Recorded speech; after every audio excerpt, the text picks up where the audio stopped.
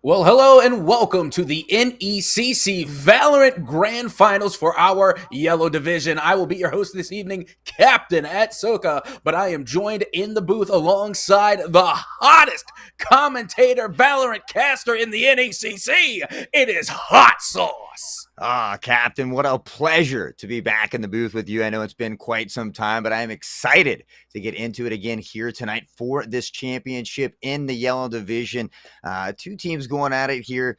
Maybe we could take a quick look at the bracket to see how they got here. But Ottawa, not dropping they dropped one game, the entire season. 9-0 on the season, only dropped one game.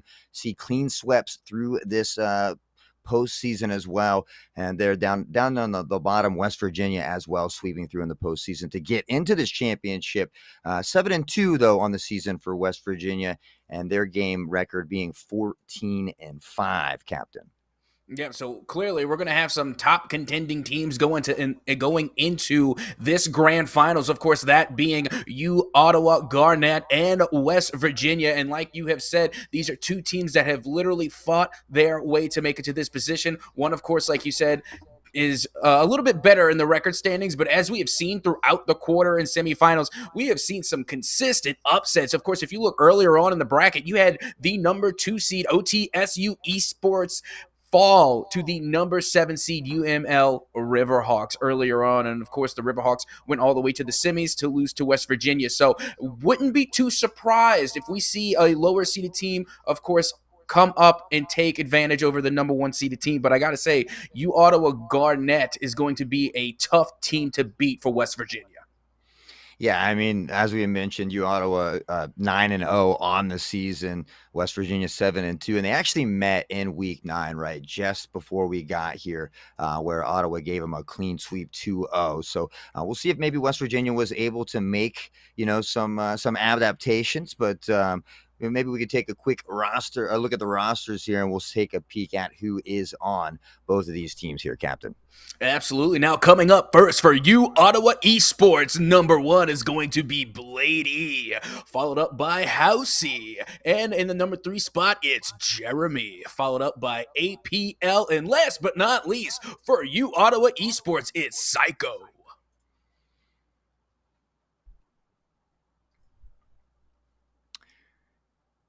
And not to stump on your toes there, Captain, but just a quick correction. It's actually Husi. I know it looks like Housey. I thought the same thing as well. But that's Hussam Taha. So that's actually Husi there. Gotcha. And then hopefully we'll get a look at the other side there for West Virginia University tonight. And then we got E-Girl Elo, who's a senior. Jay Chronic. TTV, who is a junior. Sauce10, put a little sauce in his name. Got to represent it like that. Sports management there, a sophomore. Agility as well, a freshman. And Sora, a liberal arts freshman, playing tonight for that number 3 West Virginia University.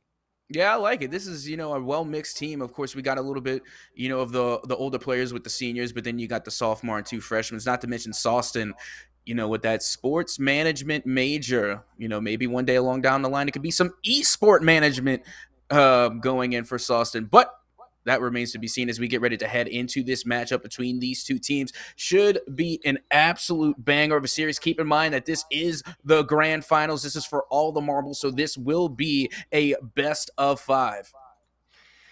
Yeah, absolutely. Best of 5 again. I'm kind of leaning in the favor of Ottawa here, as they have been dominating. They met previous in the season. We'll take a quick look at these map bans and what we're going to be facing here. But Ottawa, as we mentioned, 2-0 swept them previously. So, we had the first ban there, Split, coming out from Ottawa, followed by a ban from West Virginia on Bind there. And then, of course, Ottawa picking Haven.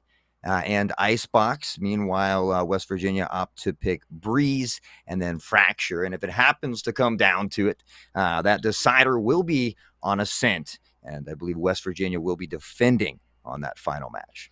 And these are some interesting bans, I got to say. First of all, I love Split. So Ottawa banning Split, that's got to be a West Virginia map because Split is such a good map. I can imagine West Virginia actually favoring that map and doing well. And then, the same could be said about Bind. Granted that I'm not the big favorite of Bind, but I can understand where the ban would come from. Now, of course, with your two picks coming from, well, the first pick coming from you, Ottawa, we have Haven, which honestly, of course, is one of my favorite map. I consider it the default map of Valorant, and then Breeze for West Virginia. But still, some good picks and bans all around. Now let's head into the character selection to see what the lineups will look like for both of these teams as we get ready to head into Haven. Yeah, I'm a Ray's favorite, so I'm kind of sad we don't see Split or Bind. A big favorite of Ray's. She's pretty popular on those maps, but nonetheless, here we are on Haven, and we can see there for West Virginia going with the Omen, Sky, and Fade. Oh, possibly Fade. No, we're going to see Neon coming out with KO and Chamber there as they get locked in over there in Ottawa as well. Sova, Sage, Jet, and I lost the last two there at the moment. I think it was Omen and Chamber. Correct. And I got to say, I'm a huge fan of Chamber. That is going to be the majority of my picks. Again, I'm biased. By all means, I do like Chamber a lot. But at the same time, I love Sova and Jet. Those are the three I'm going to be looking out for. And I'm never, ever opposed to having a Sage on my team. I think those are probably some of the most clutch moments that you can see come from a Sage. Not only are they good with the control by putting up the ice wall, but coming in clutch, of course, with the revives as well. But we are heading into a game number one between West Virginia University and U Ottawa Garnet as the pistol round is getting ready to get underway.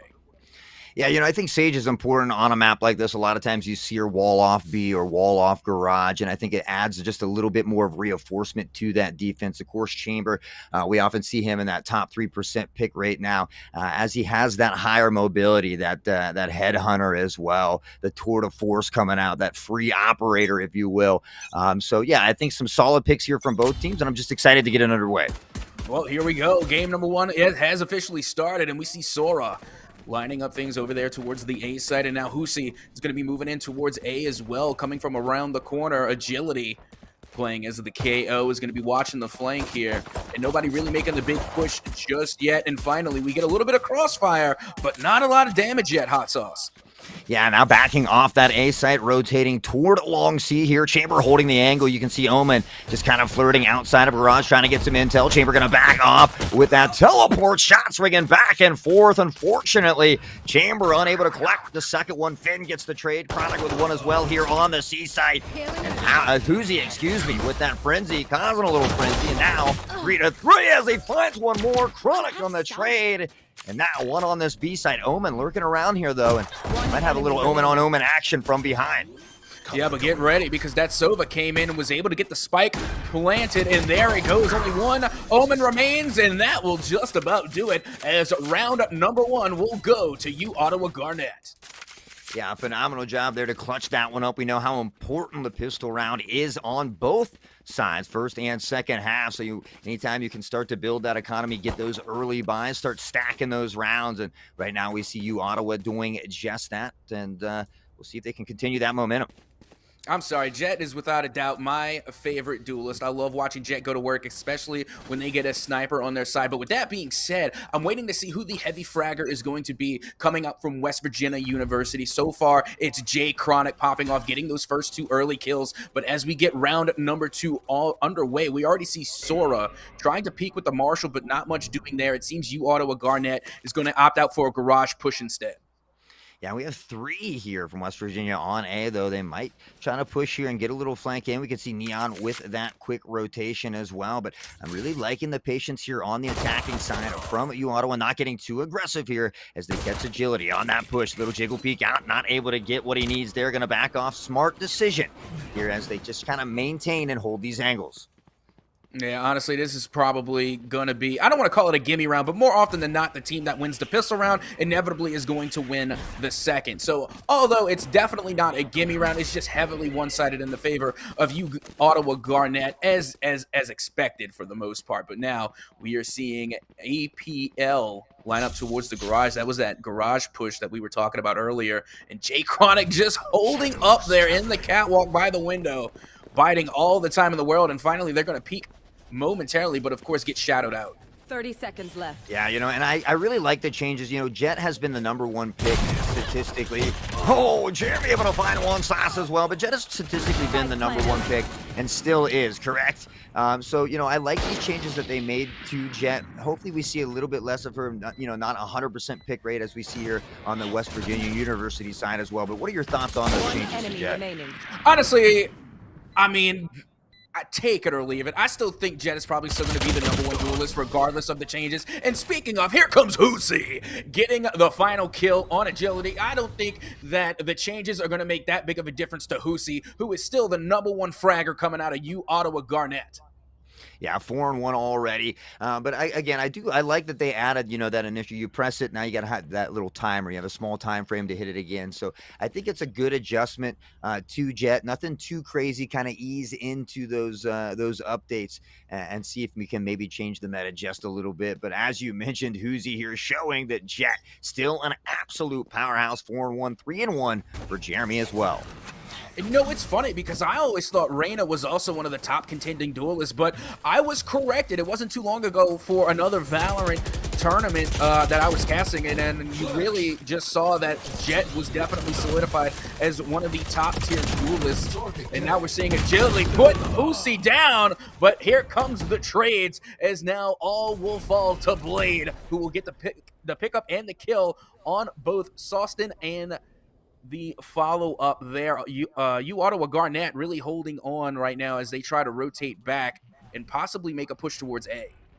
Yeah, Blade looking like Wesley Sniper out there with the 2 beautiful headshots. And now that rotation coming in toward the A site. You can see 2 defenders here from West Virginia already out into mid, into grass, now looking to garage to see if there's any intel there as Neon backs off as well. And what a great decision by Ottawa here to head toward that A site. Beautiful game since West Virginia nowhere really to be found other than Neon here lurking just outside the site.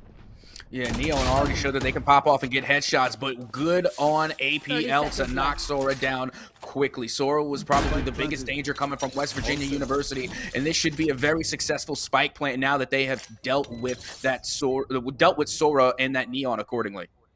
Yeah, now Chronic is going to have to push with his teammate Finn here, trying to check these angles. What the hell there is? Whoa, but as Jeremy pops one, swings wide, the double kill, and he comes away with another round for Ottawa, 3-0 as they're starting to stack them on the board. Yeah, seeing a lot of headshots come out of Jeremy just now, getting the back-to-back drop. Fantastic show out from Omen, who isn't even a duelist. Being a controller, being able to come in and get those sly kills, definitely going to be putting in some extra work for Ottawa Garnet, as now Jeremy has taken actually the #1 spot on the kill count. Yeah, a talented Omen player goes a long way, and you don't see him as often anymore, but there's a lot of cheeky things you can do with those smokes and that teleport as well. And right now, Jeremy utilizing that utility very well for this Ottawa team is, again, they set up kind of a default position here, not getting overly aggressive too soon. And I really like this play because West Virginia they have been the more aggressive team on defense here. They're pushing up, they're getting picked off. Here we see one from APL, one from Psycho as well. And these early picks are really setting the tone of the game here for Ottawa. And honestly, that's the thing about Ottawa Garnet is that they were able to win these 1v1s in these cross maps time and time again. Like, their shot percentage is extraordinarily high, and now we see the crossfire coming out again between Blade and Sora. Sora, of course, one of the top fraggers from West Virginia University, so it's no surprise to still see them pushing for West Virginia here at the late round of round number 4. Yeah, just beautiful crosshair placement all around. You can see that these guys are on a different skill level. And I think that the big difference you see in skilled teams like this in the clubs, you'll notice that they'll spray through that wall and continuously spray through that wall, waiting for people to peek. Just a whole nother level of game sense right now that Ottawa Garnet is displaying as they have completely taken control of this A side, and really not much you can do. The spray coming through to heaven. Sora's going to fall the knife because they don't want to save. You're going to get more money trying to find these kills, but again, nothing Sky can do here. I mean, I appreciate the effort, from Jay Chronic. You know what? I mean, we know that it's not Clearly not enough time to try and get the defuse, but hey, you might as well just do something while you're doing nothing. So again, I guess it would be a successful save round coming out from West Virginia University. But with that being said, we already know Ottawa Garnet definitely winning the economy here, as they have stacked up quite a nice chunk of change. And keep in mind, they also have the ultimate, the tour de force, coming from Chamber. For those that aren't familiar, Chamber is allowed to use the tour de force, and actually, instead of opting out to buy an operator, they could just break out the tour de force and then gift an operator to one of their teammates. So Chamber is actually really, really clutch when it comes to the economy. Yeah, I think Chamber with that op here is probably just going to save his ult and continue to use that until he loses it and possibly buy for his teammate. But Omen able to get to the back of sight here. The intel, the L drone coming up long C as well. The blind here into CT. Free pressure onto the C site. And Ottawa with another easy plant over here as West Virginia finds themselves yet again another retake. That was an insanely speedy plant, but now the crossfire will go down as Sawston is able to get one on Psycho. And again on Jeremy, but Blade will fell Sora, as now we have the 3v2 in favor of Ottawa, with the spike ticking away on the C site.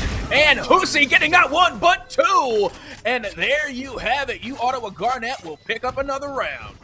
You know, that's another reason that Jet is so spicy, able to get up on top of things. A lot of people peeking angles. You know, you have those double boxes there that, you know, unless you're Jet, unless you're Chamber or Raze, you can't really get up on top in a position like that. So people, when they swing those corners or those angles, they're first checking that head level, keeping that crosshair placement right at head level, not really expecting Jet to be up top. Husi doing a phenomenal job of not only getting one, but 2 kills there to clutch the round and take that frag lead position at 6-2.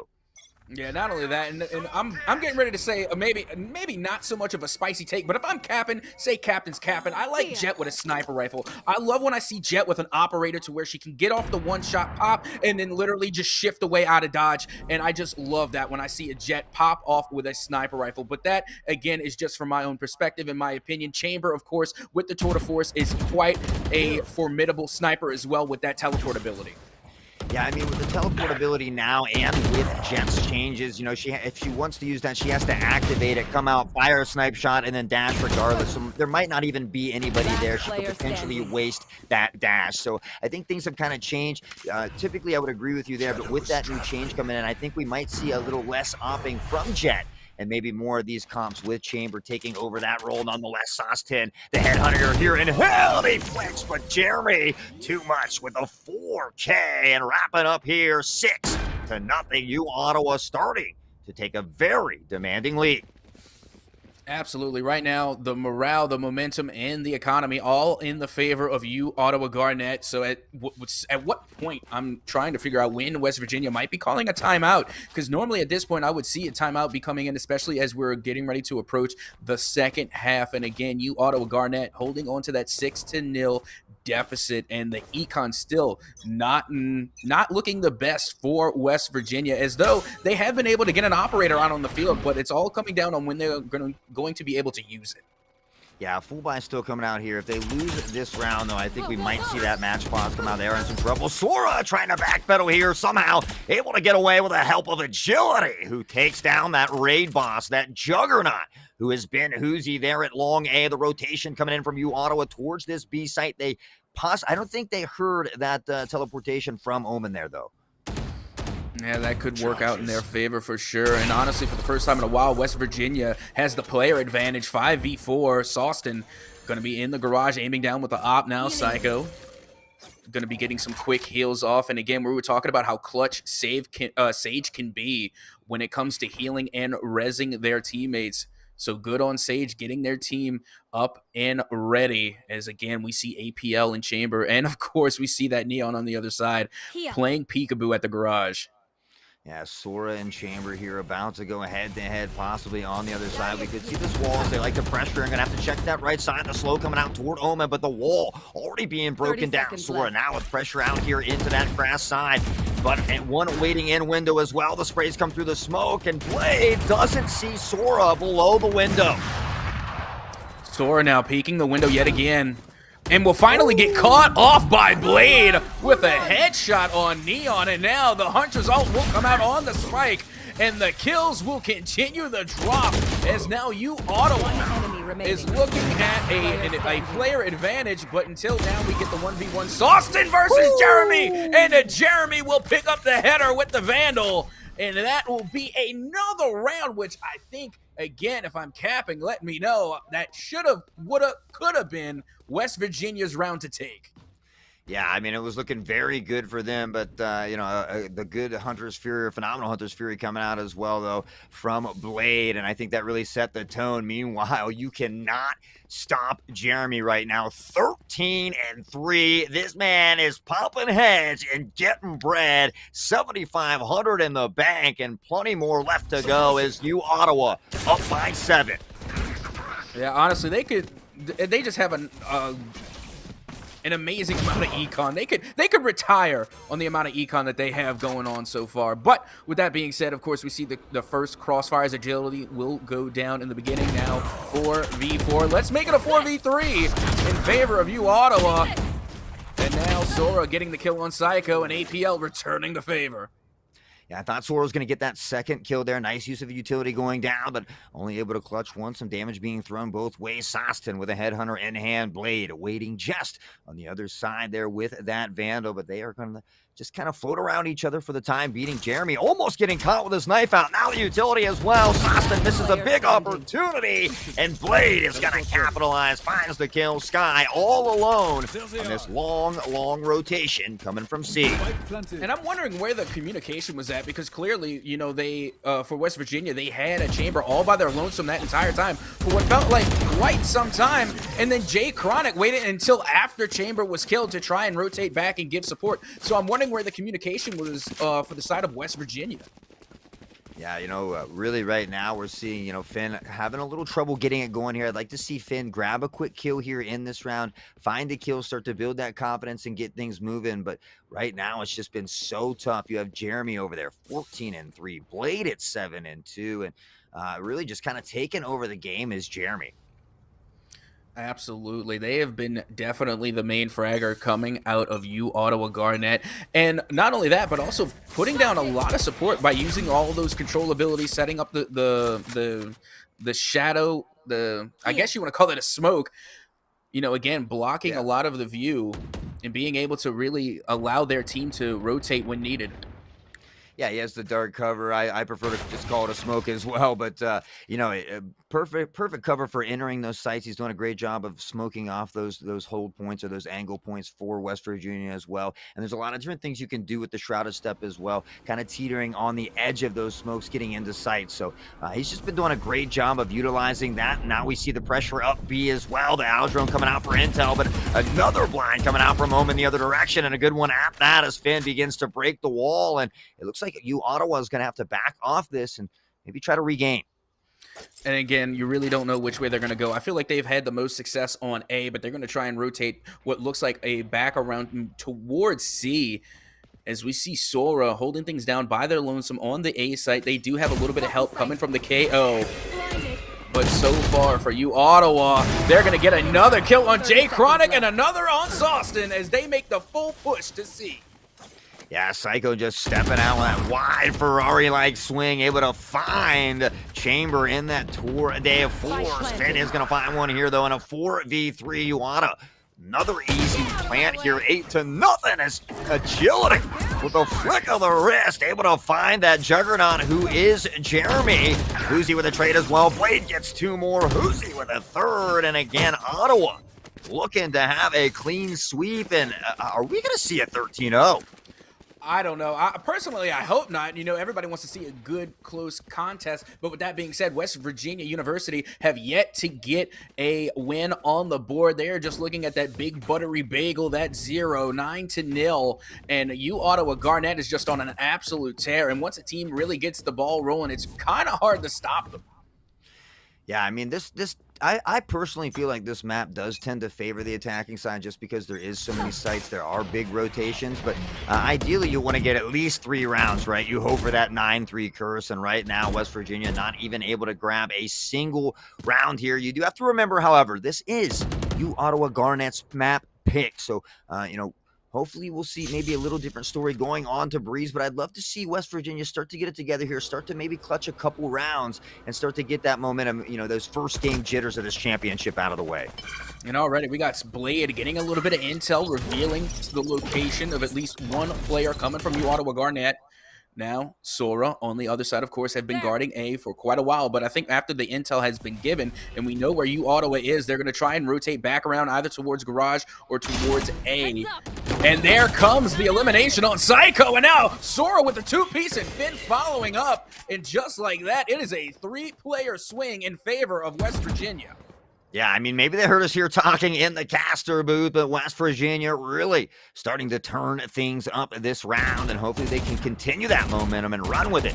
As we see the pressure from U Ottawa here at Long C, of course, Jet now pressuring into Garage. We have Chamber, KO hanging out here on C. That recon dart is going to get some big intel, and Hoosie knows right where he is, but Sostin with that underrated Bulldog laying him down. Blade with a trade here, the pop to the head. Neon slides out, Blade gets one more, 7 health and a dream, but Finn able to put a stop to this. And now finally, West Virginia able to grab a round, and we'll see if they can keep this momentum going forward. Finn, also known as E-Girl Elo, finally showing up in a major way, putting the team right where they need to be as they finally get the first round in their favor. They have shown a sign of life. We have a pulse coming from West Virginia University. Yeah, I'm absolutely loving what I saw on that round. There was some really good flicks, some really good crosshair placement, spray control, and transfer as well. That round really had a little bit of everything, but again, as you and I both know, consistency is key, and West Virginia is really going to have to step it up here if they want to have contention at this game. And Sauced it with a Tornado Force, raining them down, but Jeremy again with a trade. The rest coming out as well from Ottawa, and now a 5v4. And here we go, Agility getting some crossfire down on Blade, but of course Psycho will pick up the limb on Agility, and now APL gets one on E-Girl Elo, as this should be an easy spike plant for U Ottawa Garnet, and what very well could be another round, and it's starting to look that way as only one player remains for West Virginia University. I mean, does Jeremy hit anything other than heads? He is absolutely insane out here, completely unstoppable as Jay Chronic gets a little taste of that as well, able to splatter the brains of Jet across the wall now in a 3v1, but Sky in a tough position here, most likely going to save this weapon, just play for an exit frag and hold on to the ult. There's really not much else you could do in this position. I mean, you're looking at a 3-1 with the spike, of course, not in your favor, and honestly, your best bet is to try and save and, of course, keep the weapon that you already have and try and come back in the next round. But you also got to keep in mind is that they're not going to get too many of those as we are getting close, again, to that dreaded 13. Already, U Ottawa has 10 wins to their name. They're not going to get too many more chances over there for West Virginia. No, I mean, that 9-3 curse already avoided here. Looking to grab another round is West Virginia, but a tough map for them here. Obviously, Ottawa knew what they were doing when they picked this map. Obviously, a strong suit of theirs as well, as we can see. But again, Ottawa, really just dominating here. If you're West Virginia, you hope to get more rounds. You try to maybe wrap this up on a strong suit, like I said, and build some momentum toward that Breeze. You got to, honestly. Even if you're looking down an insane deficit, you never want to go out on a losing streak. You want to try and at least get some wins on the board and get some type of momentum going back into your favor as you get ready to head into your own map pick. And already we see U Ottawa Garnet doing a whole lot of work towards the C site as Jeremy once again picking up not one, but 2 kills on the C site. And what should be another easy spike plant for U Ottawa. Now, Omen has just been an absolute juggernaut, and there's Uzi finding the headshot. Jay Chronic with a trade, and there's Jeremy yet again. The triple kill coming out. 1 man remains. It's Sostin. Chamber, the headhunter, in action, but the recon dart nearly exposing him here in Garage. He's going to look to pressure back in, but really just a near impossible retake, and he says, wait a minute, hold on. 2 taps to the head, but Jeremy, enough said, another 4K, and he wraps it up for U Ottawa. And I think Sauston really Switching just sides. displayed on why it's called the Headhunter. 2 back-to-back headshots, Woo! 1 through the wall, getting some collateral damage there. Well done, but at the end of the day, it just wasn't enough to get one over on Jeremy. Yeah, 20-5 for Jeremy, and that's not to say Blade 10-5, Hoozy 10-9, both phenomenal, but Jeremy out here just showing you why he has been the raid boss for Ottawa. This pistol round is going to be the most important round here for West Virginia if they want to have any chance at climbing back into this game and building some momentum. It's going to start with this pistol round here. Absolutely, honestly, and again, this goes a long way because like we said earlier, also on the side of you Ottawa Garnett, whoever wins the pistol round, more often than not, is going to win the round immediately after. Sora now going to be making that push over towards A, and it looks like we're going to get a full dive from West Virginia to the A site as the intel will come through for you Ottawa Garnett. They are on, they know what the plan is, but it will be West Virginia to back off and rotate all the way back towards Garage and towards the C site. Yeah, but Hoozy actually saw that second member coming through A lobby as well, and you Ottawa able to snip out this rotation early. Already here to see as well. Head-to-head action, APL Finn. Sora now Sostin with a double kill, and what a play from Sostin and the Headhunter to give WVU the man advantage. Agility with a final kill, and West Virginia looking much like Ottawa on that attacking side. And there we go. That's what we needed to see. West Virginia University answering back and answering back strong. Is it too little too late? I mean, this comeback would be absolutely insane and probably one of the best comebacks in NECC history. But that, again, would require a lot of work coming from West Virginia University.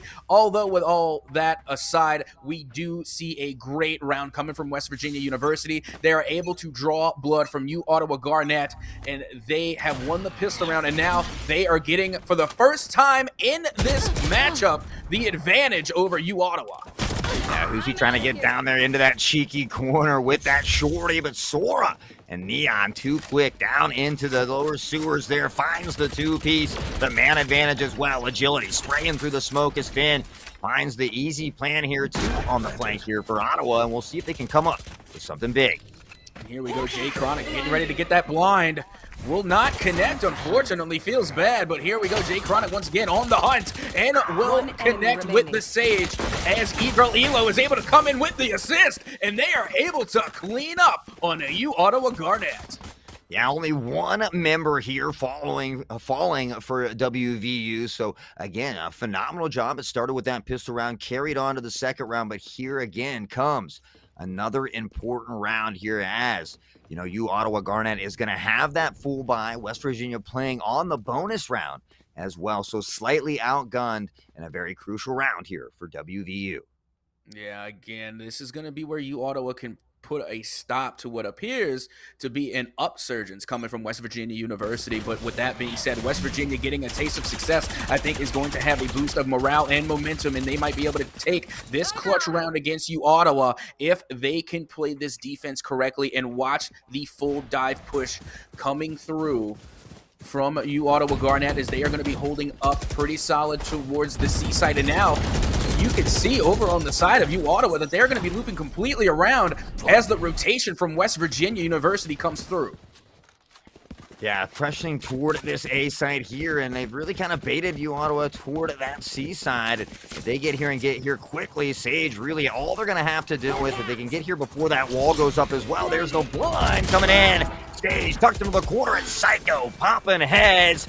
Agility is going to fall. What great poise there by Sage. Yeah, this was actually a great rotation coming from West Virginia, although it did cost them a player to pull it off. I mean, a 5v4 is not impossible to come back from. As a matter of fact, it's more than likely probable when you get the spike plant. But now it's all about running the time, playing spike, and making sure you don't give anything away for free. And the cross exchange will come through as Sora picks up not one but two. And now Saustin coming in clutch to get a 3-kill sweep on you Ottawa Garnett.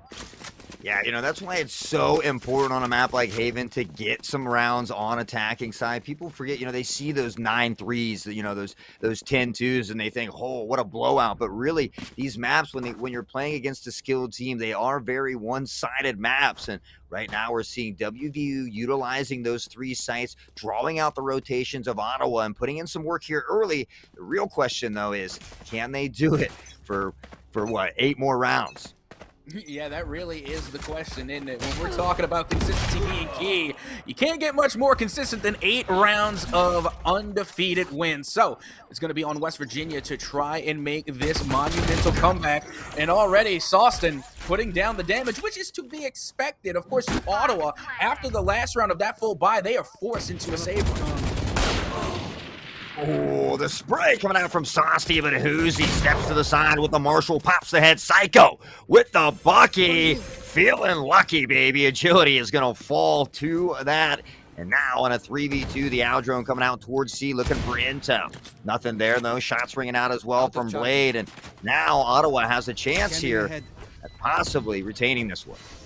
Yeah, the recon and the intel will come through from Ottawa Garnett. Now all is revealed, and only one player remains for West Virginia, but they will hold on strong. Jay Chronic, only one more to get, and will Jay Chronic with 4 kills in that round, and will take the dub for West Virginia. Just when you thought Ottawa was going to clutch one up, Jay Chronic coming through with the quadra kill. What a dirty play, snapping to the heads, in a big round for Jay Chronic and West Virginia University. And not only do they take the round, but again, you're forcing that troublesome econ on the side of Ottawa. It almost appears as the shoe might be on the other foot this time around. West Virginia still have a long way to go, but I have to say I am nothing short of impressed at the amount of comeback that they have been able to do in this second half. Yeah, and Hoozy's already spotted Sora moving into that lower sewer area. Hoozy as well, able to find a pick with the operator. Smoke coming out as well. Concussed. Gonna have to back off here just a little bit as Sora tucked into the corner, waiting patiently here. He's gonna play that lurking position. Meanwhile, the rest of WVU working toward that grass site and could go B or C here. Yeah, trying to get the wall bang. E-Girl Elo not able to connect, and now we'll get blinded. Kind of lost in the sauce here in the garage, as now we see Hoozy trying to get those peaks with the operator, and this is something I mentioned earlier. I love seeing the operator in the hands of a Jet.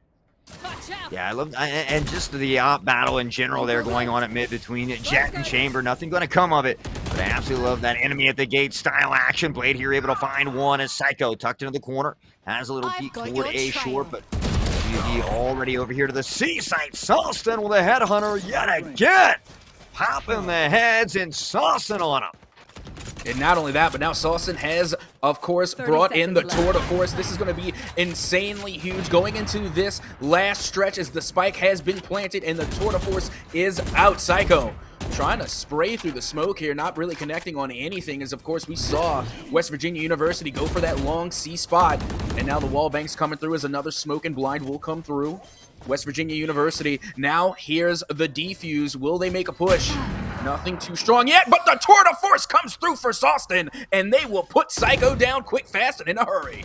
Yeah, beautiful one-way here from Jeremy as well, able to see if that bomb is being defused. Just a great use of utility, but that was Finn, excuse me, with that smoke. But again, WVU just kind of reverse flipping to Ottawa here, right? Just really giving them a little bit of their own treatment on this attacking side.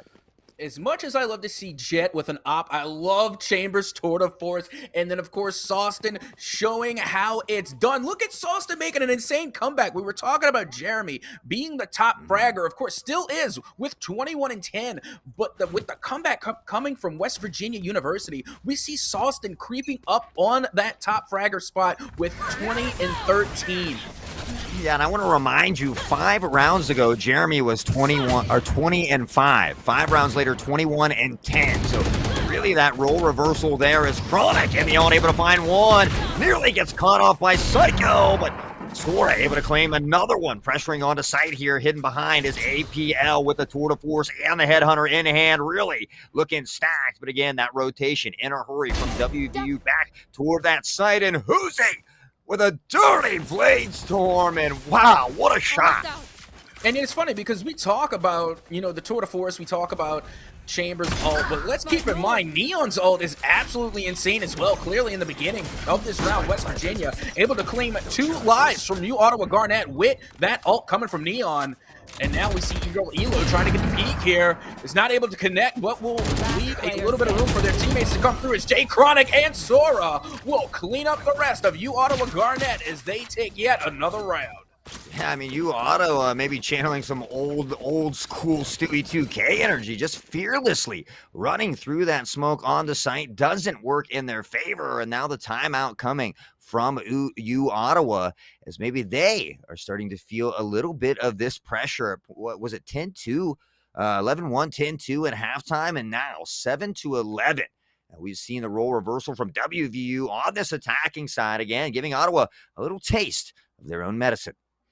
And you see, it's funny because throughout the first half, I'm wondering, when is West Virginia going to call this timeout? When are they going to kind of collect themselves, take a breather a little bit? And now it's U Ottawa that's going to have to try and get themselves collected, as this comeback from West Virginia University has really staggered U Ottawa. Yeah, I mean, I like the timeout here, though. I think it's a good time to take it, right? It's 11-7. The other team still has 6 rounds to clutch it up. You only need 2. So I think you take a timeout here, you talk things over, you just work on 1 round at a time, getting to that 12th round so you know at a minimum you head to overtime. But Ottawa, like I said, 2-0 on the season at the very last week of the season. 2-0 on West Virginia University. West Virginia University making some corrections and showing just how skillful they are on the attacking side of Haven as well. And I remind you, this was U Ottawa Garnet's map pick. Yeah, and again, this is what we talk about time and time again in the realm of esports. What makes the difference between the better and the best, the great from the greatest? And that's being able to make changes in the middle of a firefight, in the middle of a tourney, and adapt to your opposition and make the proper changes needed to really make a comeback. And I got to say, West Virginia has shown that skill here so far today. Yeah, Blade popping off, though. A nice 2K here. He stumps out, looking to get more, but Chronic held agility, able to capitalize and turn things around. Sky coming in with one of the biggest clutch heals I've seen today. And that is going to be huge for this WVU team as Sauston now, the big kahuna, steps out, pops the head of APL. Now up into heaven, Hoosie trying to pressure on the site, but not much time here. As in a 3v1, able to find the one in heaven. Agility with a trade, and now 8-11. This is absolutely insane. West Virginia University on an absolute tear at one point was sitting at 9-0. Now has made a comeback 11-8 and has gotten a total of 7 unanswered round wins. West Virginia University making an insane comeback on U Ottawa. Yeah, Jeremy sitting at about 7 rounds without a kill right now. And, West Virginia University has really just changed the opposition. Sauston up there 21-15. Sora pressing in the site, fearlessly popping heads, getting these early frags as well, setting up WVU. And again, you see her doing just that down here below in this lower A area. Spraying through the smoke as well onto that Sova. Nothing really finding its mark here, though. And now they kind of back off, resettle, and we might see a rotation coming in. And that's what it's starting to look like as we see U Ottawa start to make the push towards C. Of course, you have that lurking chamber, APL, who's going to teleport and opt out to get out of dodge. And now Agility going to be facing a little bit of danger here in the garage. The blind will come through now. Jeremy looking to get a shot down, but will get eliminated by Sauston as Hoosie will return the favor and get the Marshall kill on Sauston as well. And now U Ottawa Garnet looks to be a little bit more in control in this round. Yeah, Chronic getting caught out not only by the slow, but by the dart as well. And Ottawa into position. Sky, all that remains. And U Ottawa Garnet looking to grab their first round of the second half and give themselves a little bit of breathing room. Here is Sky tucked into the corner. The shock darts coming in. A little bit of damage being done. Sky, or Jay Chronic rather, looks to pressure through this smoke. One flash left, and what a tap to the head. APL is going to fall. But again, the utility here keeping Sky at bay. And the only problem is that they only have 20 seconds to make a move, and now the spray coming through the smoke will connect from Psycho. And what a shot through absolute blindness to pick that one up, and now it is match point in favor of U Ottawa. Yeah, clearly a smart or a wise decision on that timeout. Ottawa able to, recollect themselves, maybe just have a second to take a breather and just resettle, stretch the arms, legs, whatever it might be. And so a phenomenal timeout there. They find themselves here at match point, and we'll see if they can capitalize. Or, well, West Virginia do the unthinkable and come back from an 11-1 and send this into overtime. Well, you see, Ottawa already did the hard part. They managed to stop the bleeding coming from West Virginia University, and they really were able to make a comeback in econ, which that was the hard part. And now with this full bye, they're able to pick up multiple kills, but the tides have now come all even and all square. 3v3 as E-Girl Elo will get an elimination on Jeremy, and now the spike will be planted on the seaside.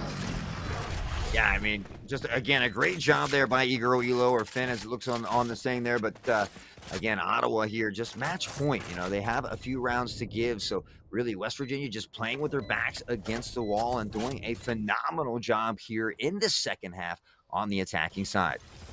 Now, we know where Psycho is, but I'm also going to be wondering where Blade was. And there they are. Sauceton able to get the kill on Blade, and Psycho, of course, getting one on E-Girl Elo as the last remaining survivor for Ottawa Garnet, but has an operator to work with. Will fake, but eventually they will end up retreating and saving the operator. Honestly, I call that a pretty decent idea. That seems to be the right play coming from Ottawa. Oh, absolutely. I mean, a wise decision. You have those rounds to give. Continue to play smart. Hold on to that operator. Jeremy with no money up there. So, yeah, I mean, you really nailed the head on that one. But, again, Ottawa having to be patient here. They have that tie, so they have the comfortability of going into overtime. But I think if you let West Virginia take this into overtime, you really, face a chance at losing this game. West Virginia is on a roll here, and the roles have really reversed. Yeah, look at Sauceton. Looks like they're gonna be coming in with the tour de force, and then again saving that econ, because if they're able to take this round, it's going to be huge. Going into the next one, this is going to be the absolute decider, because if West Virginia is able to take this one, they're gonna have a huge advantage going into the next round. But of course, it's still match point in the favor of Ottawa Garnet. Yeah, they've got a lot of work to do, but they've definitely inched their way closer and closer, as we see Hoosie being patient here as well. Sauceton looking for that, lurking flank here that's coming from Jed, and this could be a big kill if he's able to get it. We'll see here. Agility kind of hanging out just there in that B window, but really just both teams being patient, the calm before the storm, if you will. Oh, yeah. If there's anything I know, it's the calm before the storm.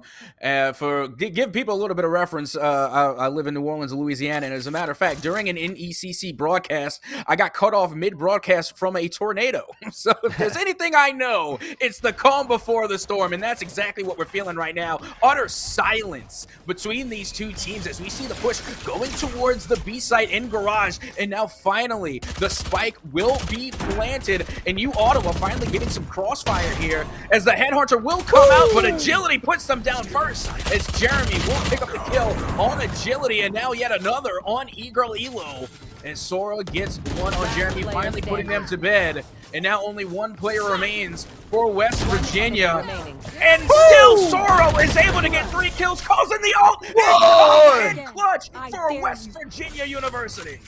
My, oh my, what a play from Sora. Unreal. I literally heard Brim in my head, like, teach these kids to respect their elders. Busting in there, slapping down, even just popping off the ult at the end, right, to ensure that they're able to get that final kill here, 10-12. This is unbelievable at this point to see West Virginia University make such a tremendous comeback. Remember, I just got to bring it up again. At a point in time in this match, Ottawa was up 9-0, and now West Virginia has brought it back within 2 rounds. Sora going to be making this push towards A, is going to be peeking, and will get the elimination on Hoosie. And now gets another on Blade. Sora has been lining up these headshots absolutely insane, as Jay Chronic is going to put an end to Psycho, but not before Psycho can finally put an end to Sora.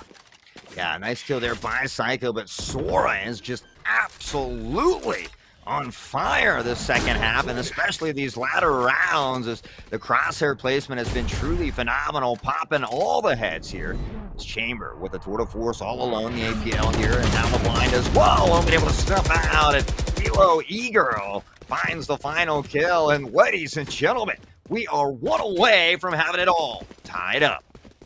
This is insane. I'm honestly at a loss for words. I never in a million years thought West Virginia would be able to make such a tremendous comeback, to be within one game of equalizing against U Ottawa. And not only that, but going into this round, West Virginia has the advantage of econ on their side. So I'm just utterly surprised with the amount of skill that West Virginia has come to try and adapt and successfully make the corrections needed to challenge U Ottawa and take them the full distance. Yeah, I'm absolutely loving this right now. Who would have thought 11-1 at halftime, and West Virginia out here doing the unthinkable. U Ottawa, though, stacking a site this time. Kind of playing to that, tucked in the corner of the APL with a head on her. He's able to find one, teleport out as well into that garage area, but with that intel, they should be able to pressure onto the C side here, and we'll see if they're able to get this plant down. They do, Justin. No, the spray from Blade through the box, and that is unfortunate for WVU. It most certainly is. They really needed to get that spike off, and now that they can't, they're going to have to try. And I don't even know if a rotation is even in the cards now, as the spike has been lost, and U Ottawa Garnett now has full control of this round. Yeah, and U Ottawa, as you mentioned, on paper, I think they had one without a gun. We had Jeremy with the Vandal and light armor, so really not even a full buy for them. But here they are. Not a single member has yet to fall. It's all down to Sora, able to find one, looking for the ace to clutch this up. Sora looking for the unthinkable. One in garage, two in garage, nearly gets the kill, has to step away. Now in trouble, Hoosie steps out, and that's all she wrote for game number one, going to U Ottawa Garnett. Yeah, I think U Ottawa is going to be wiping the sweat from their brow after that match. That made me sweat, and I'm sitting over here in the booth. I can only imagine how U Ottawa feels as nearly escaping an equalizer from West Virginia. But still, if you're on the side of West Virginia, you should not be hanging your heads low at all. You played a tremendous game, and keep in mind, that was only game one. Yeah, I mean, again, U Ottawa only dropping one game in their entire season and postseason. And here you are nearly coming to overtime in that first game on a map pick that was theirs, right? So you come back from an 11-1 deficit. Now you're going into your map pick. So now that confidence is there. I really expect to see West Virginia run with that, hopefully, and give us a good series.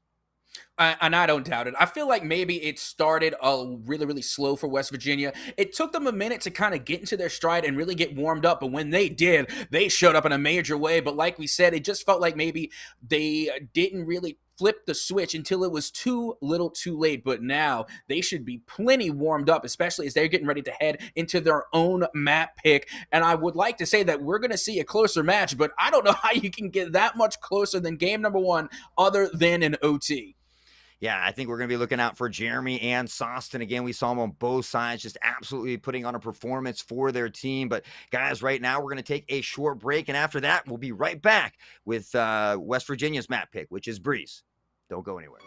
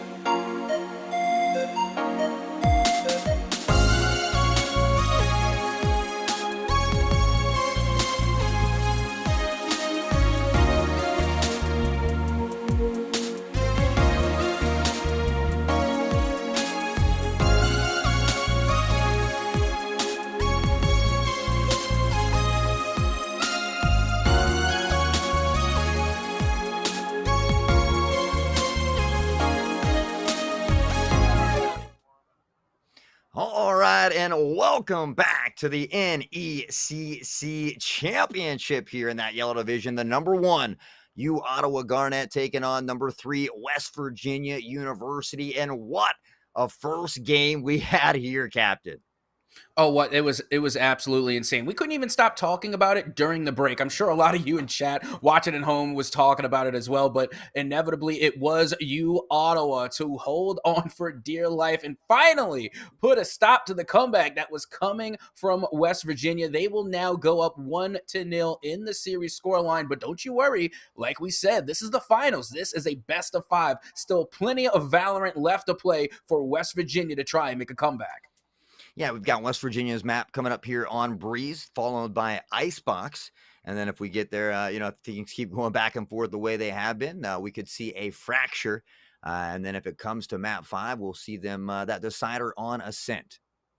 Yeah, honestly, I'm all for all maps except Fracture. Like, that's the only map I don't like. I don't even mind Icebox. I actually like Icebox. A lot of people say that they don't like it. Honestly, I hear throughout the community that it's not one of the favorites, but I say, hey, I'll take Icebox over any day of the week over Fracture.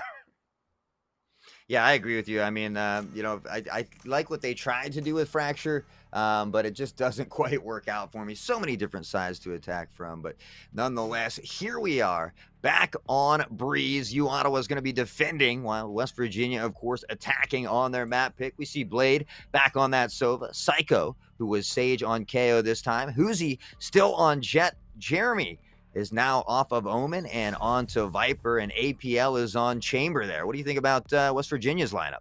Well, of course, naturally, I'm expecting to see a Viper who, by the way, I also have a little bit of a bias towards because I love Viper, both the character themselves and the lore behind them. And honestly, when you're playing on Breeze, Viper is such a crucial pick, which is why every time we come on Breeze, more often than not, we will see a Viper for each side. Of course, on the side of West Virginia, it's going to be E-Girl Elo, and on the other side, notice that on Ottawa, they have opted to get the Viper pick for Jeremy. So again, Viper is such a crucial pick on Breeze. But with that being said, we also see a Yoru coming out, which is honestly something that we don't see too often, but I do like that pick for Sora as well. Yeah, previously we saw Sora on Neon, so, we see Sostin off of Chamber. Agility's going to fill in that role. Sostin now taking over Neon, and then of course Sora going to that Yoru. And again, I'm very excited for that one as well. Obviously in pubs you don't see him as much. Yoru is a talented legend, but it definitely takes a different skill set to use him. I like those cheeky flashes teleporting behind. We'll see what happens here in round 1. Yeah, the flashes get me every single time. But then again, I'm a potato in Valorant. But you know who's not? APL, as they're going to break out the Headhunter early, going to be teleporting back out to try and create a little bit of space. Not being able to get much doing there as the spike will come through, and it is planted there on the B side. And shockingly enough, no one has bit the dust just yet.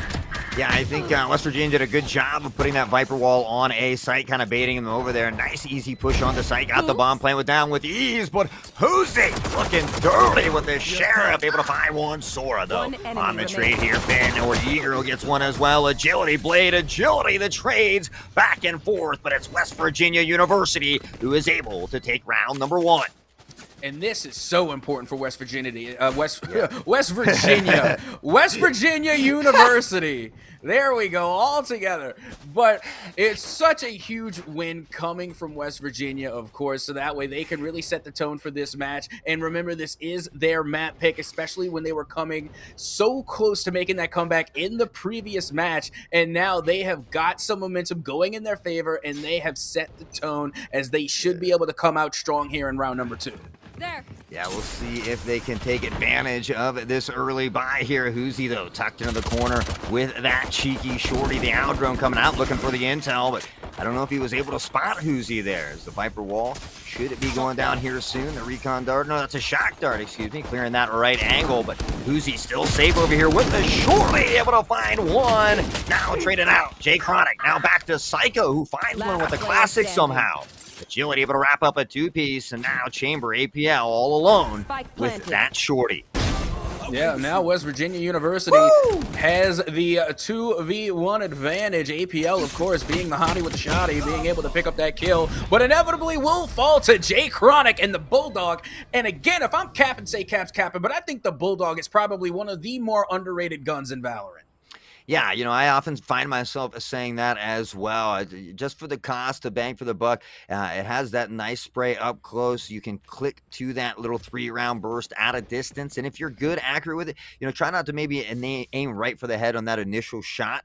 That little 2-piece climb up, third one finally hits him, and just it's a rack. So I agree. I think the Bulldog is a very underrated weapon, but when you have these smokes and things like that, the Phantom, the Vandal, they just tend to take precedence because of that range, that one-tap range. Oh, of course, but if you're balling on a budget, by all means, go for the Bulldog. But with that being said, we have APL now, who has a little bit of better weapons to work with. Now is Sauce in towards the backside. APL finally getting dealt with by Jay Chronic. Now Sora is going to be guarding over the spike plant, as it will be planted once again on the B side. Definitely the favorite so far for West Virginia University. Yeah, Hunter's Fury coming out, and he's able to find one, but not get the kill as Psycho collects one on the J Chronic. Now on a 3v3, pressing toward the site here is Jeremy. Two tucked in the back corner. Sostin is one of them. Tries to step out past the head with a share. He's in trouble. Jeremy able to collect the kill. Sora does get one. Agility with a headhunter is going to be sniffed out here by Hoozy, but Sora waiting patiently finds the trade, and West Virginia sticking it to him on this attacking side. It's been all attack in both of these games so far, Captain.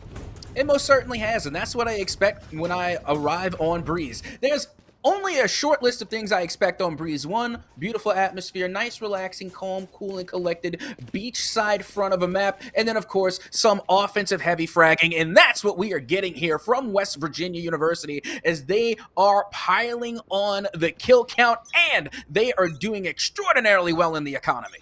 Yeah, we see both Jeremy and Sostin at the bottom of that frag board this time. Currently, on top. Previous game for both teams, but Uzi holding it together right now for Garnett. We'll see if they can keep it up as Agility with a Tour de Force now, finding not one, but 2 kills, and he's looking for more, you better believe. But Viper on that quick rotation, I think the audio cue was there from Chamber. They're about to go head-to-head, and there it is, a third one with the Tour de Force. Agility absolutely popping off. Blades finally puts it into Agility, but I gotta say, my goodness, what a show of display on how to use the Tour de Force. Anybody at home that wants to know how to play Chamber, that was it. That's how it's done. And just like that, West Virginia University will tack on another win, making it 4-0 in their favor. Yeah, I really love the patience from West Virginia there, right? They had some pressure, but they had Chamber back there just lurking with that Tour de Force. And again, a lot of times you see, newer players or pugs, people don't have that type of patience, right? 10 seconds, 15 seconds, they're already moving. So it takes a true skill to sit there for a literal minute holding that angle and, really just fine-tuning that, able to collect 2 or 3 kills there with that Tour de Force and coming up big for West Virginia University. And now they are on an absolute tear right now. Again, holding that 4-0 scoreline. But with that being said, Ottawa Garnett definitely not out of it. If we learned anything from game number 1, it's that it's not over until it's over. Hoozy now on the backside towards A, but once again, we're going to see that push from B coming from WVU. Yeah, I haven't seen many 11-1 comebacks, if any. That was just an insane game, insane. Like these shots from Blade and Jeremy, the collapse through there, the headshot one, and the other just straight to the wall. As Psycho steps out, pops the head of Sostin, and that's all she wrote. Agility with a dirty kill transferred to the teleport, and now we can see Viper tucked into the corner. Agility all alone, and can he get 4 more for the ace? This is going to be a tall order for sure, because we already know Ottawa Garnett has control of the spike, and they are watching it like a hawk. Jeremy there and waiting along the corner, and the last thing that they're going to do is peek an operator, but now we have Agility in full retreat, has the operator to use, as Psycho will throw out the flashbang, and Agility will get flanked by Hoozy, and finally we see Ottawa Garnett on the board. Yeah, Hoozy really holding together here, but really the whole team playing well together. The kills fairly even across the board so far. Meanwhile, on the other side, Agility has been just that. Very agile. 9-4 so far. Sostin, who was the raid boss in that previous game, sitting at 1-5. However, he does have 4 assists. And so he's putting in the work. But West Virginia right now with a 3-point lead, and we'll see if they can keep it going. And finally, Ottawa Garnett also answers back in the econ as they are able to get a full buy this round. And if we know anything about Ottawa Garnett, is that they are able to do a whole lot with a little. So now that they're able to get this full buy, it should be a better round for them this time around. Yeah, we see Yoru with a push here. That's Sora up in that tube area. Of course, that loud stomping. And now the blind, but Blade able to dodge that. Steps to the left. Now the peek coming shortly after.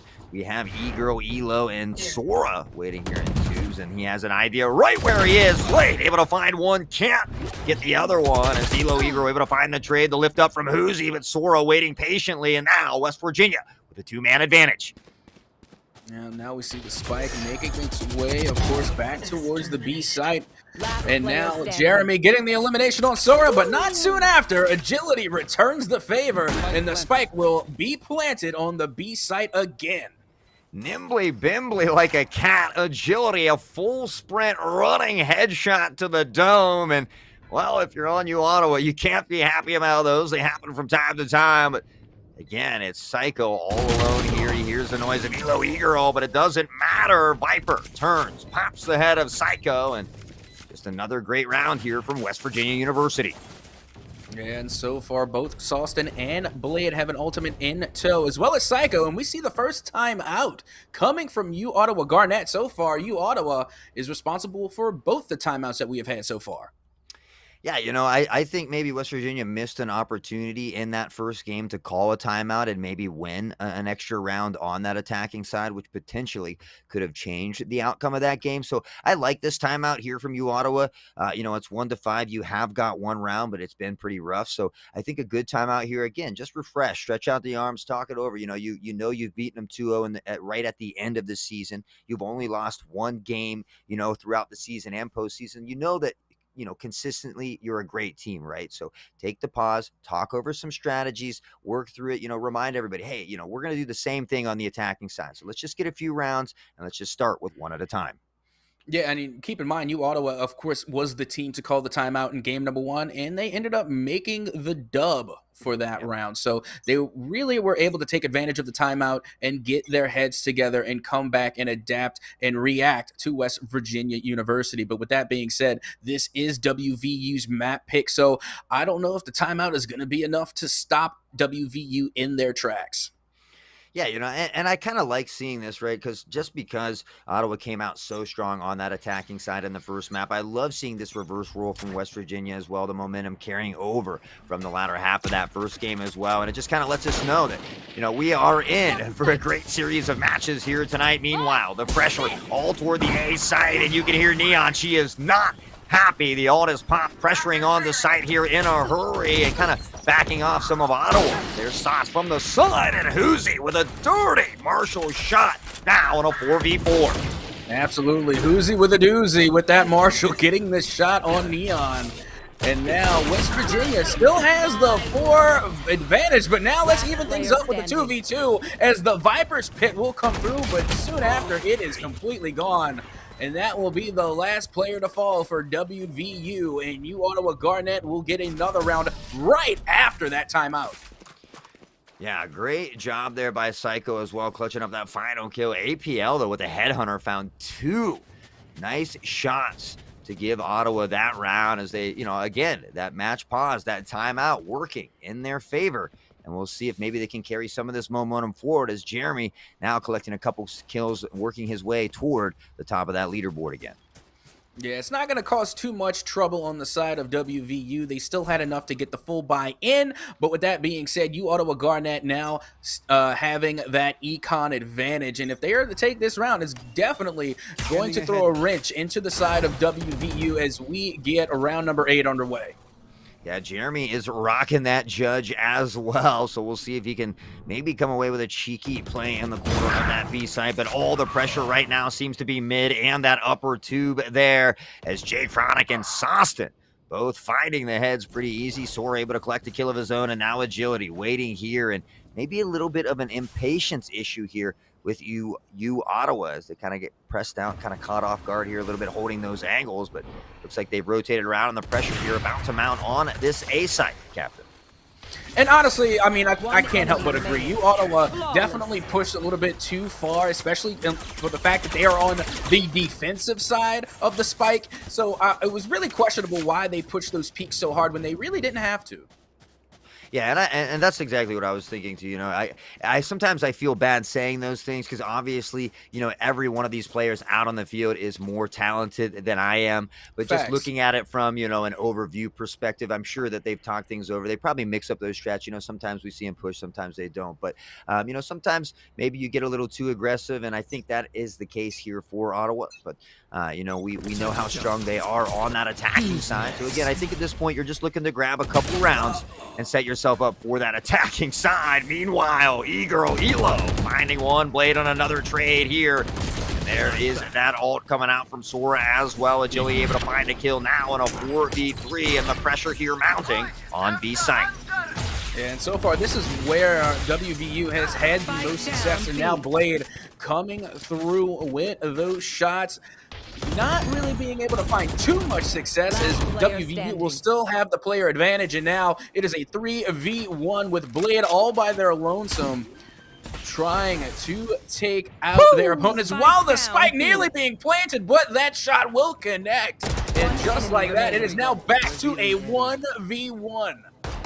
Yeah, 3K already from Blade, looking for that fourth one. And these plays are so fancy, we might have to call them Blade. Now into the corner, though. Agility about to have a 1v1, and he just had the better angle. West Virginia University putting it to him here on the attacking side as we find ourselves at 7-2. I just got to give a shout out to Agility. They switch over to Chamber and immediately go to work, wasting no time. They are sitting comfortably at 15-5. Yeah, you absolutely nailed it. Just a phenomenal job. And, you know, that speaks on so many levels for this team, right? Both teams really, as we've seen switches on both teams. But to be able to, you know, dominate with one character on one map and then play a different character on another map, it really speaks true to the skill set of these individuals. Absolutely. Now with a little bit of intel to work with, WVU is able to pick up the first kill of this round. And now we see E-Girl Elo trying to peek the corner here to find a little bit of damage, but the retreat will come through from you Ottawa Garnet, as E-Girl Elo will get the plant on the A site for the first time from WVU. Woo! Psycho going off the rails of the crazy train with that one, as he sauces on sauce. On Agility, though, with the trade. Chronic finds another beautiful one behind Yellow, and Sora the Explorer here gets snipped out by Jeremy, and the Stinger on the subtle buy as Elo E-Girl finds the final kill, and West Virginia University is ending these rounds as quickly as they begin. Absolutely. Definitely turning things around as compared to their beginning of game number one. But again, we talked about it time and time again, how crucial it is for teams to adapt and react. And of course, that is what separates the better from the best and the greater from the greatest, as we get ready to head into round number 11. And West Virginia University still holding on to a good wave of momentum. Yeah, solid lead here so far. Love to see the momentum continue, but again, they hear that rope as well. Who's it? Able to find Sora here now. One more. Spike down A. The dash away as well. That's unfortunate there. Sostin does get one, but you know, a good early push there by Hoosie. Absolutely. They were peeking those corners perfectly, and then, of course, being able to line up those shots to not just get one, but two. But they did take a good bit of damage from it as well. It looks like Hoosie is one hit, as now Jay Chronic going to be coming in with the Hunter's ult, trying to connect with anyone, but just barely misses 3 of the 4 U Ottawa Garnet players. Yeah, really just kind of flirting around that Hunter's Fury there was Ottawa Garnet, and Chamber Jet both very low, though, as they press into this 2v4. Still a feasible round. There's Agility able to find Psycho. Now APL with that tour de force gets one, and Hoosie from the side box here collects the triple kill. And Hoosie at 10-9 on top, looking to push this Ottawa Garnet a little bit closer to that 4-8 half. Yeah, and again, surprising to me is, we've seen a great amount of boost in the econ coming from both of these teams, and yet we haven't seen an Operator or Odin. But I guess this just isn't the map for those when you're here on Breeze. I guess you're just not going to see too many Operators come out, but I don't know. I just feel like maybe there should be more of those high price weapons being shown here. But then again, I'm not the player on the field. It's all up to them on how they spend their money. Yeah, I mean, we saw an Operator a couple times. I think it was the Ion Operator, but yeah, you're absolutely right. I feel like Breeze, especially with that mid control, if you just have one op there in mid, you can really hold down a lot. So we might see that on the reverse side once Ottawa switches there. Maybe kind of just relying on that tour de force being that op, though, as well. Could be West Virginia as they pressure into sight here. And another easy plant from Jay Chronic as it's the final round before halftime. Agility, of course, getting the first kill on Hoozy. And now Sauceton trying to get the peeker and will get the down on Psycho. And that will just about do it as WVU will close out the half with success as they take yet another round. Yeah, 9-3, a phenomenal half. You want to avoid the 9-3 curse, so to speak, but 9-3, a phenomenal half, not 11-1. So we'll see if Ottawa can, give West Virginia a little run for their money as West Virginia did in Game 1. Or will West Virginia University be able to hold this one, you think, and kind of extend this into the more of those best-of-5 series? Yeah, who knows? I am no psychic. I'm not going to be, rubbing the old crystal bald head to try and make a prediction on how this is going to end. Because if I was to make a prediction of game number 1, I would have never expected in a million years for WVU to make such a tremendous comeback. So if I learned anything from game number 1, it's not to call the match until the match is done. Ottawa Garnet still has plenty of time and plenty of opportunities to equalize against WVU. Yeah, now this pressure all on the B site. Not a single member of WVU is here now. Neon with the quick pressure from behind. Will she be able to find one? Sauceton. Shots going out. Oh, able to get one. Jeremy APL both on the trade now in a 4v3 as Agility finds the equalizer. Chamber, not much help for WVU though. Tucked into the corner. Van able to get one though. A nice crossfire here for WVU as they look to play the retake with a man advantage. Right here. Although with the Spike Planet, they do have a little bit of a disadvantage. Although they do have the player advantage, the time is officially no longer on their side, and they're going to have to make a push, and they're going to have to make it now, as Hoosie will get the elimination on Agility. And now only one player remains on both sides as the spike continues to tick down. We'll go for the fake defuse, but it's not enough as Ottawa Garnet will come in clutch and take the pistol round here in the second half. And Hoosie with a tactical crouch right before the explosion. I saw it, Hoosie. See, I didn't even know you could do that. Oh, and what yeah. a great round win coming from Ottawa Garnet. And they really needed to get that win going into the second half, as now they are able to get that econ advantage over WVU. Well, 4-9 as they clutch that pistol round, a crucial one indeed, and we'll look to see if they can carry that momentum here all toward the B side again, and WVU is nowhere to be found. Again, it's just going to be a full push over towards the B site, but at the same time, I'm not sure if that's so much as a bad thing, as, we see WVU, they definitely like to get these cross-map shots in, but Psycho is going to be the one to get that one off with the Marshall, getting 3 in a row! What an absolute showcase of sniping ability coming from Ottawa Garnet, as they will get the full 5-player sweep over WVU. Yeah, not a single member falling, and you have to feel happy about that. A good early push here from Ottawa, one they needed, and now I would expect to see him go to A site, and you wonder here, West Virginia now setting up 3 on B, and this might come back to haunt them. And it's so funny because when I'm thinking about agents that just go absolutely ham with the sniper, even the Marshall of all guns, the last player on my mind was KO, but Psycho definitely breaking the meta on who can use sniper rifles. They were able to come out and make an absolute tear with the Marshall, getting 3 headshots back to back to back, and now really putting the momentum on the side of Ottawa as the crossfire will go down on the A site. Yeah, honestly, I think Ottawa did some play reviews of previous games of West Virginia, especially on Breeze, knowing it's a map they like. First 2 entries over at B site, not a soul to be found. Now this push on A when they triple stack B. Phenomenal coaching and game sense here by Ottawa. Pressures onto the A side. Easy plant for them. Hoozy does find a kill onto Sauce, and now in a 4v3 onto the site. There's Sora, the spray, and it's not enough. Psycho able to find the kill. Chamber, all that remains on Bridge. Now here by Switch.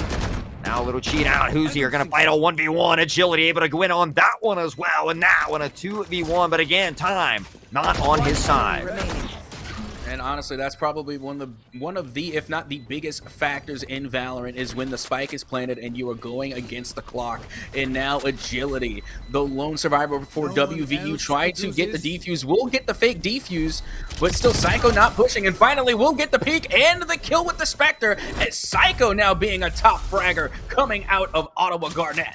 Yeah, not only a top fragger, but take a look at those assists. 10 assists over there as well. Not only top fragger, but top assister across the board. And, you know, phenomenal game sense by Psycho there at the end of that last round. Right? It takes 7 seconds to defuse the bomb. So he knew that there was going to be a fake coming out. He had plenty of time to sit patiently with that Spectre, and he really just cat and moused around those pyramids, played it perfectly. So great job by Psycho there to clutch that one up. Yeah, it's been an insane second half so far for you, Ottawa Garnet, as they are going to force West Virginia University into a save round. As now Psycho is going to be making their way towards the mid, and now Blade being able to get the kill on one, but not the other. But unfortunately, for the side of West Virginia, Sawston will fall in that exchange as well, as E-Girl Elo is now going to be working towards the spike, and Hoozy going to get the elimination on Jay Chronic.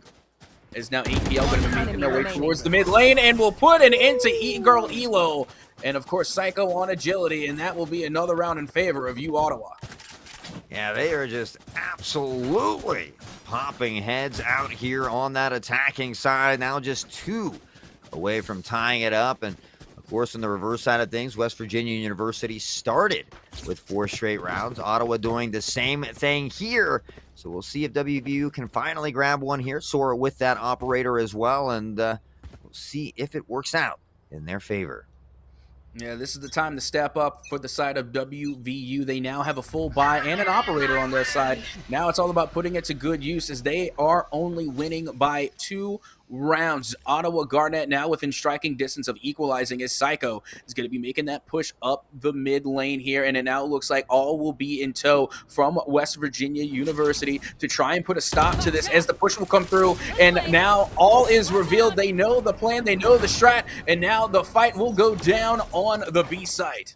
Yeah, this utility from Neon, though, phenomenal. There's nothing they can do to push through that tunnel when that's there. Now they're kind of tucked into this tough spot. They could get pinched, trying to back off a little bit. And really, West Virginia maybe giving them a little bit too much breathing room here at mid. But they are holding these angles, trying to remain patient. One in Nest as well. APL out here in mid, spraying through half wall, but nothing able to find their mark here. As everybody just kind of back off and resetting here. Now, this is the question you have to ask yourself, because clearly you have just divided WVU. Whether they know that or not, I'm not sure. But still, what do you do now? Do you try and commit and make that push to B, or do you try and rotate back around to A? Because literally, we see you, Ottawa Garnet, stuck between a rock and a hard place. Yeah, normally I would like that B approach through mid, especially with that nest control, but because that Viper ult is there, even though it's not on the main B site, it's still a hard push, and so is about to run right into it. Viper hears the noise, and Elo E-Girl with a beautiful kill on the Blade. Hoozy, though, finding the double. Sawston with a trade of his own. E-Girl tucked into the corner, able to pick up on APL as well, and now the 3K triple kill to clutch the round. WVU taking that 5th round, again, just like Ottawa did on the reverse side. Yeah, that was a great round for WVU, and they needed it, because we saw you, Ottawa Garnet, really start to make a comeback, and they were able to take a few unanswered rounds away from WVU, but now West Virginia puts a stop to the bleeding, and they are able to get back on the board again. Now only 3 short rounds away from clinching the victory here on Breeze. You nailed it. 3 rounds away versus the 6. And can West Virginia do it? They need to win their map pick. It is going to be crucial in this best of 5 as Ottawa had that first pick. The spray from Sora and a beautiful teleport just in the nick of time to get out of there. Now Sauce into the back of the site. The utility there as well. Viper right beside him. Jeremy with the pressure and the spike as well. Gonna use a little bit of utility. Most likely see him drop the spike here afterwards. Gonna straight to the wall first. A lot of damage to Elo, and Elo does fall, but not before. Or I'm sorry, that was Elo with the kill on Psycho. Excuse me. Oh, that was fun. A whole lot of wall bangs, and now the Hunter's ult coming out, and it is going all across the map. But you don't need a Hunter's ult to get a header. Jeremy is able to put J Chronic down, and in the dirt is now Sora. Gonna be making a reappearance here, trying to get the kill on Jeremy. Jeremy has only a small amount of health to work with. As Sora finally looks to try and get the peek around the corner, does not connect. Is staring down the barrel of all three. Will get the elim on Jeremy, but APL able to pick up the elim as well. And now Agility is in a 1v2 scenario, is able to get one, but can't get two. And that round will go to the side of you, Ottawa Garnet. Yeah, just a little bit closer to tying it up. And honestly, if you look at the first half, you'll see that right now these rounds are just perfectly mirrored. So we'll see if West Virginia can win this one and maintain that to be true. But right now, Ottawa looking very strong. And of course, WVU doesn't have the economy that they need. And that's where the biggest blow is, honestly. They were starting to make that small comeback in the realm of econ, but after that dub from you, Ottawa Garnet, it is going to be a struggle for WVU to try and make a comeback. But if they do, they will all but clinch this dub as they still hold the 10-8 lead so far over you, Ottawa. And we'll see if they can do just that as the pressure now mounting on this A site. There's the Viper ult as well. Her pick coming in for Ottawa as they pressure the site. Chronic able to find one here though. And now one more. Able to get two, and both lovely headshots played in the center there. Just kind of tucked into that Viper ult, and now the pressure from WVU mounting in a 5v3. Can they find more? Just blind crossfire coming out from both sides, as that was an amazing Viper's Pit used by you, Ottawa Garnet, but now we'll be able to capitalize on it as more and more bodies hit the floor. Psycho able to pick up a two-piece, and now here comes the Hunters all being able to connect, and now it is a 1v1 between J Chronic and the surviving Viper. But the spike continuing to tick away. Will it be enough? They fake the defuse, but not having enough time. That should all about do it for you, Ottawa Garnet, as just in the last second, they pick up the kill, and they are able to take yet another round away from WVU.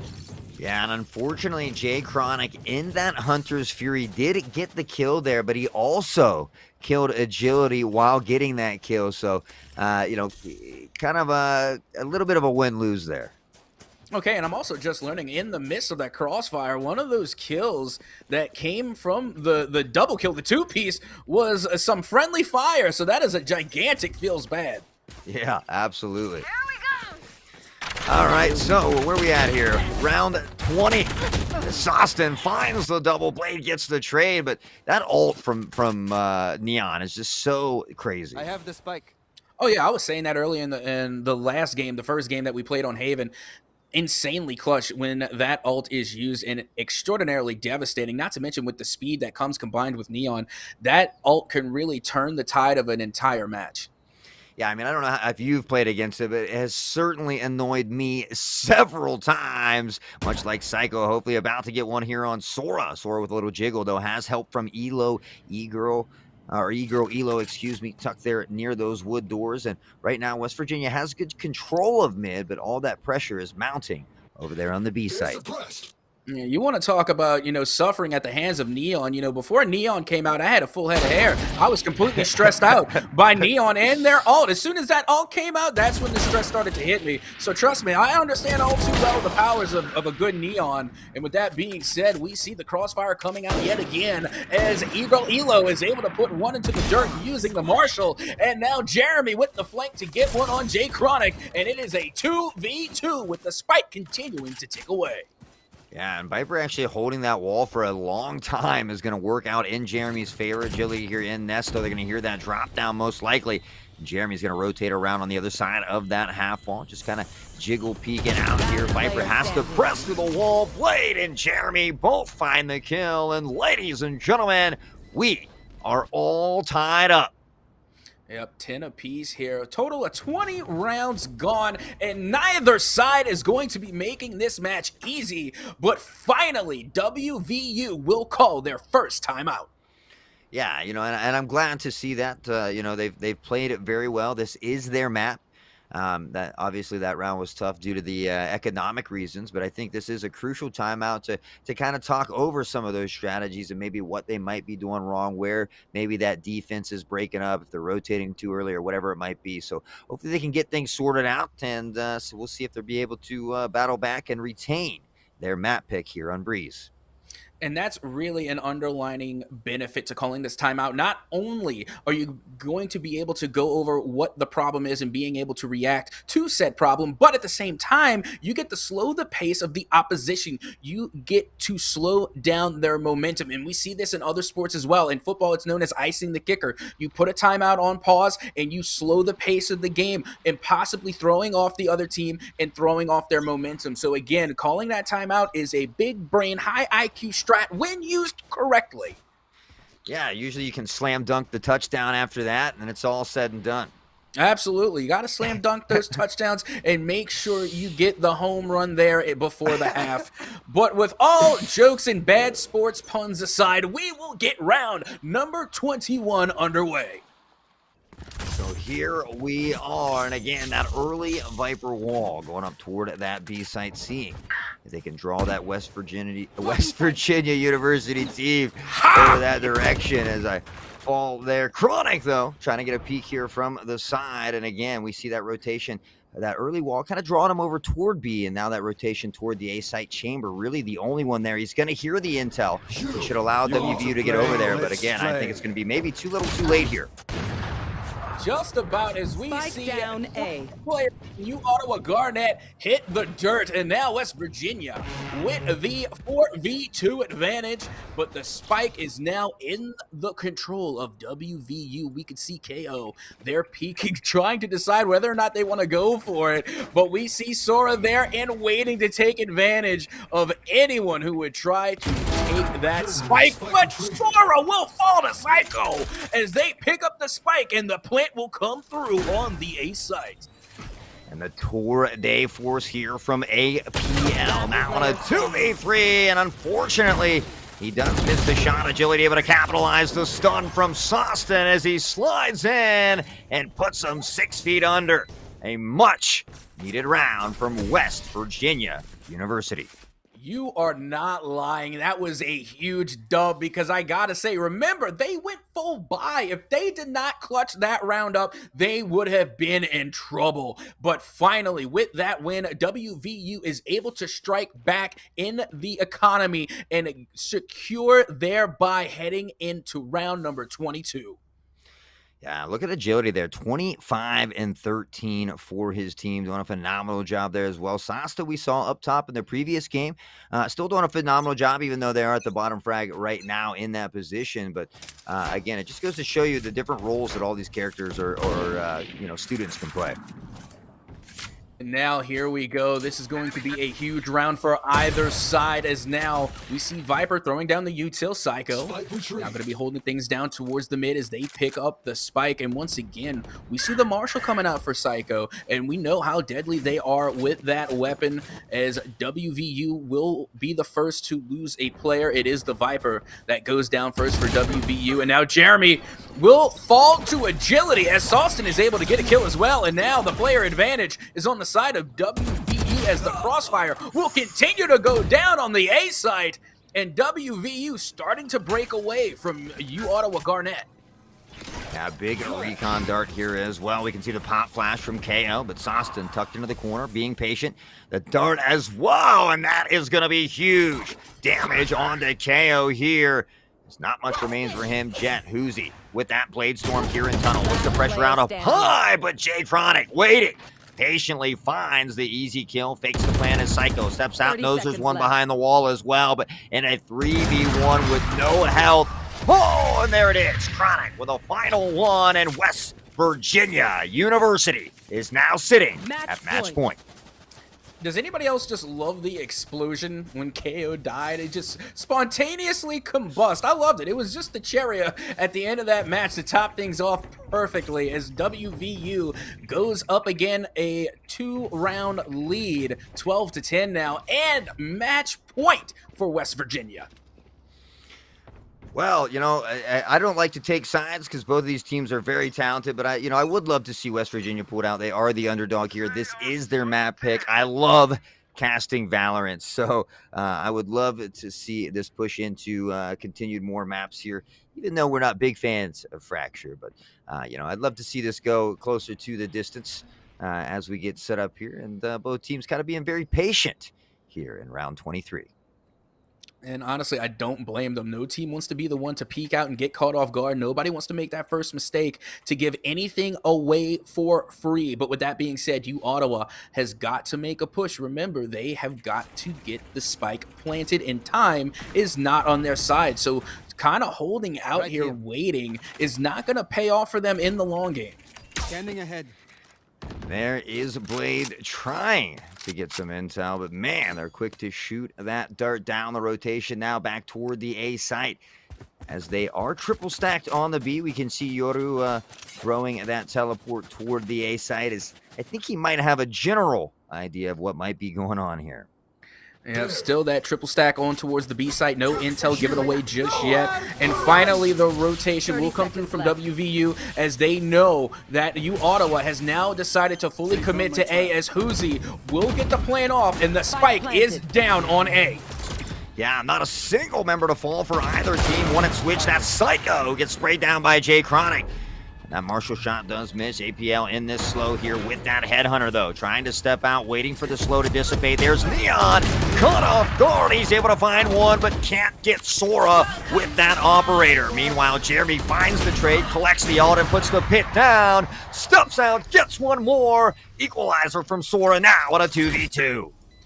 Oh my goodness. Had that Viper stayed alive, that would have been a huge Viper's pit. But regardless, it will be Ottawa to take a dub and regain some momentum here as we head into match number 24.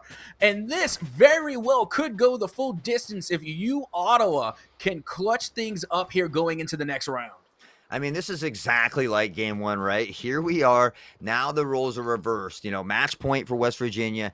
Ottawa looking to take it into overtime. Ottawa, though, having the money for that full buy. West Virginia, not really, right? I think I saw a Bulldog in there and maybe not even full armor. So, again, the roles are reversed, even though West Virginia at match point, very similar to that game one. And we'll see if they can clutch it up, or if we'll head into the first overtime of this championship series here in the Yellow Division. I gotta say, if you can't full buy, I would say save, especially if you're on the side of WVU. I mean, I'd rather tie things up. Oh, this is being the last round before OT? Yes. Yeah. Okay, I was getting ready to say if you could save, I would just do it. But with that being said, this being the last round before OT, then by all means, buy your heart out. Do what you can to try and put a stop to Ottawa. But the way things look now, this very well could head into some overtime.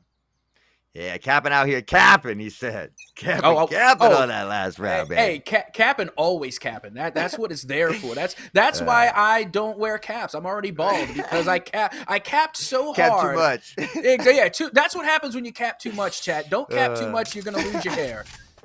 Absolutely love it. Always good fun in the booth here with Captain. But ladies and gentlemen, let's not take away from match point here for WVU, the combo for the Storm in 3. Already up through tube here for Ottawa. The intel from the Euro is played, able to step out and get one on agility. The Hunter's Fury there as well. And now the pressure from Bridge. And what a phenomenal play here on the books for Ottawa Garnet.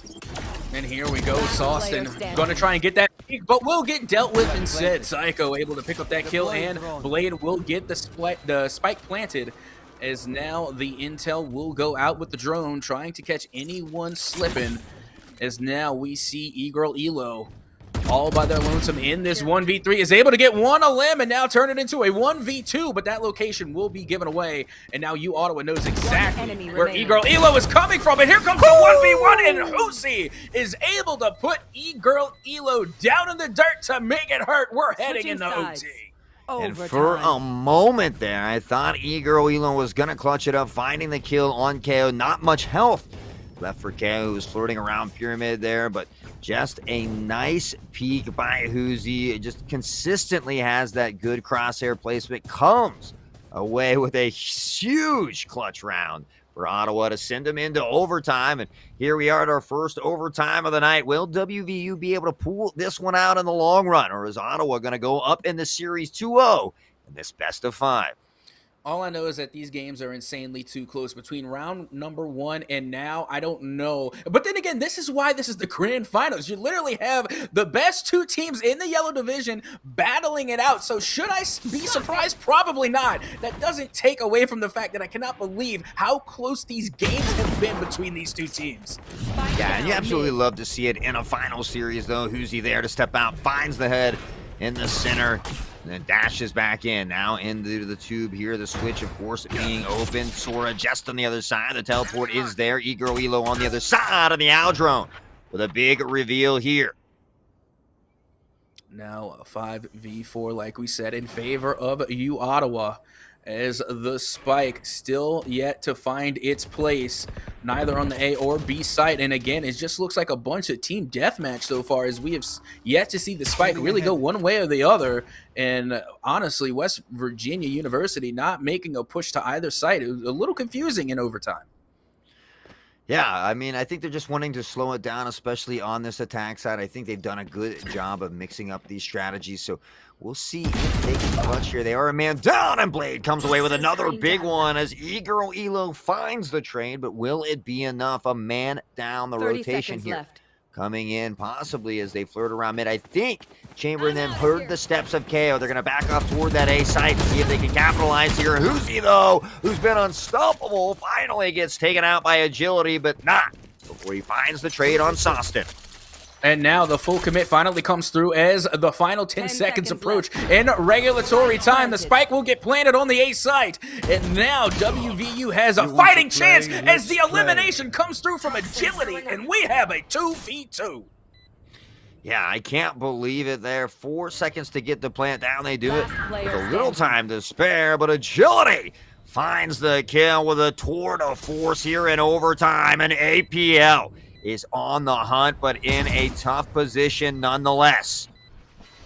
Here we go. This is going to be the play. Going for the defuse now. We'll make the defuse. The tour de force comes through from agility, and it finds its mark. Agility picking up the quadra kill and getting the dub for WVU.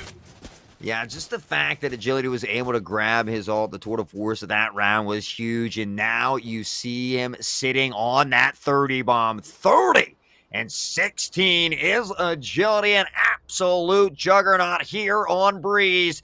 And can he keep it together and clutch this up for WVU? Again, this is just absolutely insane. Both of these teams going the full distance. And again, keep in mind, this is also a test of endurance and stamina to see who can really be that consistent and show up time and time again to pull off these clutch plays in these high percentage shots, as we see the push through the tube coming for Ottawa Garnet. WVU trying to get those wall bangs, and will get one, but the trade will come through as both Jeremy and Husi pick up a kill. And now looking downfield is Jeremy trying to pick up yet another elimination, as the spike will get planted on the A site. Yeah, Jeremy did get dinked through that little half wall, retaining wall there. Sostin able to collect on that kill as well. And now Elo E-Girl with one more. Sostin steps out, and now Psycho looking for that trigger control, but Sostin caught him slipping on the sauce. And there you have it, ladies and gentlemen, 14-12, WVU taking game number 2 at the end in overtime. And what a phenomenal game it was, Captain. Honestly, you can't ask for anything better than that in the grand finals. Round number one, nearly going into OT itself, of course, going into the way of you, Ottawa. And now WVU, the underdog, answering back in a major way to take the dub in OT on their map pick. But oh my goodness, so far so good here in the grand finals. And honestly, I could not be happier as we get ready to head into round number 3 between these two teams on the next map. Haughtsauce, what have you Yeah, got to tell us, and what can we expect going forward? I mean, it's been crazy, right? We had an 11-1 at halftime first game. It went the distance. We had 9-3 at halftime this game. It not only went the distance, but beyond and into overtime. So we're going to come back here with Icebox, and that is going to be Ottawa's map pick. You had mentioned before Icebox, a map that you enjoy. I truly enjoy Icebox as well. The different the levels as well. I like to see, Jet, Omen, Raze, all. They can get up into high positions on top of tube, get control of mid. So I'm really excited to see what's in store on this next map, Captain. 100%, and I can only imagine how the fans at home are feeling as we are getting well underway into this grand finals. We are all tied up in the series, one apiece between West Virginia University and U Ottawa Garnet. But we will be right back after this short break. Do not go anywhere. We have some more Valorant grand finals going down right here at the NECC.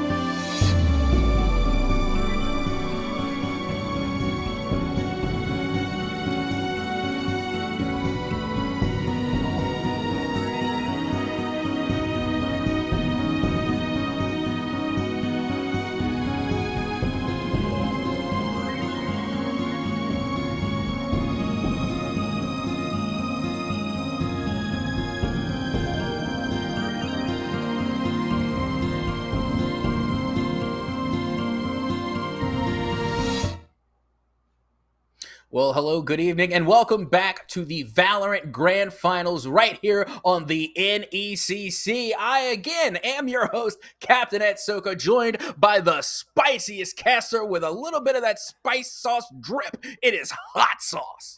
Heck yeah, and what a night it has been so far. I mean, both of these games, that first one, 12-11, now into overtime, 14-12. And, when this team had previously met at the end of the season, it was a 2-0 sweep for Ottawa. So, WVU adapting well, showing that they came to play here today in this championship, and certainly showing that they deserve to be here as well. Oh, they most certainly do. They've been giving us the run-of-the-mill Valorant intensity from start to finish between game number 1 and game number 2.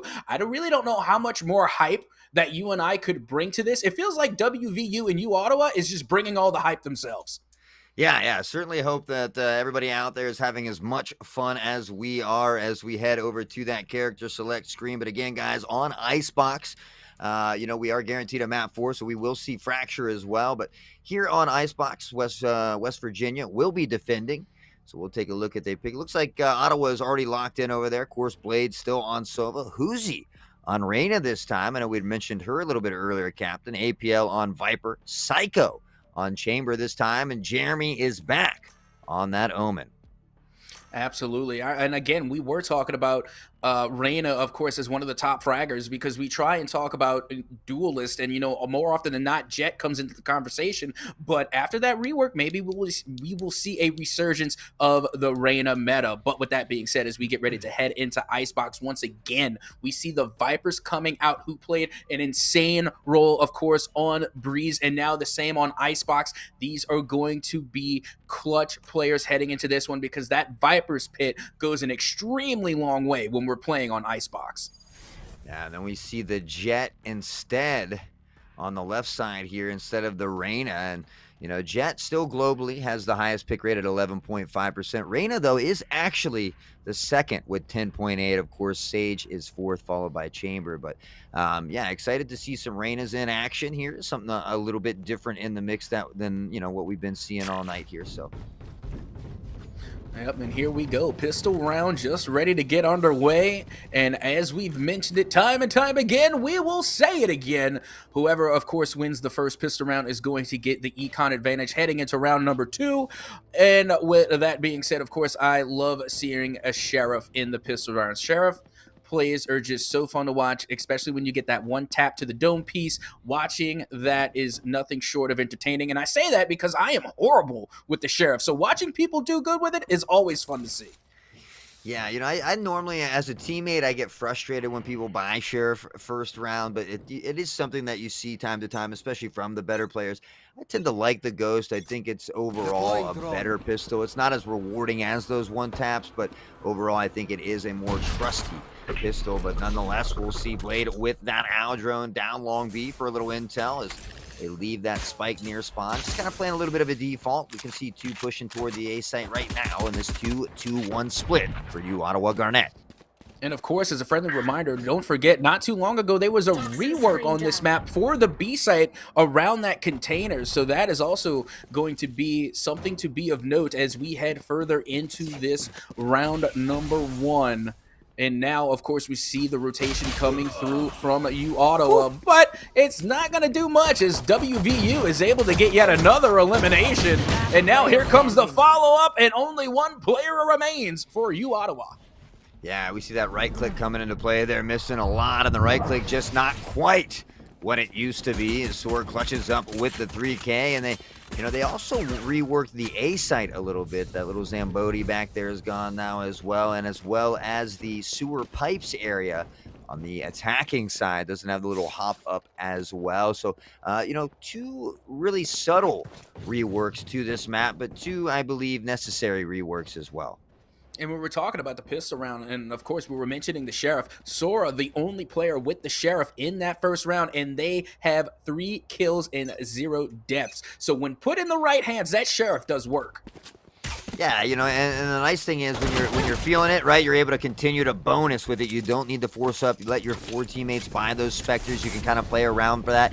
Being Jet, now you most likely can buy an op third round as well, and we'll see if that is what happens. All the pressure now mounting from you, Ottawa on the site, though, and Sora with another flicks to the head. Finds one more. Played with a trade. Sostin gets the 2K as well, and Jeremy all alone pushing up middle with the classic, but it's not enough, as Finn secures the final kill with a Spectre, and WVU finds themselves on top here early with 2. And again, just to remind you, this is Ottawa Garnet's map pick. Yeah, it just goes to show that you really don't know what secondary options are had by these two teams. Even though this is Ottawa's pick, it's not to say that WVU isn't talented on this map either. They are coming in storming, and still Sora going into the third round is still just gonna keep the Sheriff. Yeah, I'm actually kind of surprised we don't see a Sage here as well. Sage a lot of times can be very annoying on this map just because she can help cut off that too. But I think with neither team having a Sage, it's going to be in better favor for these teams to work that mid pressure a little bit and kind of play off of mid control. As we can see that Garnet already has 2 through mid, 1 near that kitchen site. Sprays coming out from yellow as well, and that's going to be Finn tucked into that Viper. Little smoke there. As the Blade Storm from Sora able to find one. The dash follows. The sprint from Finn, and able to collect another kill. 1 more, and Blade, all that remains here for Ottawa. The Blade Storm comes into clutch, and West Virginia University is looking very strong here early. Look at Sora, 8-1. Yeah, I've already had 2 low IQ thoughts just in that last round alone. First low IQ thought is when you brought up the Sage and how, we want to see Sage on this map. I think it would have been a pretty good pick because of how she can use her util to really boost her team. I'm thinking that Sage would be good for this round just because it's Icebox and she has ice powers. So that's just cosmetically what my low IQ brain was thinking. But then the second low IQ thought I had during that round is when we saw the Jet come out with only the Sheriff, and I'm thinking, wow, they're going ham with the Sheriff in round number 3. No, they were coming in with the Blade Storm to clean things up, and they did. So WVU definitely coming in and doing work here on Icebox as they pick up a flawless and now go ahead in the lead 4-0. Yeah, and by buying and bonusing on that Sheriff, much like I said, Sora now having the op in hand as well, sitting at 10-1. Absolutely unstoppable at the moment. And who is this WVU team? They are taking the momentum from this previous game and running with it out here, looking very strong, very early. Absolutely. And like I said earlier, I love seeing the operator in the hands of the Jet. And honestly, this is a map for it. We're talking about Icebox. It's I think Icebox, when it comes to the Valorant community, kind of has a split difference of favor. Some people love it and other people just hate it.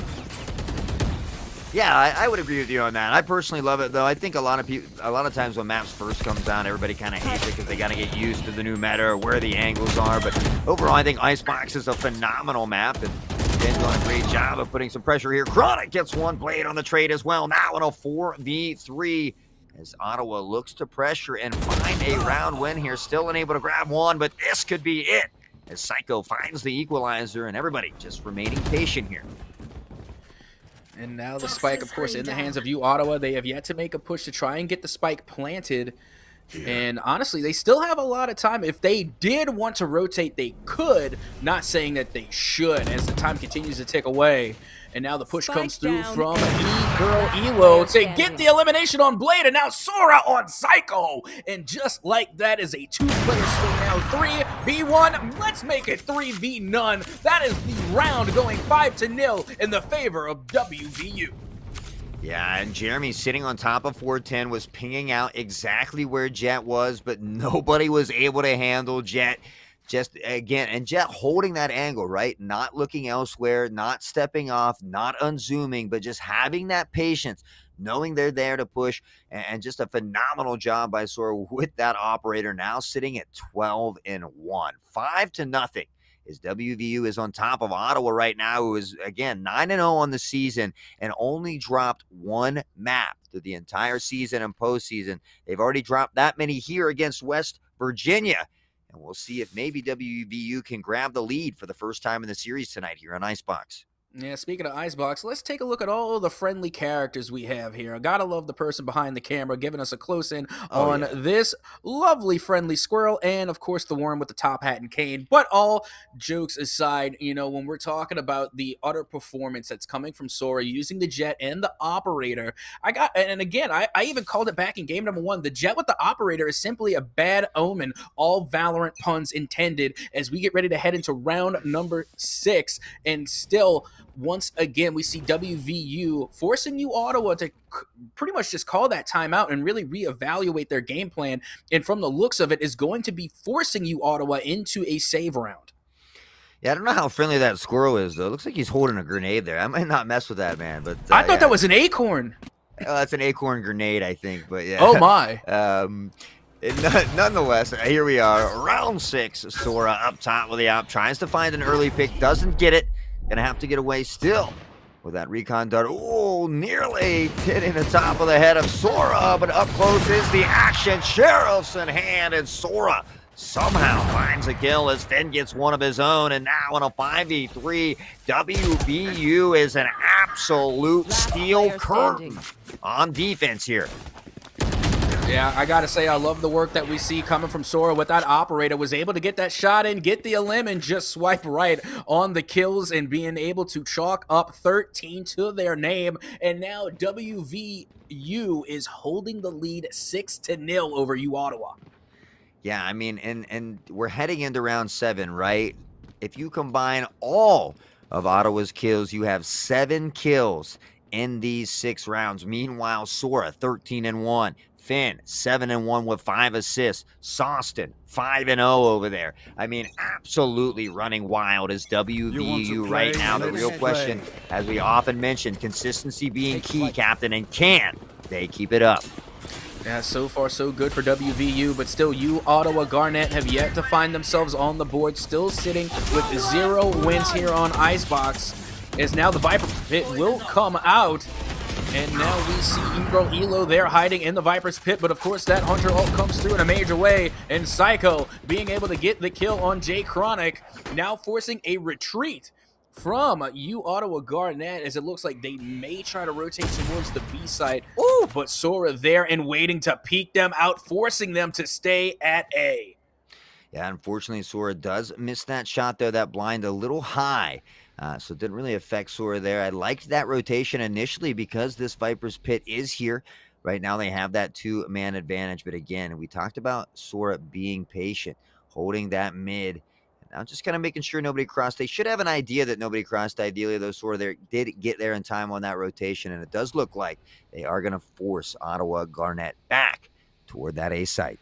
30 yeah, seconds and the thing left. about it is that you really see U Ottawa being cautious, even though that they have the man advantage going 5v2 now. But you got to keep in mind that, you know, the Viper and the Omen both have tremendous damage. They are just about one shot. Remaining.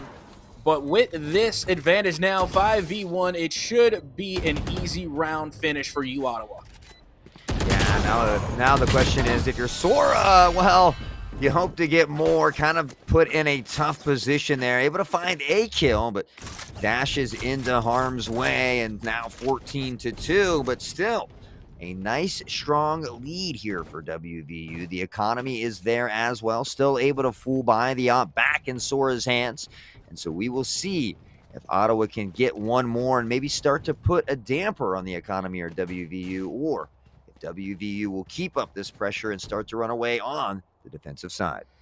And honestly, this is a good opportunity for U Ottawa to try and make a comeback, as now they have a Viper's Pit on their side. And if they can get that Viper's Pit down, it could very well secure a win for them and finally get them back at least momentum base to try and strike towards West Virginia. But these operator shots coming from Sora is going to make that extremely difficult.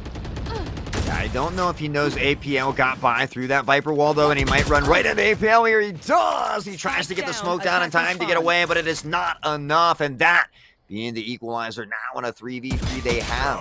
Recognize the spike being down in spawn. Jeremy just misses the dome of Chamber, who returns fire, pops the head, and Omen ends up dead here now on a 3v1. WVU trying to maintain this stronghold that they have on U Ottawa Garnet.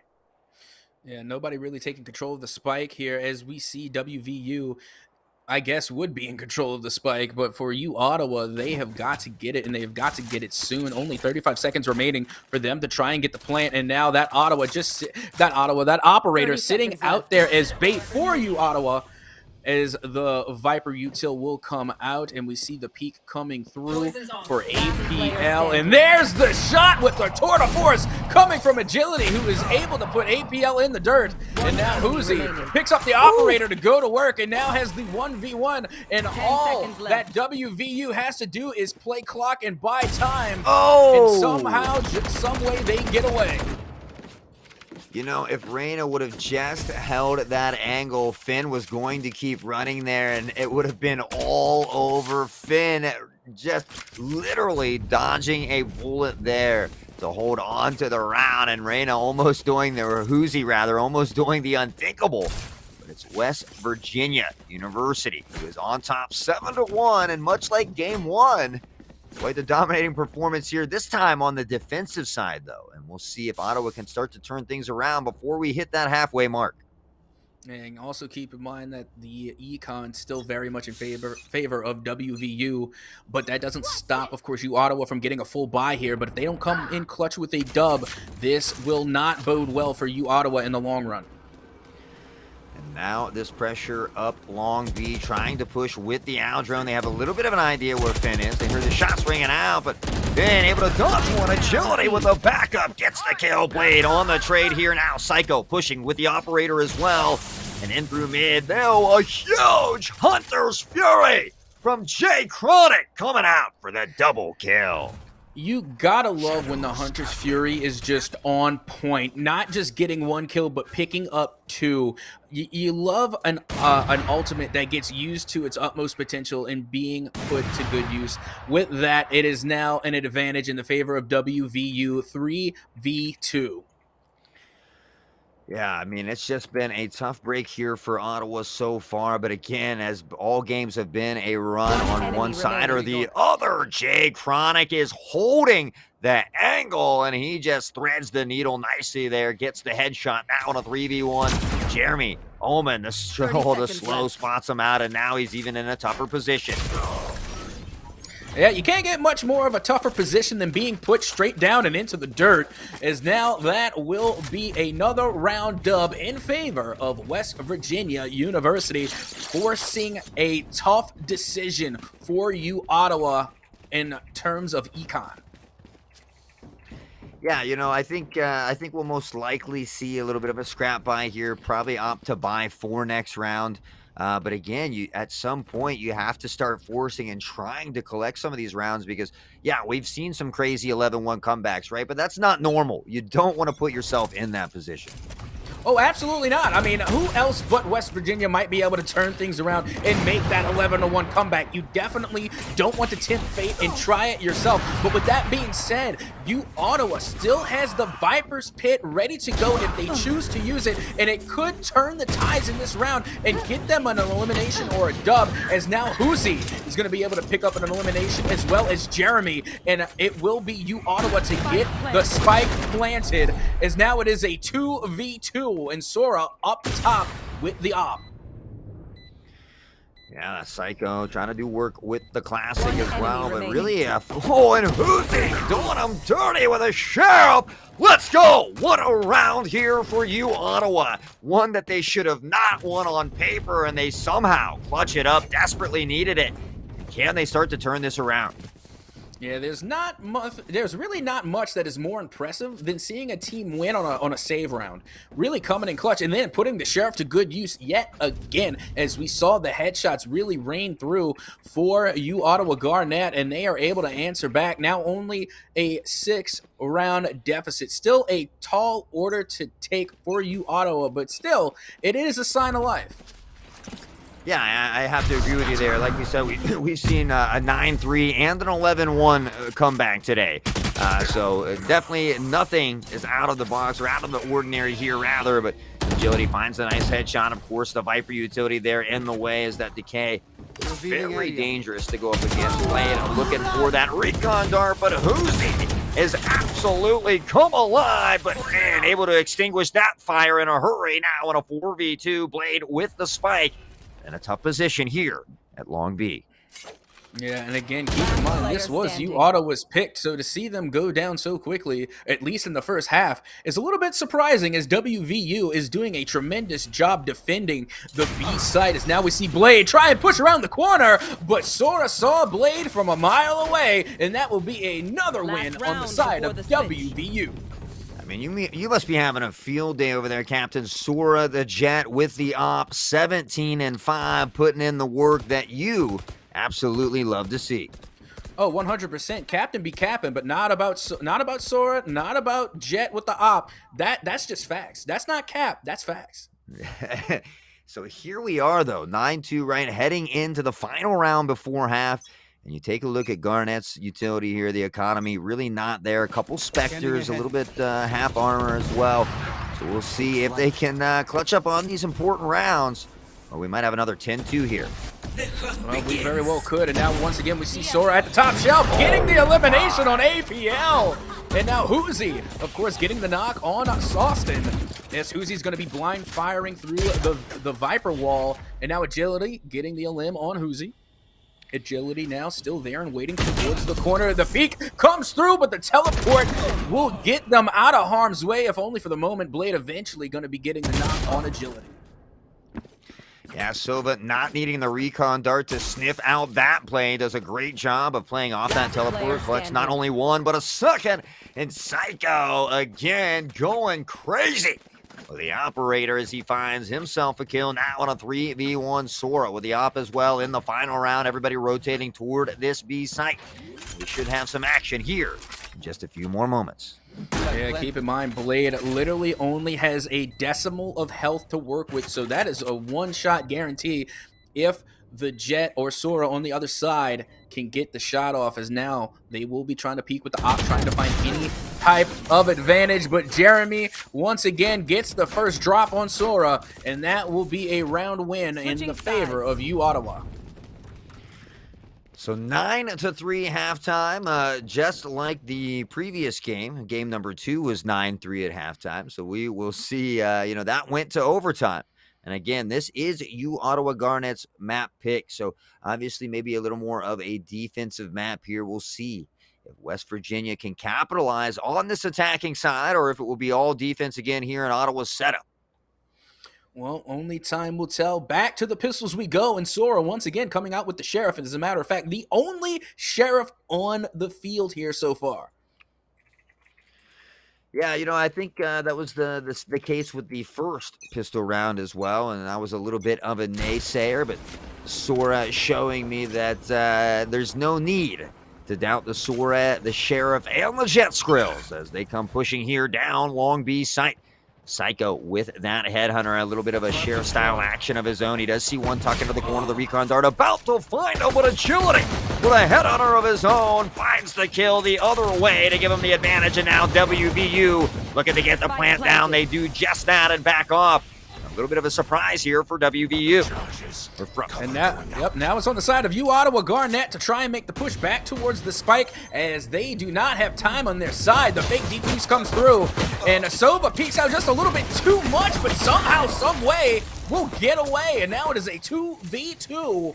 As Omen barely has any health to work with, and now will just about do it, as Huzi will get the elim, and now APL getting one on Finn, and the defuse will come through from U Ottawa Garnett.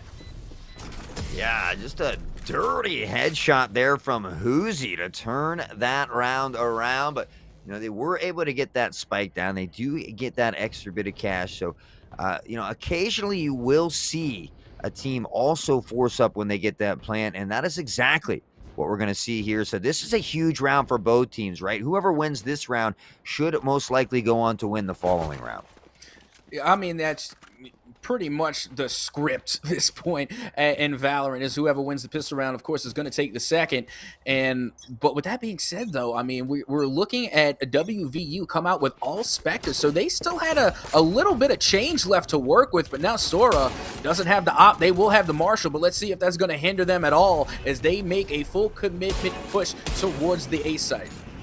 I don't know. I've seen Sora with the Sheriff. I've seen Sora with the op. I imagine it's not much different with that Marshal. Very skilled in the gun set. Now the shock dart's coming in. The blind as well. And WVU's going to have to back off here a little bit.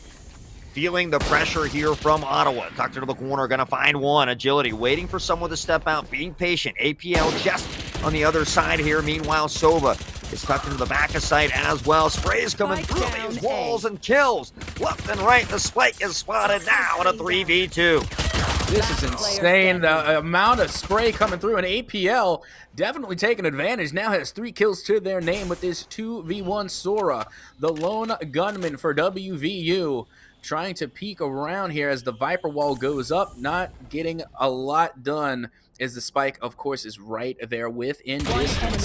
Sora getting the peek, getting the elimination, and getting both with the clutch dub win for WVU.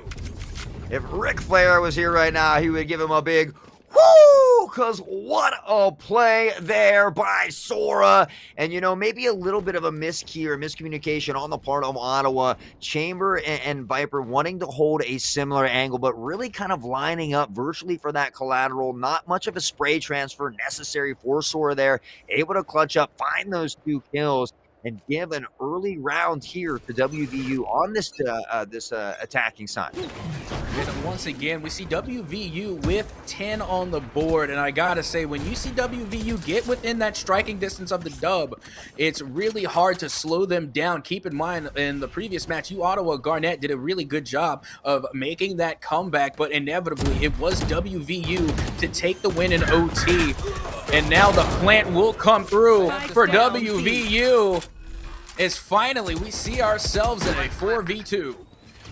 Yeah, this is a huge plan as well. Sostin's going to spot him out. He knows he has a pistol. The spray is there. And they collect the kill here now, nearing that match point. Just 1 away from match point. But what are you thinking right now? I mean, West Virginia comes in. This isn't their map pick. They're putting on a dominating performance, you know, and they had lost to Ottawa in the preseason. The last game was the first time they've ever beat them. And now, all of a sudden, in this best of 5, they could be at series point, coming away with a win on the map pick of Ottawa. What do you take of this, Captain? Honestly, right now, I'm thinking that WVU has nothing to lose. They knew going into this one that Ottawa was going to be a top contender to go against. But now, since they were able to taste defeat in round number 1, they're not worried about it anymore. They're not overthinking. It's not about, oh my goodness, am I going to lose? It's about doing the absolute best you can with the time that you have. And I honestly think WVU has shaken the nerves that they came into this with, because honestly, if you look at WVU now to how they were in the very first game, it's almost like watching an entirely different team. Oh, yeah, I'm incredibly proud of this WVU team. I mean, they came from, you know, how did this series start off, right? It started off 11-1. That could be mentally defeating, but no. WVU is fought tooth and nail. They brought that one back. They won the second game in overtime, and now on Ottawa's pick, they have a dominating presence here at 11-4 as the spike is down yet again. And this 2v2, Jeremy on the flank with a tour de force coming out here from Chamber.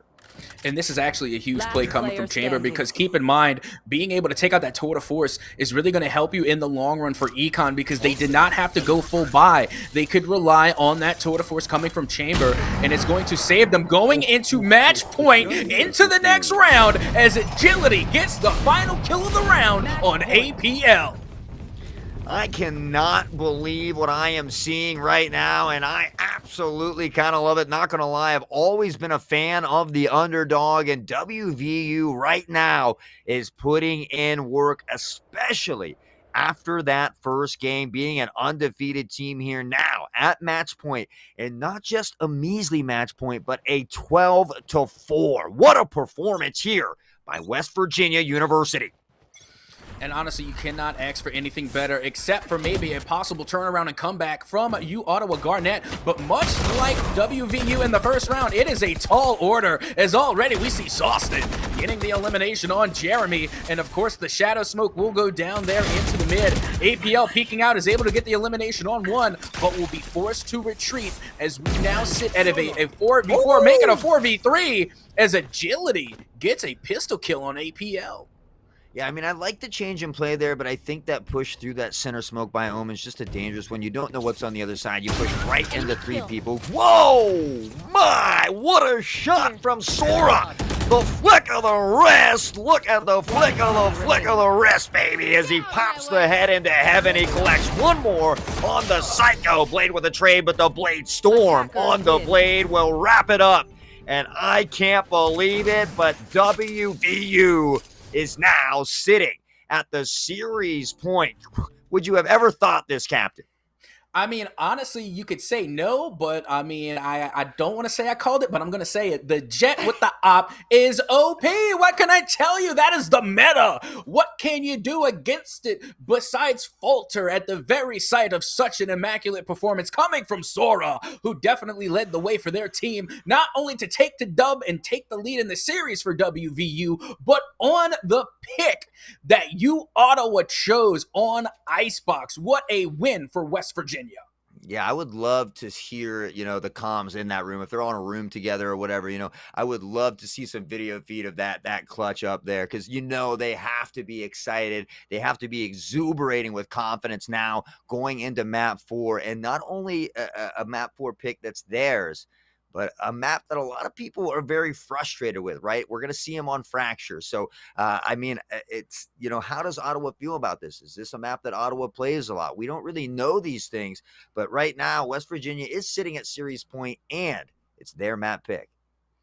And honestly, to me, that's scary. Any team that voluntarily goes to Fracture, that scares me. Like, who wants to play there? What type of insanity does a team have to be at to want to play on Fracture? And of course, I only say that because I'm terrible on Fracture. That's my only thing going into it. But with that being said, as we get ready to head into the next match, I am expecting nothing short of some amazing gameplay coming from both teams. U Ottawa still very much in this series. Yeah, absolutely, guys. We're going to take a short break, but when we come back, we will see him take it off on Breeze. And if Ottawa can somehow upset West Virginia on their map pick, we will see that deciding best of 5 taking place on Ascent. So, guys and girls, don't go anywhere. We'll be right back after this break.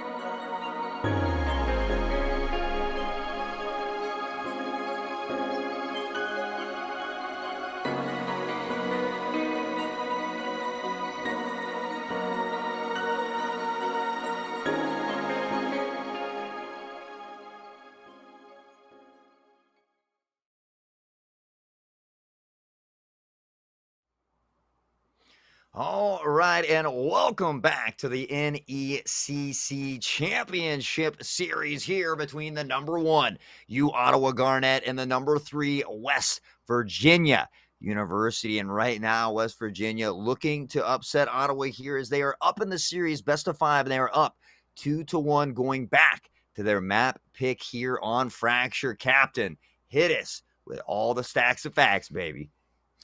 There's really not much to tell. We've been seeing it all day, and I gotta say, right here has been comeback season all day long here at the NECC, and you had already said it. We are seeing the number 3 seed taking advantage of the number 1 seeded team as we get ready to head to their map pick on Fracture. Now, keep in mind, we had just seen WVU take it to you, Ottawa, on their own pick on Icebox, so it's going to be interesting to see now that they have the map pick advantage. Yeah, 13-4 too at that. I mean, both of those earlier maps were very close. We had the 13-11 where West Virginia had brought it back. Then we had the overtime where West Virginia barely won. But then we have a 13-4. Quite the blowout there on the map pick of Ottawa. So here now, West Virginia's map pick on Fracture. We see Chronic on the Chamber. Finn back on Viper. We saw a Brimstone. Oh, yeah, okay. I'm loving it now. So a couple Brimstones here as well. How do we feel about these comps on this one? I know Brimstone is good, but I'm surprised we don't see a Killjoy as well. I mean, I do like Killjoy. She's a great controller, but with that being said, I do like the use of Breach here being the initiator. I think Breach, of course, is going to be the right pick, honestly, to go with, especially on Fracture, because it is one of those maps that's really difficult to navigate, and especially with a lot of these corner peaks, you really need somebody that can get you through and around these corners. And so instead of, I guess, maybe bringing the Killjoy or even an Omen for that matter as a controller, I think Breach as an initiator was definitely the go-to pick here. Yeah, and I think to touch on that just a little bit more too, Breach is the one true counter to Killjoy on this map. When the people try to, put that ult below Canteen there, Breach can obviously, hit through the floor there, I believe, with his flashpoint. So, he's able to destroy that ult through the floor. And again, I kind of rethinking on that, I think you're right. Breach is the better pick. Yeah, and not to mention, I want to draw attention to Egirl Elo's pick. I think a Viper pick is very interesting going on to this map because, when you're looking at it, you really want to use those Viper pits for the really, I guess, the bigger plant sites. And, when I'm thinking about, Fracture, the only real advantage I could see the Viper's pit being used is on the A side. I don't see it really coming in clutch for B. Yeah, it's hard to say. I guess I've seen a little bit of Viper on these maps, both on A and B, really. But again, we see that Brim smoke coming down there on Satellite, forcing this WVU team back toward Arcade. But again, already rotating back toward the A site because, as you can see, Sora on site already collecting kills, has the intel, has control as well, and Chronic's going to pick up one. This should be an easy plan on the A site here for WVU. And again, they're riding that wave of momentum that they established ever since they took the dub on Breeze, and they have not slowed down as now they have a 4v1 in their favor with the spike planted on A. Yeah, being at series point here as APL able to get one. Agility finds the trade, and WVU does get the first round. And to be at series point here, guys, not only are they going to win an awesome trophy and some t-shirts with the bragging rights, but they're also going to get a bid into the Nationals as well, I believe. So very exciting stuff here, if WVU is able to pull this upset out.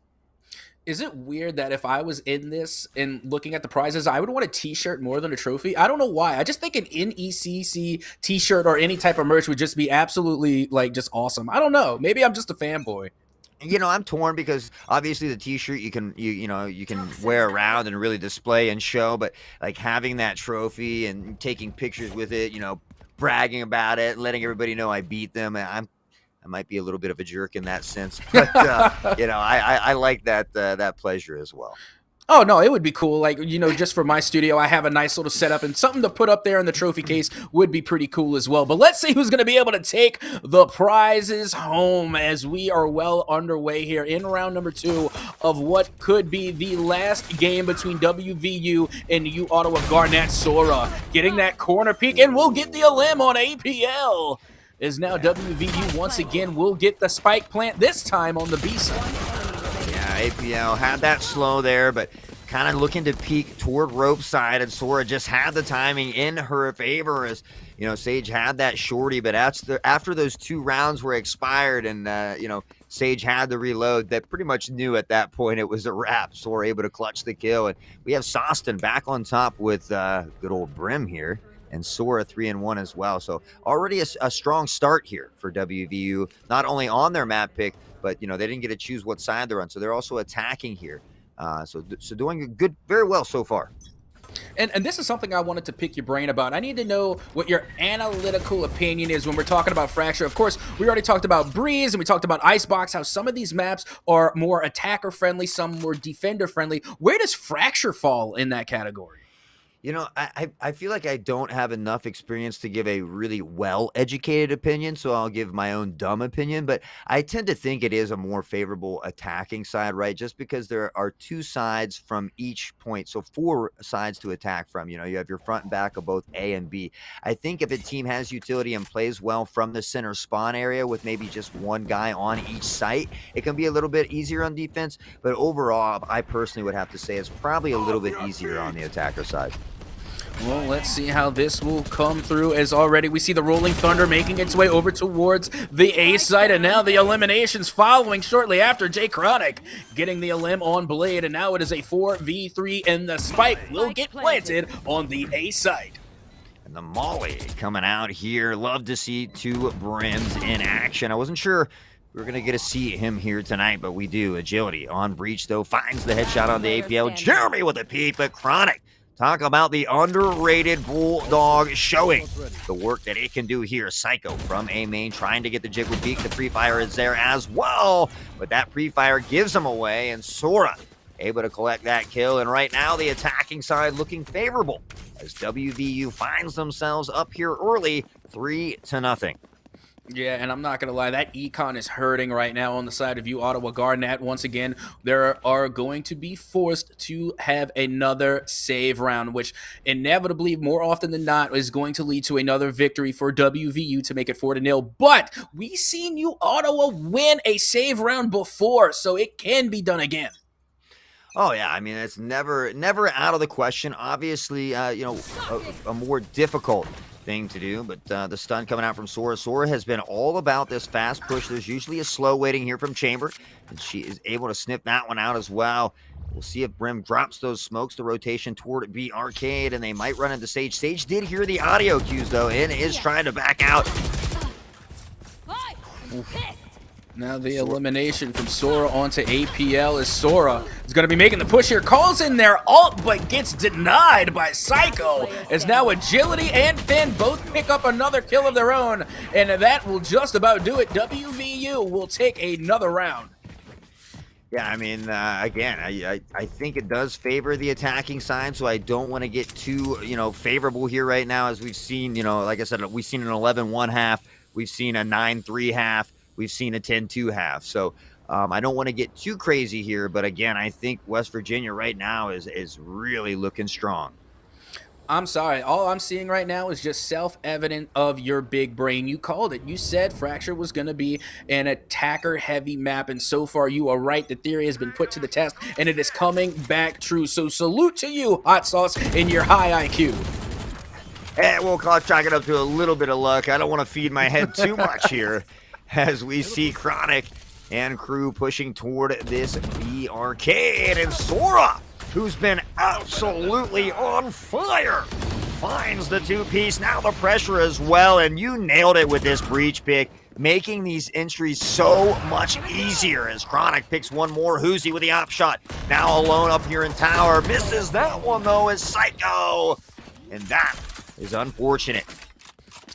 I don't know if it's just because of my biases, but it just hurts to see a tour de force not land a shot and to be shut down in such a manner. It almost feels like a wasted opportunity, but oh well, feels bad. Still, one survivor remains for the side of you, Ottawa Garnet, and Sora just trying to get all across the map, really on a hunt for this last remaining you, Ottawa Garnet player.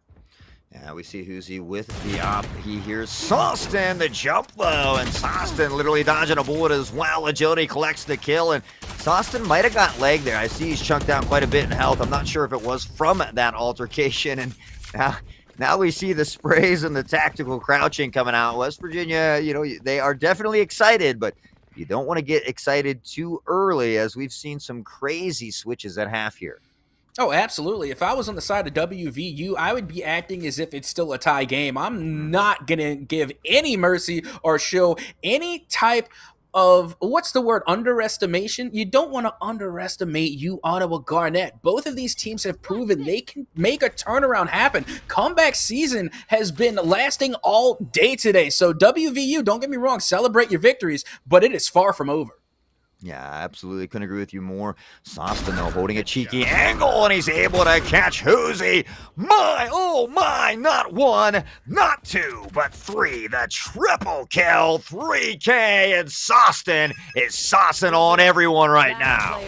And again, I don't want to talk ill of any team, but it really looked like you, Ottawa Garnet, was lining up for those headshots. It looked like as if they were waiting in line to get just absolutely dome-pieced and was polite about it. Oh, it's my turn. I'm going to go up next. Oh, now it's my turn. There we go. And now, just like that, it is a 5v1 in favor of WVU. Yeah, I think they were trying to follow that jet out on that Blade Storm. But again, with that new dash system, you don't want to activate it too early and waste it. But, I think because of that change, we didn't see an immediate quick dash right there from Jet or an up into there, which potentially could have bought some time. Even if she updrafted there and got the flick to come up, he might have not been able, Sauce might have not been able to get all 3 of those kills, but you nailed it. I mean, they just came out right at headshot level. Boom. 1, 2, and 3. And speaking of headshots, Psycho is able to get one there, but not enough time remaining. It will be another round in favor of WVU, and they will go up in game number 3, 6-0.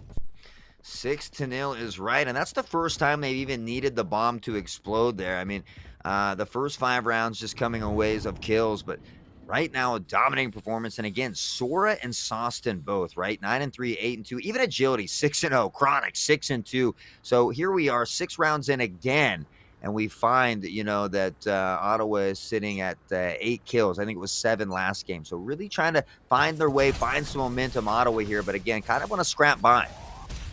Not to mention, they're doing very well with teamwork as well. Every single player from WVU has at least 1 assist, 2 of which have 3 assists. So they've been doing really good at coming up with these team plays. And now, even stunned and dazed, Jay Chronic tries to put up a fight, but will fall to Blade. And finally, we see you, Ottawa Garnet, making a push here, rotating back around towards the A site where the spike has been planted. Yeah, I mean, that was a great kill, right? But it was at the expense of Breach's ult. So now they have to try to retake this site without Breach's ult, and I think that's tough to do. Agility, Sora, now with a 3-piece into the ult, and again, Agility, the whole crew here from WVU is looking absolutely dangerous.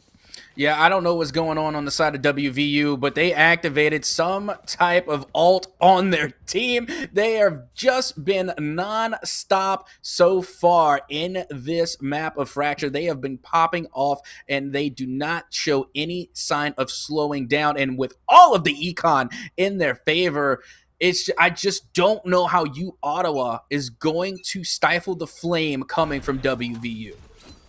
Yeah, I couldn't agree with you more. They need to find, at least a couple rounds here in this first half. I know it can be tough, but if they can gather at least a couple rounds in this first half, you can always say, hey, if the other team can do it, we can too. But APL able to find one, steps out into the firing squad, and it's Jay Chronic who finds the kill. Blade here mid, looking to push through. Psycho, of course, on the B site, rotating a little bit off. The Viper wall's there, and now Breach coming in. Chronic with the 3K. Agility collects one more, and Brim all alone here for Ottawa.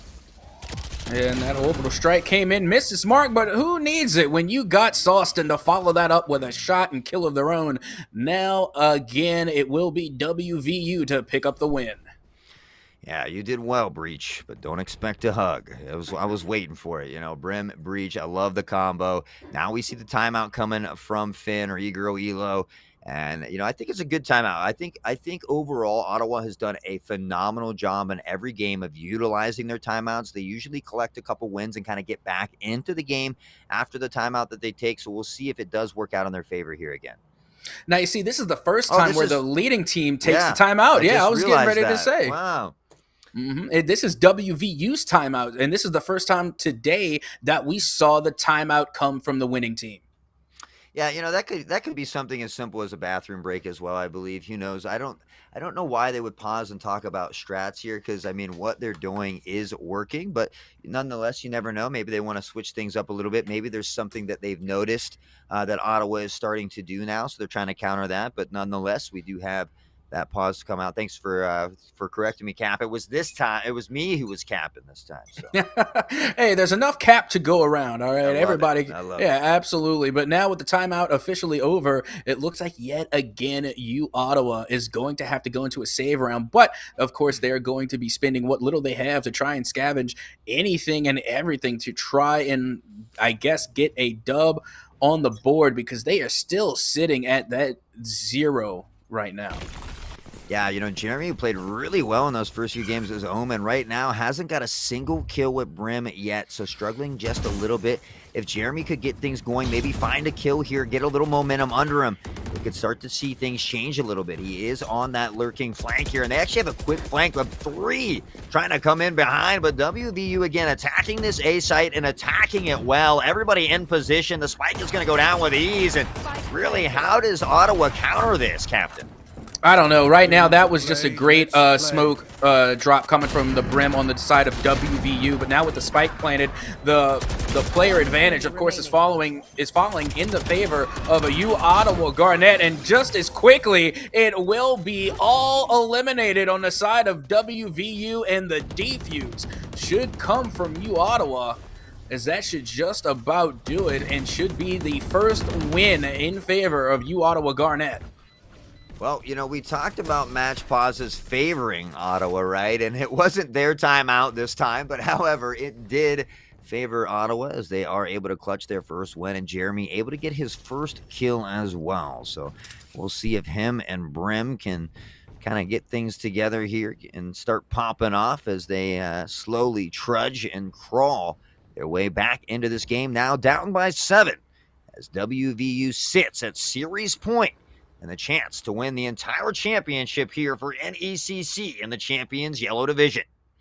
Yeah, now we're looking at U Ottawa Garnet not fully being able to come out with a full buy, but still one of the better buys that they've had so far. And here comes the exchange, as they will exchange one player for another, but the revive will come through on Hoosie. And now Jeremy laying down some fire, but will get dealt with immediately by Jay Chronic. And now the follow-up from Psycho, and just as soon as the round started, it is officially over. U Ottawa Garnet answer back again. Yeah, starting to fight back into this one, and a great job there from Jeremy as well, clicking a couple kills. We see Hoosie down there at 2 and 10 as well, struggling a little bit. So I'd like to see these guys get something popping off right before halftime. Again, I think it is more of an attacking side map, so I think we will see roles reversed a little bit. But you want to give yourself some breathing room, and you do need a few rounds to do that. I'm sorry, that was probably the fastest match I've ever casted. Like that, I felt like I casted that entire match in a single breath. Yeah, I believe it. I think it was over as quickly as it began. I think the starting round timer might have been longer than that current round. Yeah, what an insane round that was. And now we head into round number 11, and already Psycho getting the elimination with the tour de force. What a shot. Yeah, that man's name suits him well. Psycho, an absolute nut, as he's able to find another one with a tour de force flirting around this smoke. It is no joke. He is putting in work. Blade gets one more. Psycho with a triple kill. Sora's going to spot him out here. Blade taking a little bit of damage. Tucked into the corner, though, up here in tower is Sora all alone. A 5v1, the knife coming out, and Jeremy looking for the disrespect. Doesn't get it. APL with a shotty, though. All said and done. The bread and butter. And Ottawa getting these final few rounds they need before halftime. Will we see that infamous 9-3? Or can they bring it to the 4-8? Excuse me. Well, let's see if they can. WVU on the move, of course, as they are heading towards the other side of Fracture with the spike in tow. And now, once again, we see the econ starting to balance out a little bit more, except this time it's in the favor of U Ottawa Garnet.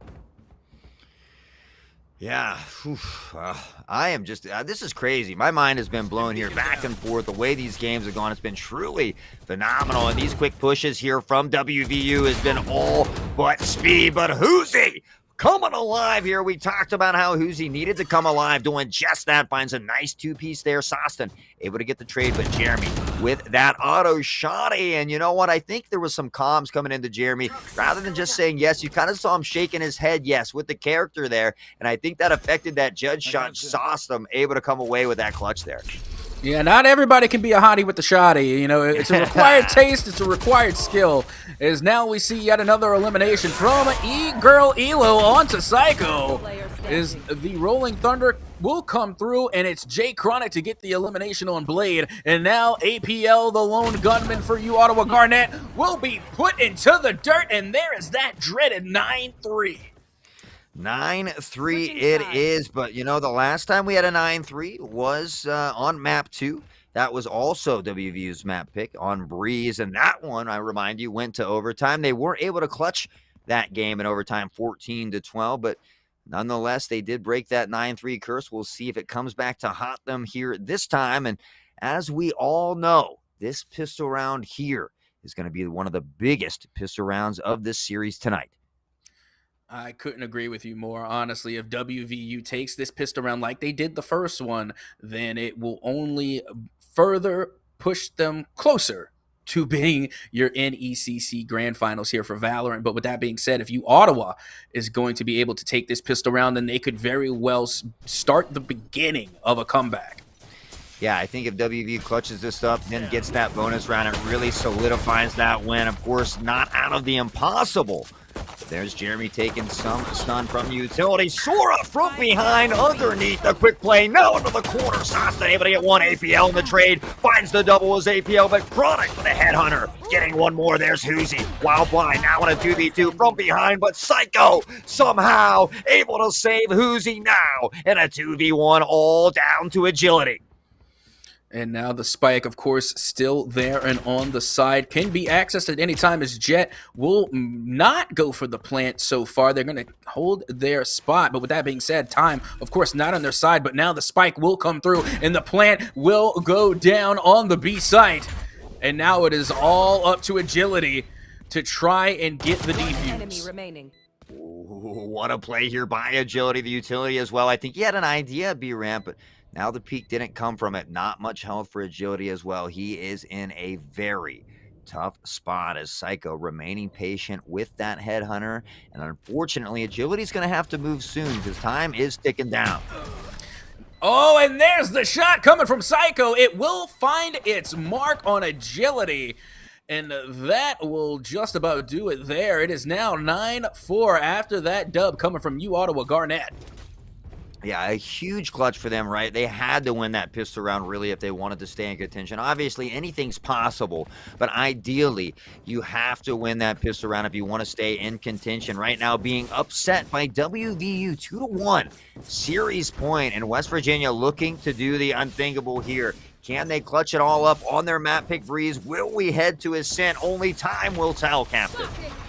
And as time is now officially underway here into round number 14, Hoosie is able to get the first elimination on Soston. And now Finn with the follow-up on Hoosie. The spike is down, and Sora following up. This is being so far an incredible save round for WVU. Now agility will get the elimination on Jeremy, and only one lone survivor is Psycho for you, Ottawa. Talk about turning things around, and WVU on the save round doing the unthinkable. And what a display of teamwork there. The utility working together off those picks, then at mid as well through Spawn. Brim on the flank. He steps out with the classic, clutches the kill, and WVU has to be ecstatic right now. Absolutely. Every time WVU has gotten a spread like this, 10-4, they have come out with the dub. So now things are really looking good for WVU. But like we said, you Ottawa Garnet not out of it yet, although it does look like they are going to be forced yet again into another save round. The best weapon on their side right now, of course, is the Spectre. Yeah, Sora with the Phantom that they were able to collect from that chamber in round. But Again, a lot of pressure here. Now that, oh, he's got an idea where Psycho is. Psycho stuck in the corner. And what a play again by Sora. Sora has been an absolute legend for WVU. Sostin as well collects on Hoozy. Now the wall waiting to be broken here. Sage just on the outside with a stinger. And that is a tough position to be in. The stinger, not a horrible weapon up close, but it does not have the giant magazine, and it doesn't have what you need to clutch a 1v4. Yeah, unfortunately, no clutch will be had for the side of U Ottawa Garnet as WVU will extend their lead 11-4 here on this map Fracture, and what very well could be the last map of the series. All right. Yeah, I mean, you're absolutely right about that. Nearing match point, WVU again. You know, Ottawa, let's touch on Ottawa first. They dropped one game in their entire season and postseason. West Virginia has already taken more than that from them here tonight with 2 games, looking strong. And right now on top, 11-4, just 2 away from clutching it up. And let's get this next match underway. This next round is already, the crossfire will come through. We see Housey up there and trying to get an elimination. Will not find any as the turnaround comes from Agility to pick up a 2-piece on Housey and APL. Blade, of course, getting the elimination on Agility now. And we see ourselves in a 3v2. Let's make it a 2v2. Blade able to pick one up on Sora.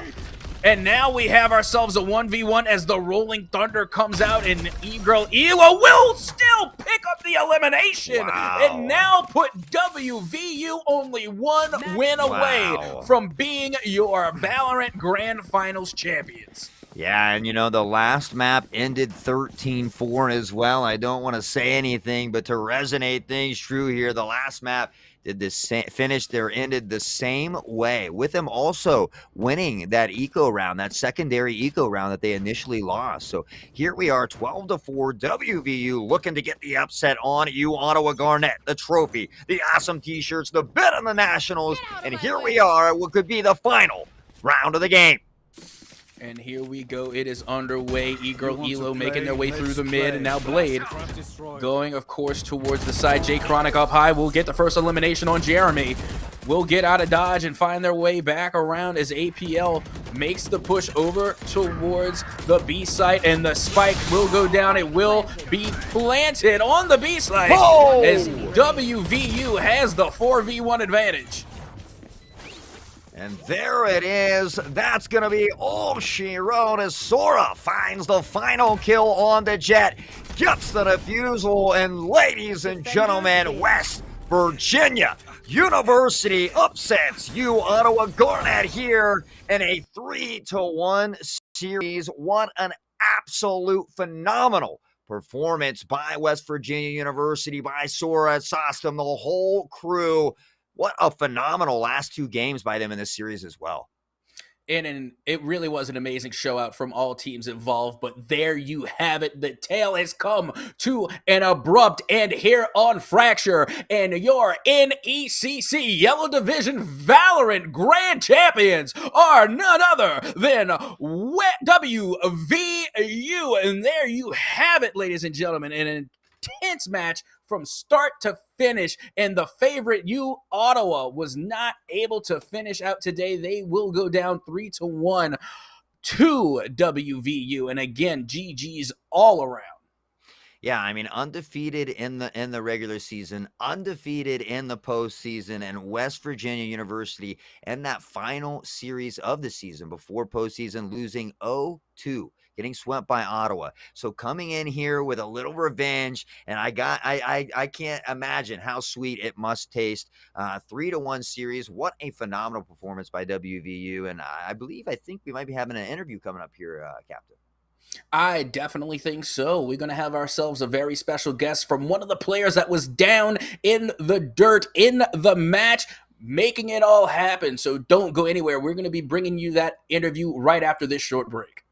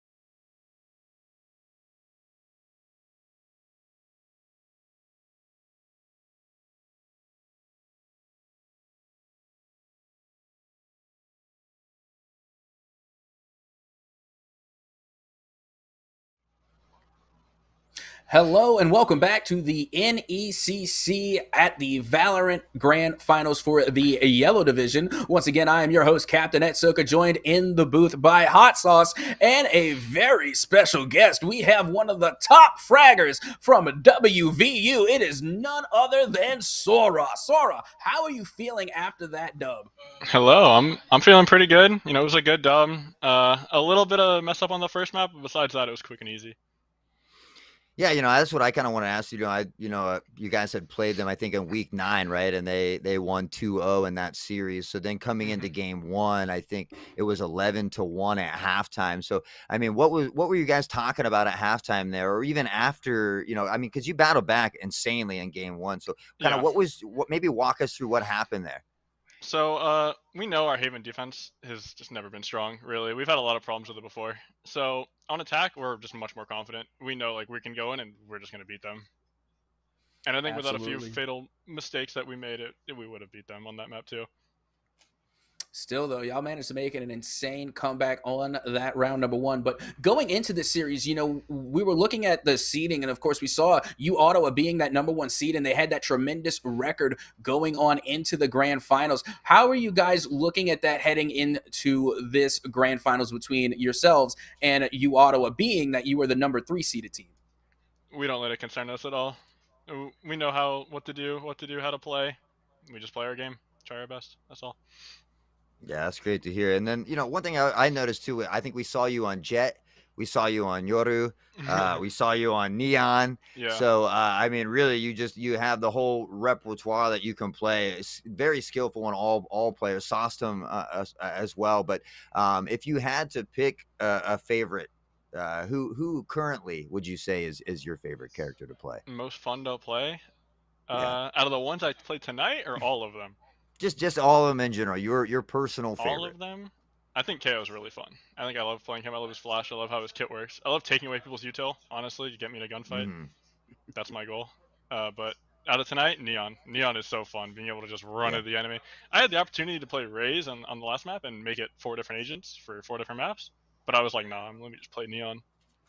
Let me just sprint it Yeah, in. well, you certainly play very, very well on Neon. Yeah, I love Neon. She's very fun as well. Yeah, one thing I also noticed that I'm going to be talking to you about is that I noticed you are an absolute fiend for the headshots. Your sniper shots are absolutely insane. We saw you pop off with Jet and, of course, the Operator, which, as you know, I think we all know at this point is probably one of my favorite combinations. How do you feel about Jet? And, of course, with the reworks that have been going on with that character, do you feel like it really made that big of a difference? It really does, honestly. Yeah, I honestly don't even want to play Jet that much anymore. I think the other duelists are debatably better. So yeah, but no, Jet's still usable. She's still good. That dash, it has a lot of potential. I think I did it once in that Icebox game where pop your dash, kill 2, and it refreshes your dash. Overall, that's a buff when you could do that. But besides that, it's weaker in every other situation. But she's still good. Yeah, She's usable. and sorry, you're just a freshman right now in liberal arts. Is that correct? So you got a lot of I'm years ahead of undecided, you. but yeah, I am a Okay. freshman. Okay. So yeah, I mean, a lot of years ahead of you. Definitely have a ton of skill wrapped up there. So excited to see you progress over the seasons as well. Thank you. Yeah, not to mention, I was also interested to see that your team's pick for the third match, no, I'm sorry, match number 4 was Fracture. I gotta say, me personally, I'm not a fan of Mm-hmm. that map. I'm not very good at that map. What is it about Fracture that made your team want to pick that one for game number 4? Honestly, we don't play Fracture very much either. It used to be our permanent ban. We just decided, hey, I could play Neon on Fracture and I could run it down, and we picked it. That's how it went. Well, Yeah, it well, certainly worked. I mean, what a strong performance. I think it was 9-3 at half, captain, and then wrapping it out just like the previous game at 13-4. Even at halftime, they both of those, the fourth and third game, they were able to win that second pistol round, and then on they forced up bot specters, and you guys still took that eco round away from them, which was huge as well. Yeah, I remember that round. It was a good. I think I 4K or 3K that round. I don't know why. They Hmm. just kept trying to fight me one on one. Breach came up the left. One guy tried to hop up and fight me and my teammate. That was not a good decision. Yeah, that really cost him the round, the eco, and everything. Yeah, we Well, definitely saw a lot of heavy punishes coming from your side and on your squad. And you yourself, I got to ask you, towards the end there, not even Mhm. towards the end, but we saw when in moments that y'all were really getting, the momentum behind you and you were just riding that wave of momentum. We really saw the game go towards your favor. At what point do you think, of course, after all the tactical crouching and body shots aside, when did you realize that y'all were going to win the grand finals for the Yellow Division? When did we realize? Before the game started. Like, we knew going in, like, we're gonna Oh, win. Like, it's not a question. oh, big sheesh, hot sauce. yeah. Well, there you have it from Sora himself. Congratulations to you and to WVU on winning the NECC Championship Yellow, and just a phenomenal performance here today, guys. It's been a pleasure being in the booth, and don't go anywhere because here in just a moment we have Premier taking on Carlton Black as well. But on behalf of NECC, myself, Hot Sauce, and the legendary captain Atsoca himself, it has been a ton of fun, and we wish you guys the best here. Everybody, have a great night and take care.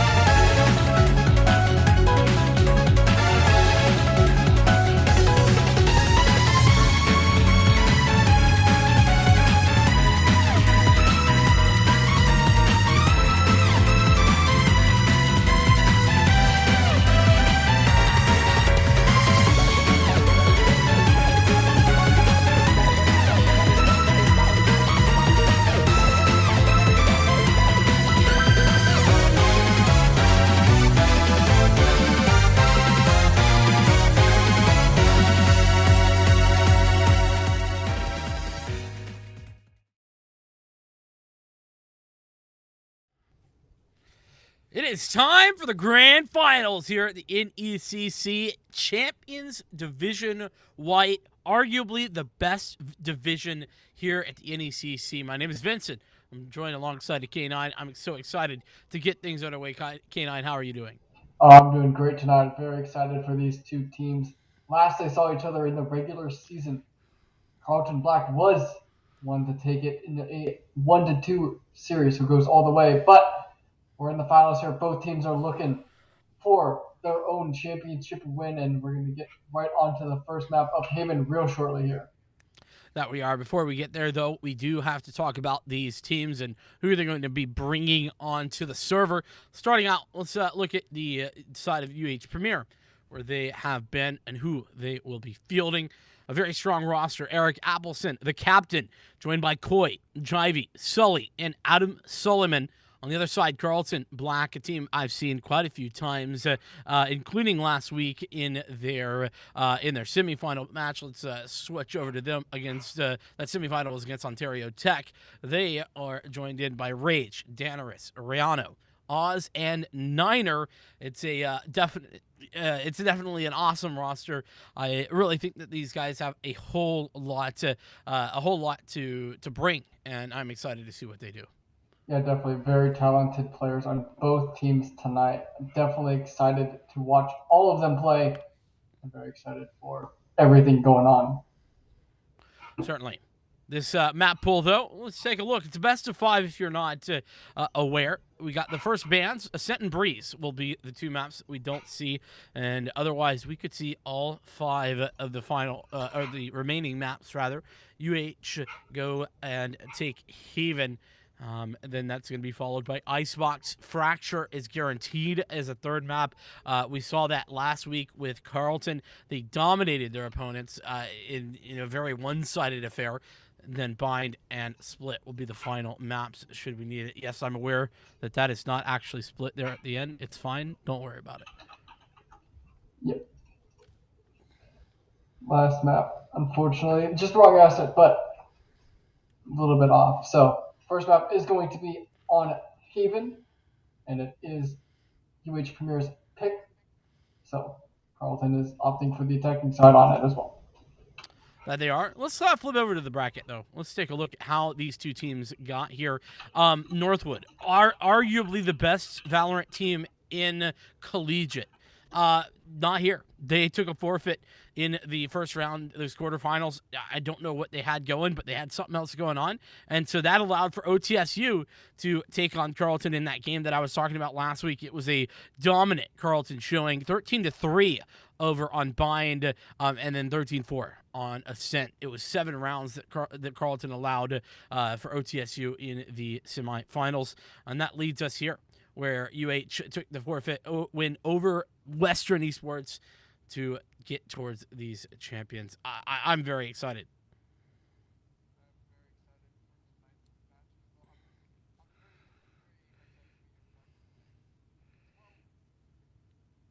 Oh, well, in that case, apparently we're having some audio issues with my co-commentator. Apologies for that. We'll figure it out. But whilst we do, let's talk a little bit more about these two teams. UH Premier, I saw them play over the NACE/CSL Star League Finals. They were in the top 4, played against KSU, Northwood, and one other team, James Madison University.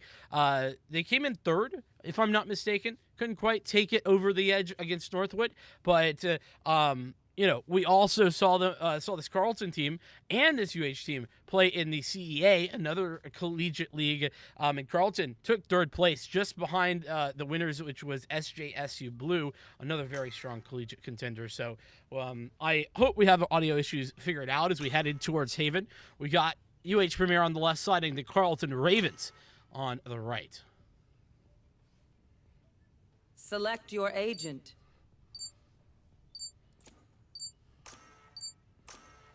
And with that, let's see the finished picks here.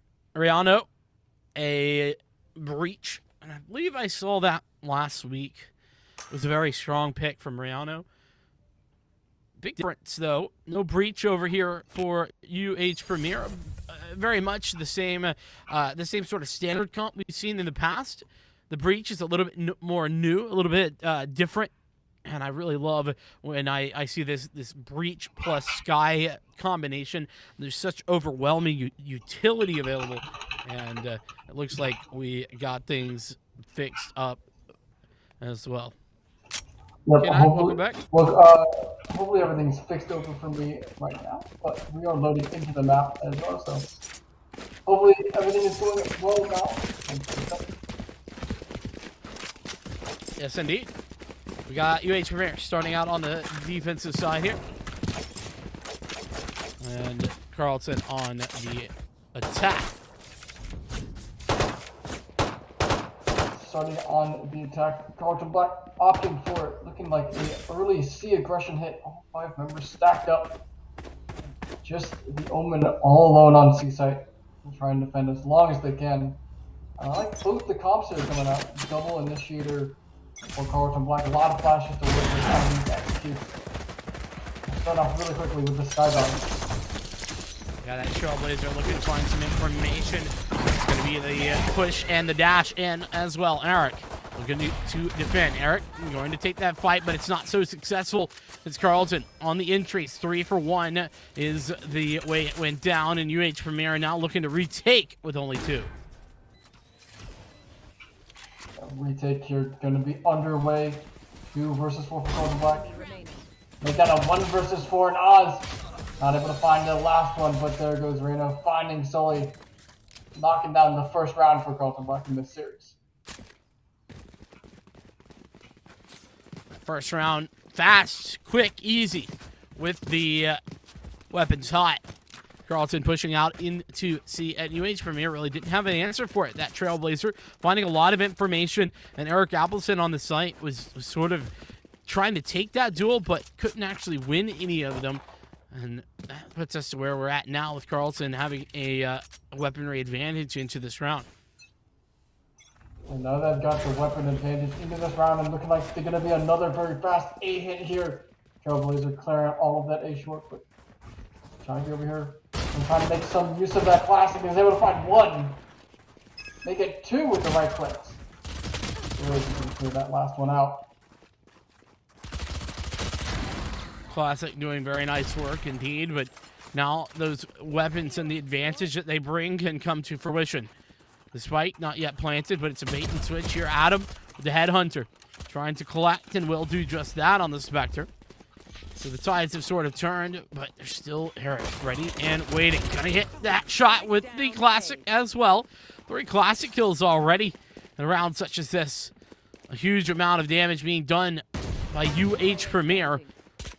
Coit, even to find that frag on towards Rage, and a bit of a mistake considering that Carlton separated themselves.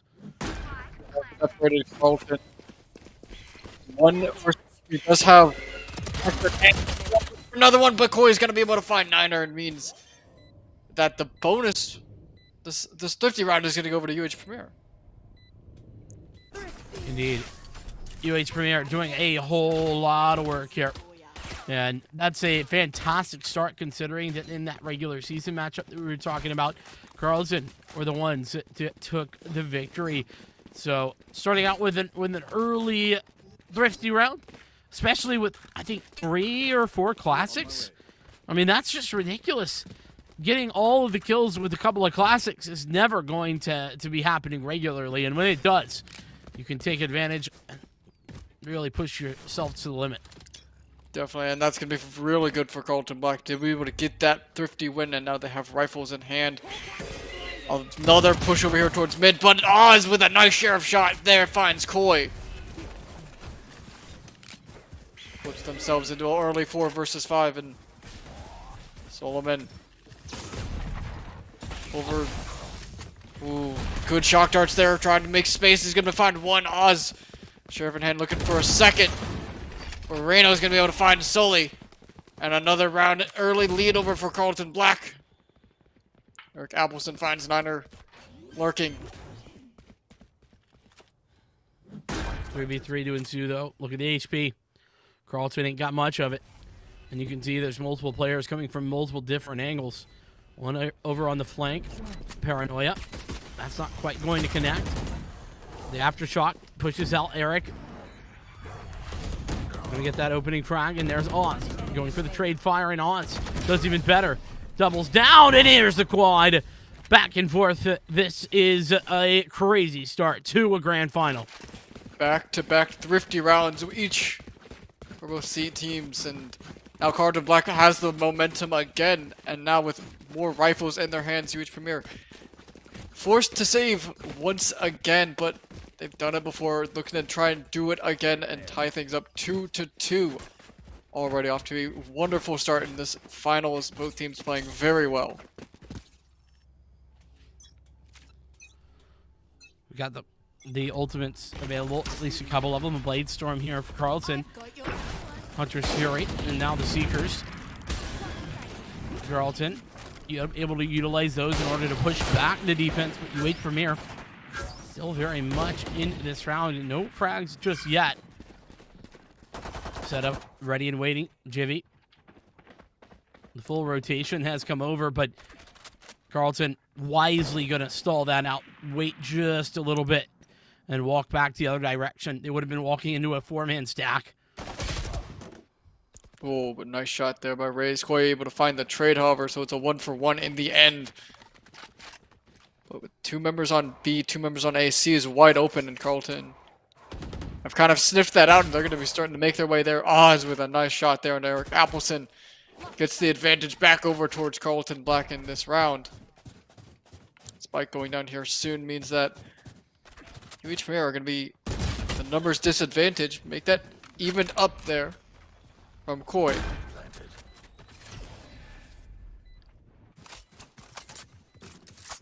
Here we go.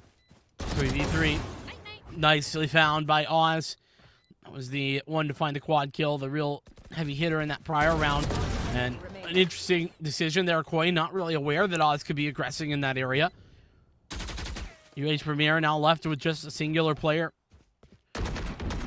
Tap from Jibby. Going for the fault line. That fault line doesn't actually connect on towards Jivy, but still, time it's taking. There's not enough time left, and Oz is actually going to take it once again. Back-to-back quad kills. Yeah, Oz on this Jet, an absolute menace in this game so far. Back-to-back quad kills in his name. Leading Carlton Black right now, but that was UH Premier's save. They are able to fully buy rifles into this round now, which means we're going to be on even footing. Besides ultimates, and UH Premier has 3 of them available. Carlton only 2, but Rolling Thunder, very powerful ultimate, can make a lot of space on each of these sites.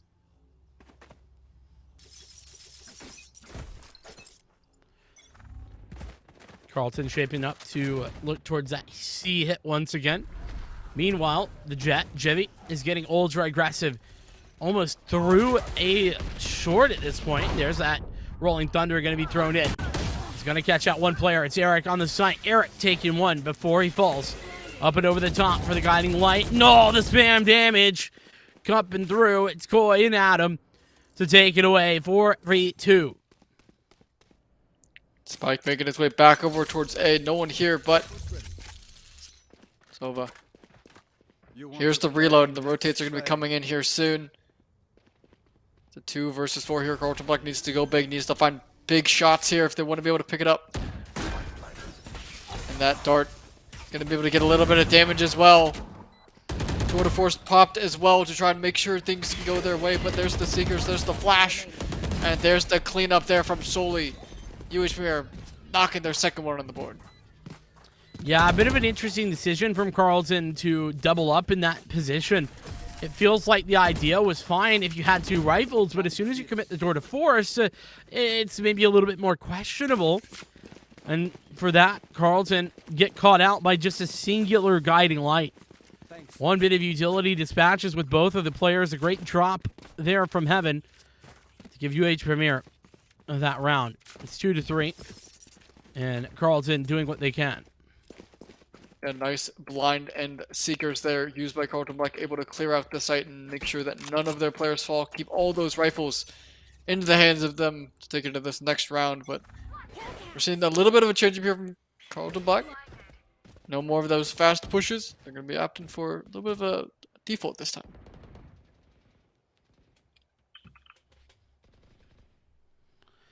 Very much slower, more methodical than we've seen Carlton play thus far. Going for the Really? spray. No, nothing found just yet, though. Good idea, certainly. Could have caught someone out, but it's not going to happen. The rendezvous actually used. Just to get back and reset. Speaking of resetting, that's what Carlton are doing. They've reset, collected themselves together, and surely we're going to be seeing this push as a more singular force, and it looks like it's going to be towards A. Yep, guiding light as well. Doesn't tag anyone, but they've got plenty of them to work with. Chivy here has the Blade Storm.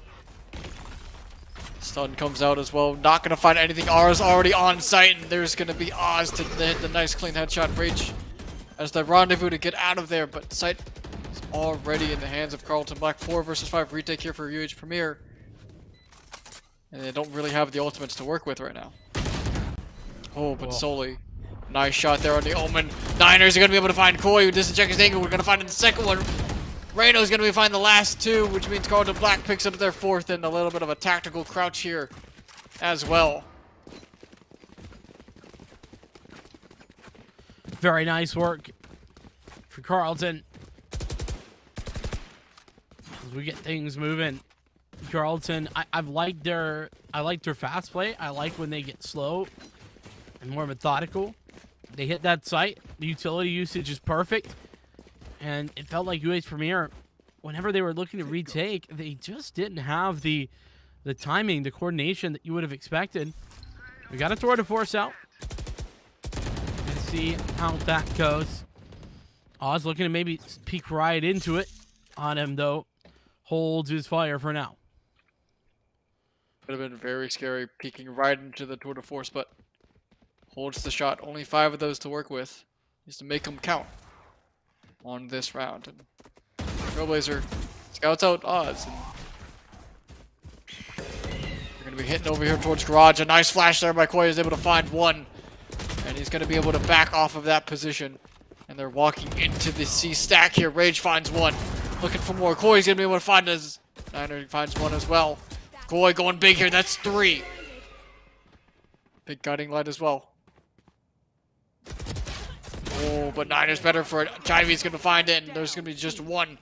Niner's going to pop the Seekers as well. Knows where the last 2 players are, and is starting to get pinched a little bit. Just that 1 player versus 2 here, Niner. 30 seconds. Chivy's hearing all of this stomping around.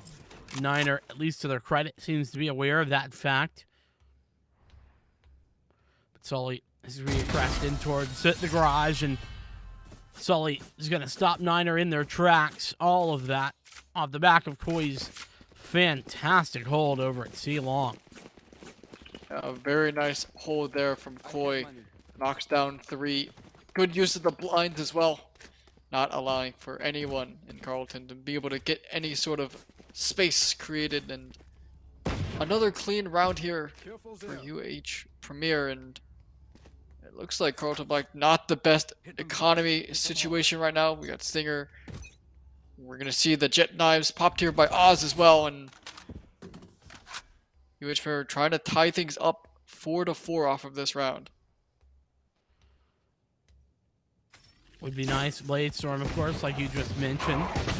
One of those blades now gone, and Koi gets massive amount of info with that Trailblazer. And oh, that's massive. Sully, 2 with the Hunter's Fury, and it's all falling apart from there. Everyone comes in, and UH Premier hit Carlton with a monsoon of utility. The Trailblazer, the fault line, the paranoia, and more. Just everything was shut down there from Carlton Black. Nothing they could do. The beautiful Trailblazer spots all 5 of them. And they just get punished. UH Premier, a nice Silva ult into multiple people. Able to pick up so much damage. So many kills with it. And just such good utility usage there from UH Premier to tie things back up 4-4. Yeah, and that's something to watch out for this the Sova for UH Premier. Always been so good at getting those multi-frags or at least a kill with the Hunter's Fury. Speaking of kills, though, Rage opening up for Carlton on towards the opposition.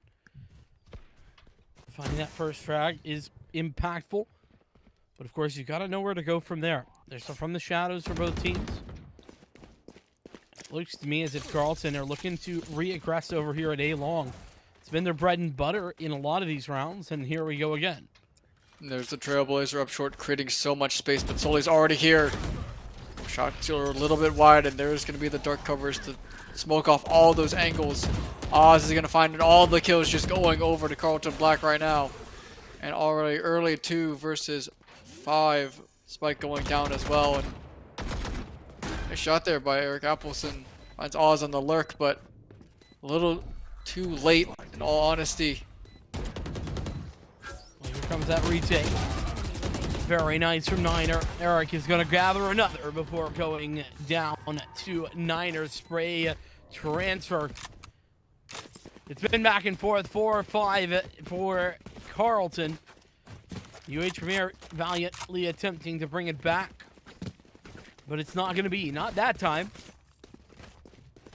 And with that, we're into yet another gun round. I believe it's a little hard to tell, but it looked to me like we were seeing purchases over there for UH Premier.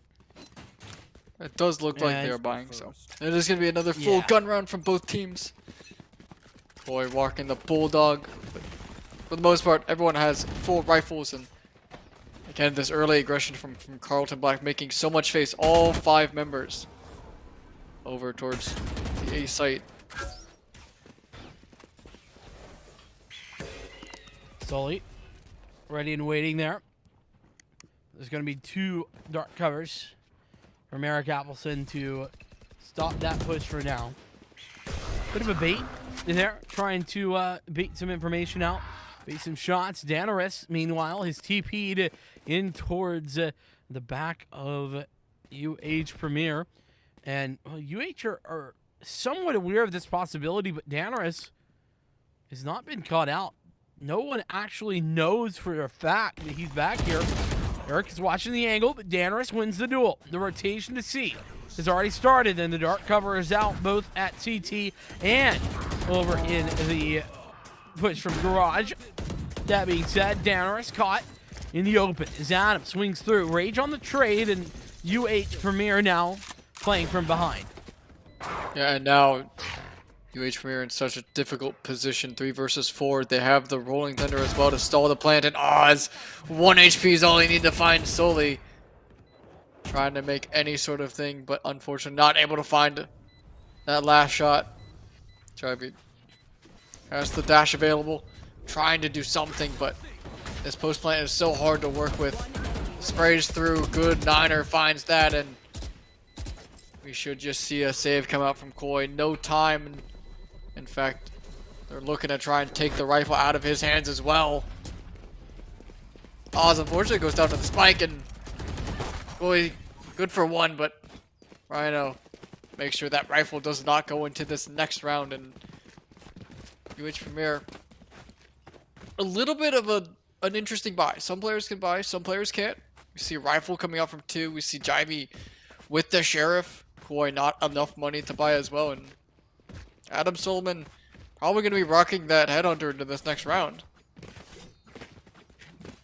Yeah, and the even weirder thing is this is the last 2 rounds before the end of the half, and you know, Sully and Eric, they fully invested, which really leaves them with very little unless they win this round. So you could argue it's a hero rifle on both those players, but if they lose, then I mean, I think the money's going to be a little bit rough.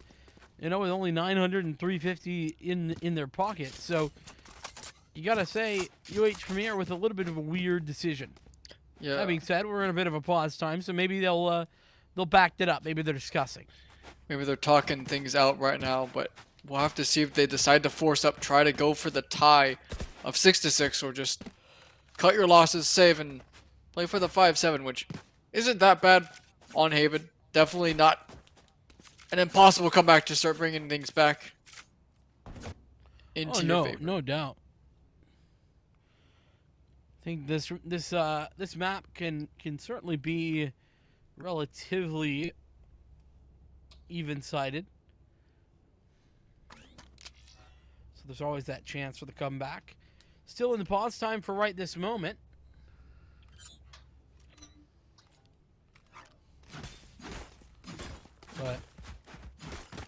We're gonna see what that's about. I assume some sort of tech issue. Regardless, we'll be figuring it out. And it looks like Adam's gonna be buying in with the rest of their team.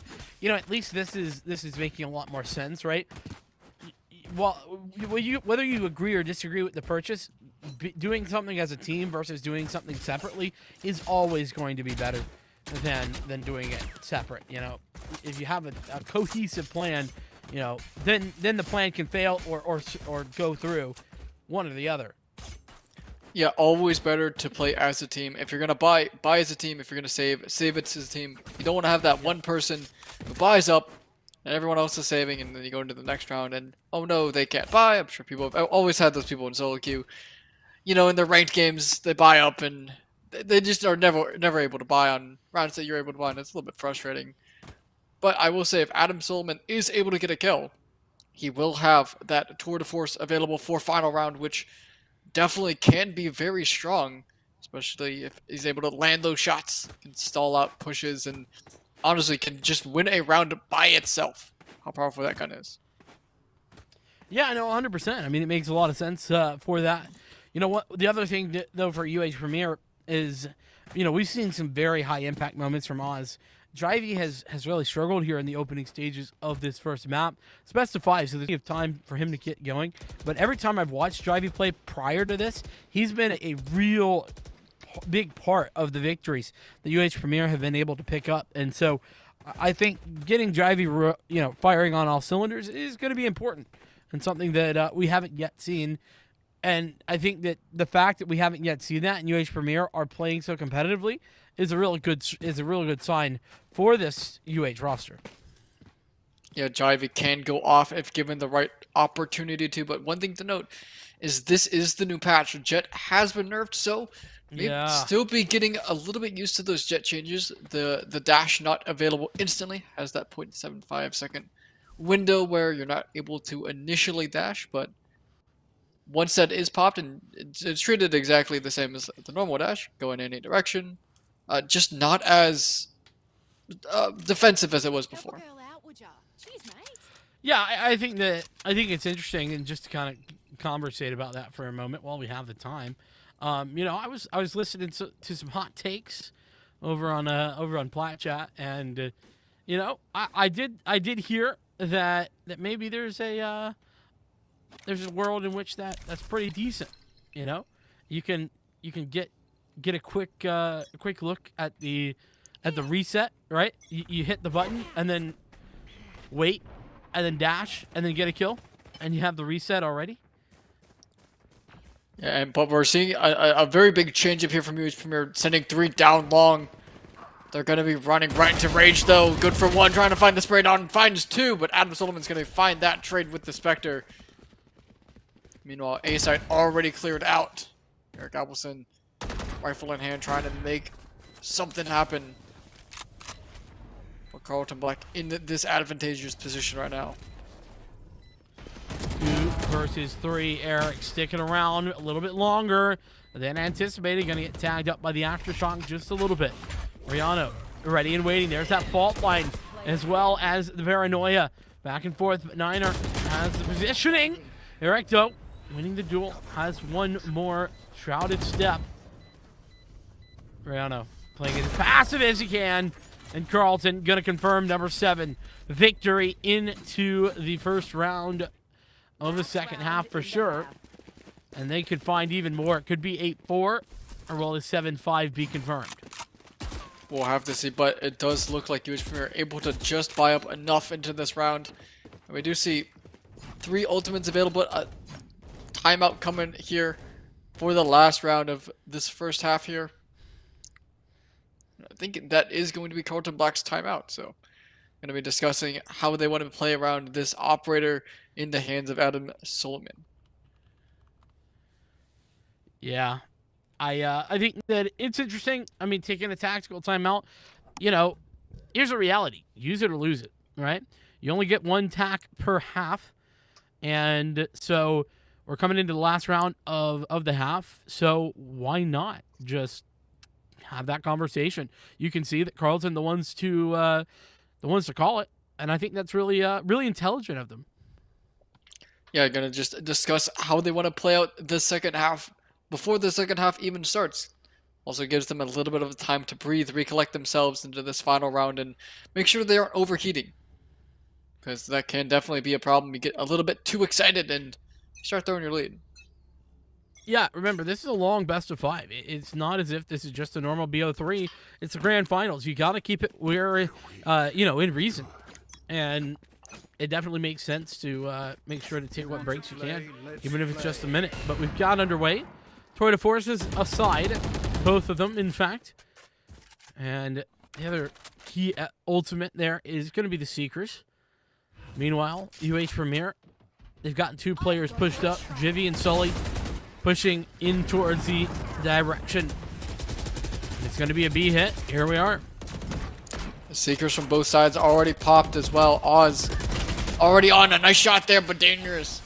Finds the frag there in 3 versus 3. Drone's coming out as well. Oz back sight. Drone doesn't spot them. Very important. And they're going to find Eric Appleson. Bladestorm's online as well. Enemy remaining.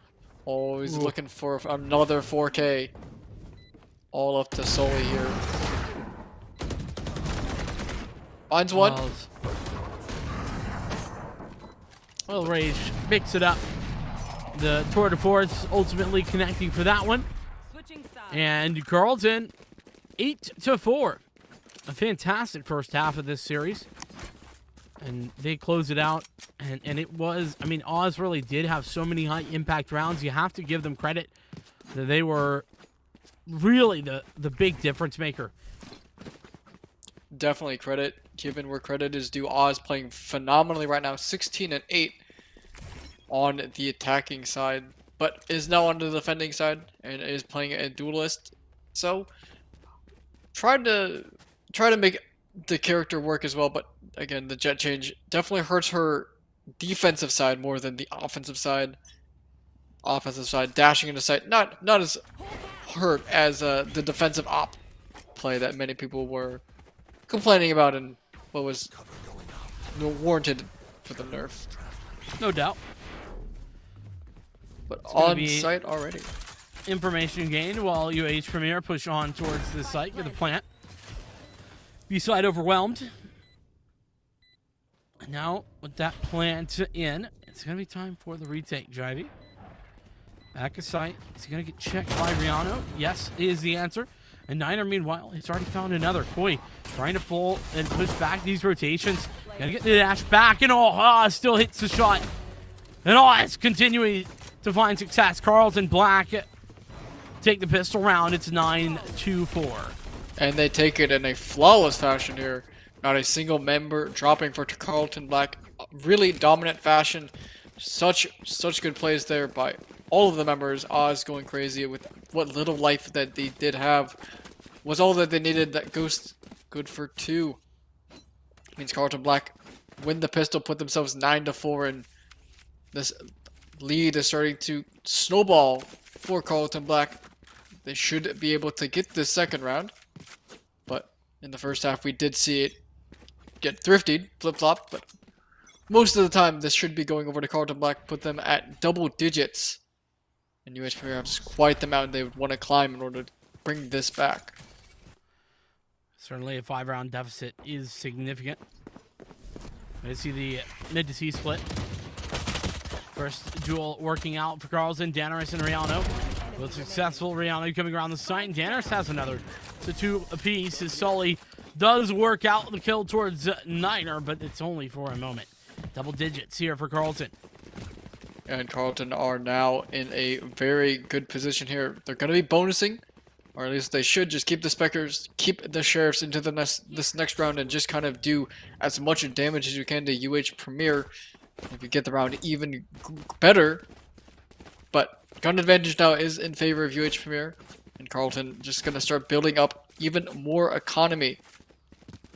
4 Spectres and a Sheriff saved into this round, and UH Premier need this round if they want to start mounting this comeback. Certainly would be the round for them to start that comeback. Oz having no problem with the ultra aggressive maneuvering. Dashes back, looks to put down Cloudburst to try and deny the refrag, and it will be effective. But meanwhile, Jivy, with the help of the Paranoia, has allowed for UH Premier to find an opening frag. Oh, sorry, that wasn't the Paranoia. That was just the dark cover that got that assist. Yeah, I believe it was just shot through the smoke there. Just unfortunate Oh, timing. But two members over here for Carlton Black and Jivy already on site. The rotates are coming in. Koi finds one. Stunned up, delayed a little bit. But already off of site means that should be a free plant here for UH Premier and a 5 versus 3 retake. Carlton Black just trying to do a little bit of damage is all you really hope for on this bonus round at this point. 2 frags, that would be the minimum. More is just bonus. Rihanna dodging bullets there. Niner, good for 1, but yeah, that's not going to last for long. UH Premier doing a great job holding that back, keeping their distance, and using the weapon advantage that they had to great effect. A great opening pick there as well. On to Rage. Means that site is opened up for everyone. No traps to worry about. Eric Appleson couldn't survive long enough. Reno tried to stall a little bit with that fault line, but unfortunately wasn't enough stall, and each player were able to pick up a 5th, but Carlton Black now on to their own rifles. Means that both teams are on the same type of guns. That's certainly the danger. UH doing a whole lot of one-sided aggression here. 2 over towards short, 3 towards long. Saldra should be able to spot out player sneaking in the corner. Niner, yep, gonna be spotted. Niner can't quite get out. Somehow still alive. Oz Rayano, good for the frags. Helping out, but there's Sully and Eric to bring it back before Rayano does more. The 3rd kill on the round for the breach. It's just a singular player left alone. It's Koi versus 3. Is going to find the timing to find Rage. 2 versus 1 here. Spike not in possession. And the up, down, peeks into 2. Banners finds that last frag. 11-5 now here for Carlton Black, and UH Premier need this round. They're forcing up whatever money they have. Almost nothing in the bank after this round, and if they lose it, they're going to be on map point for game number 1 with essentially nothing. Yeah, I mean, this is really do or die. Carlton, they still have weaponry if they were to lose a round like this one. Whereas on the other side, UH Premier, they got nothing. Nothing to work with otherwise. Here we go. Oz, aggressive once again. This duel is key, and Adam is no more. The dash is ready, and even a pre-fire shot that's massive damage could be healed up by the overgrowth, and it will, but still. A huge win for Carlton in the early stages of this very important round. Oh, but Jivy, there's no trap there. They have an inkling, and it is spotted out. Though at least one of them is in garage. Dark cover, make it a little bit harder for them to push through, and H Fury is just going to calm down a little bit. We see the Hunter's Fury as well. Going to be able to find one big kill there to even things up. And Jivy, back sight. Woo! Rage with the headhunter, a nice clean shot, but Jivy finds the trade back into Rayano. 3 versus 3. Spike planted now. Oh, Eric. Eric, that's massive. Eric doing everything there, Jivy, with the help, sure, but like we said, UH with a critical round, and Carlton left wanting more. Should be enough to buy, though, for Carlton. Oz gonna have a Blade Storm to use. Well, I was gonna say, can maybe throw a gun over to a teammate, but there's a little less cash than I had anticipated. So it looks like a save is actually on the cards for Carlton. Yeah, it's Carlton looking like they're gonna have to save. They do have Blade Storm if Oz wants to pop it. Might try to go for essentially Hero Rifle. Which is what they're gonna do. In fact, Jivy's gonna have his own, but the anime battle goes over to their Jivy this time. On B side as well, making so much space, and they're gonna be wrapping back over towards A. Oh, a right click there is better for it. Well, Jivy's done his job, gotten 2 entry picks, found a lot of information, entered into the site. Very effective indeed. It's now all about damage done, and no damage done just yet from Carlton. Shorty misses its mark. Everything misses its mark, but Sully still hits him with the knife. Ridiculous situation. Sully comes away with a knife kill. 1 left to play. That's about it. 1 left for Carlton. Finds 1 with it. A little bit of damage, if anything, and Jivy's good for the 3rd. Which means UH Premier take round number 7 for themselves. 7-11. This comeback starting now, but UH Premier have rifles for themselves now, including an operator in the hands of Rage, along with the tour de force. If this round does go over to UH Premier, they have to go through essentially 2 rounds of operators. I mean, pretty hard, especially Rage. Very good op player on this chamber, can make a lot of plays with the rendezvous to get out of any sort of dangerous positions. Is essentially the new jet for defense. Here we go.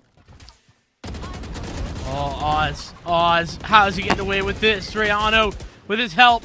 Rihanna eventually gonna fall, so there's no availability for the Rolling Thunder, and Oz has fallen as well. Very interesting, aggressive maneuvering, but here we are. The Trailblazer gonna spot that Daenerys is at least on the right-hand side. But that's gonna mean that UH have pumped the brakes here. Operator Rage. Did Eric spot him? Unknown. It seems that Eric is at least tentative about this, and Rage is going to hit it and go for the rendezvous. There is that effectiveness that you were just talking about. Spike down A. Good for the 2nd one, and now Koi. 2 HP. Has Spike. Only real saving grace. Has to play this absolutely flawlessly to keep UH Premier from falling to map point. Rage still here with the op, but it doesn't matter. Any sort of damage will do. And there it is. Rage with the 3K. That operator coming in handy that round. And now Carlton Black. They're on map point. Gonna try and take this game real quick. Well, the bad news is this is still UH Premier's pick as well. So, the fact that Carlton were able to win it and Icebox and Fracture are to come guaranteed is a little bit of a worrying sign for UH Premier, but nonetheless, the Tour de Force is on their side this time, at the very least. Same is true for Carlton. Carlton also have the Rolling Thunder to stop any push that comes aggressive. Oh, and Oz spots 1, but Koi better for it. Jivy gets taken very low. Did heal as well just to give him a little bit of extra health. And the timing. Oh, Niners good for 2. Big play there to take the man advantage back over to Carlton Black. Seekers as well. They know where all of UH Premier's members are, and Daenerys might have a good timing here. Unfortunately, Eric Abelson's better for it. Spike planted. Taking a little too long on lining those players up. There comes that Rolling Thunder. It's been difficult to utilize. The push coming through. Rage connecting with 1, but Sully and Eric are still alive. It's Rayano versus Sully. The duel goes Sully's way, and UH Premier stay alive. Just alive a little bit longer here in this map number 1. It's very close. The Rolling Thunder was critical. Big ultimate used there by Carlton Black, and unfortunately not able to pick up that round. So a lot of ultimates not online here now for Carlton Black, but one that is the tour de force still for Rage. But besides that, Carlton Black are forced to save once again. We see multiple sheriffs, we see a Spectre as well, and UH Premier actually has the gun advantage now.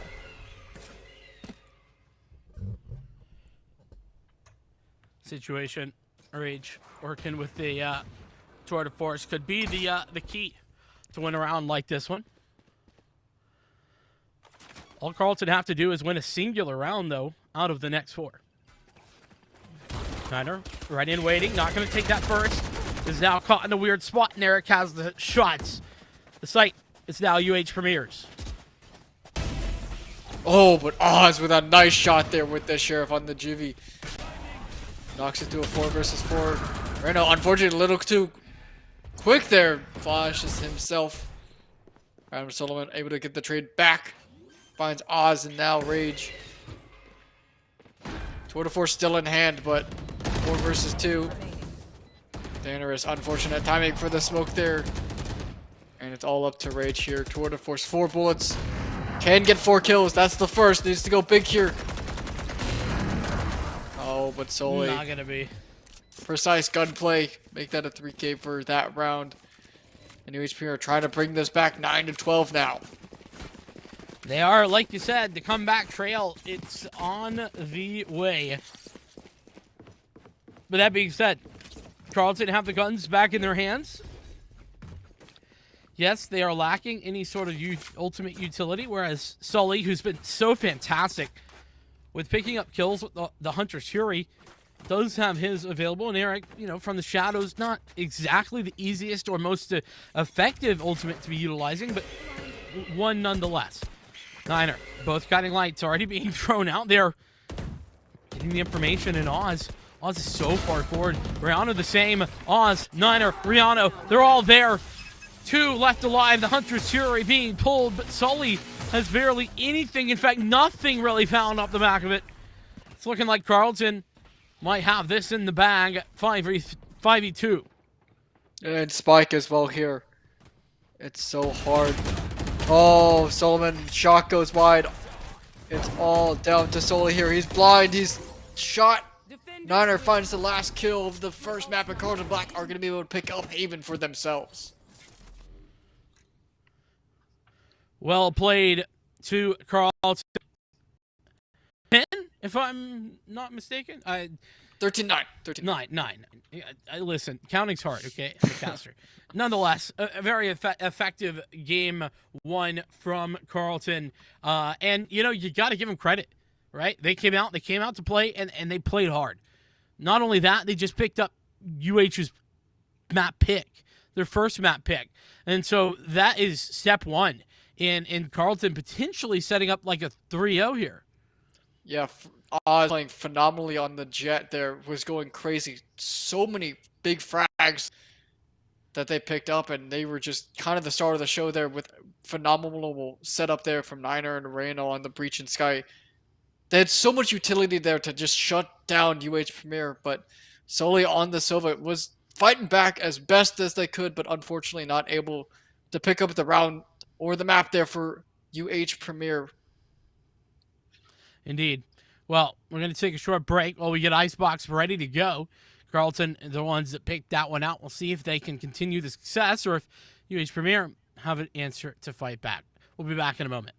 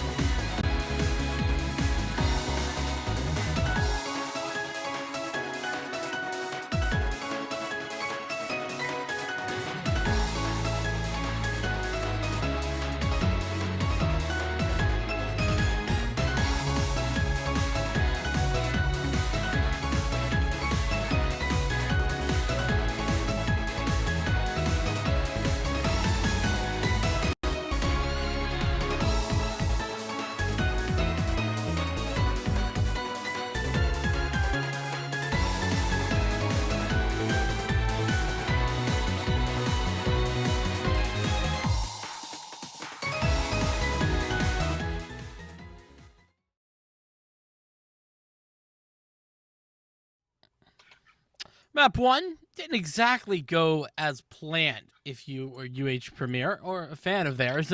Unfortunately, things aren't looking up just yet. We had Icebox, where it's going to be the opposite of me and my background, where it'll be frigid and chilly, and we'll get things going. Carlton, or the pick of this map.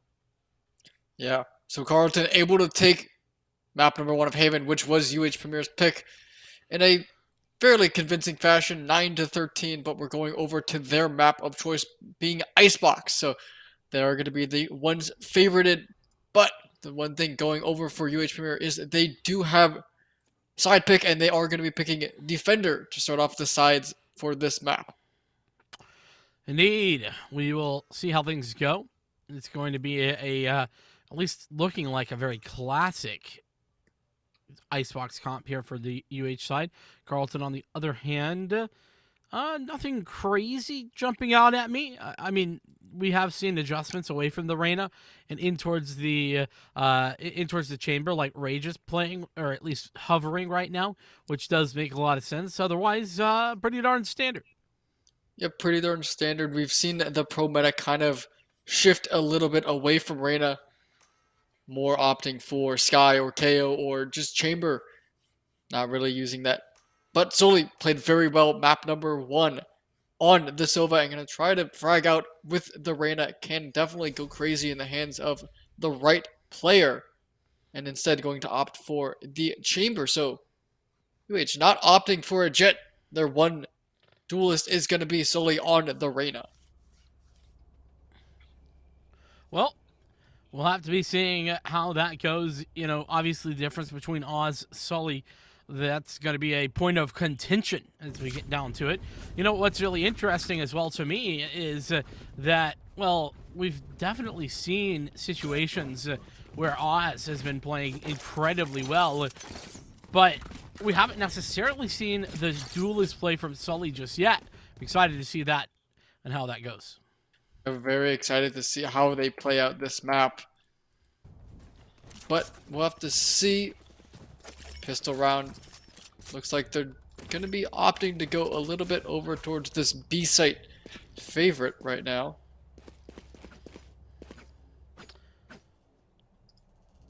And stick with us. We are having a little bit of tech issue here, but we're hopefully going to get that fixed ASAP. With that said, yeah, it was looking like it's going to be a B-sided approach as freeze time goes out. It will be that B-side attack for now. Yeah, but a little bit of frame droppage, so we'll try to make do with what we have. The B site is going to be the angle of attack here for Carlton, though. Ivy is able to rendezvous out of danger, though. Not down just yet.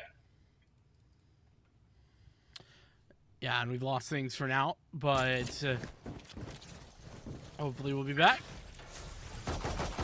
Somewhat. We're on the way. Spike looking to get planted by Carlton, and it will be planted indeed. Shock dart to try and deny, but it's not going to happen. Wall up as well. Try to stall things out a little bit. Rage has the headhunter as well. Trying to make plays with it.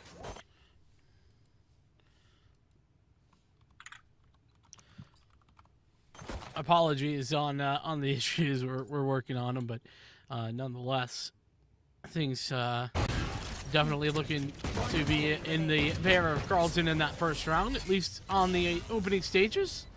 We are seeing the defuse though. Premier able to make the comeback straight back into things and go for the retake to allow for that first round to go their way. Yeah, so first round goes over to UH Premier. Starting things off strong. Gonna try and take Carlton's map of Icebox, just like how Carlton took Haven away from them.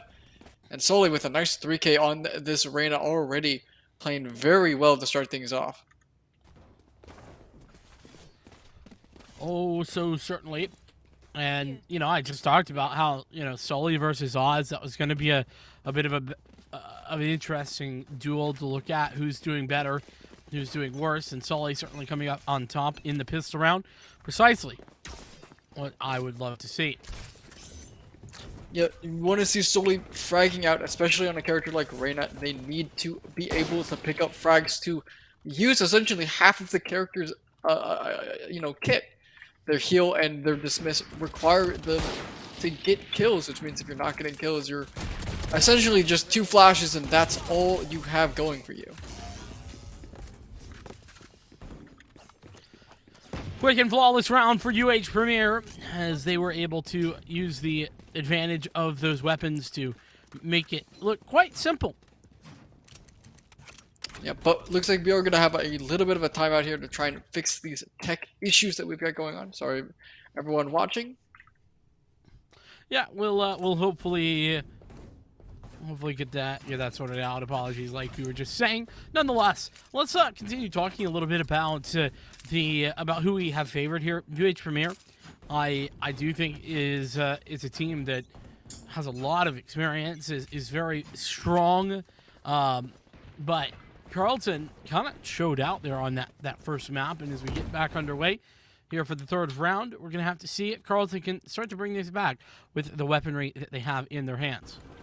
Yeah, they do have the weapon advantage in this round. UH Premier going for their bonus, so just Spectres, Sheriffs, and Marshals in their hands. So Carlton Black is definitely favored in this round, but solely with the Sheriff is able to find Oz with a nice crisp headshot there.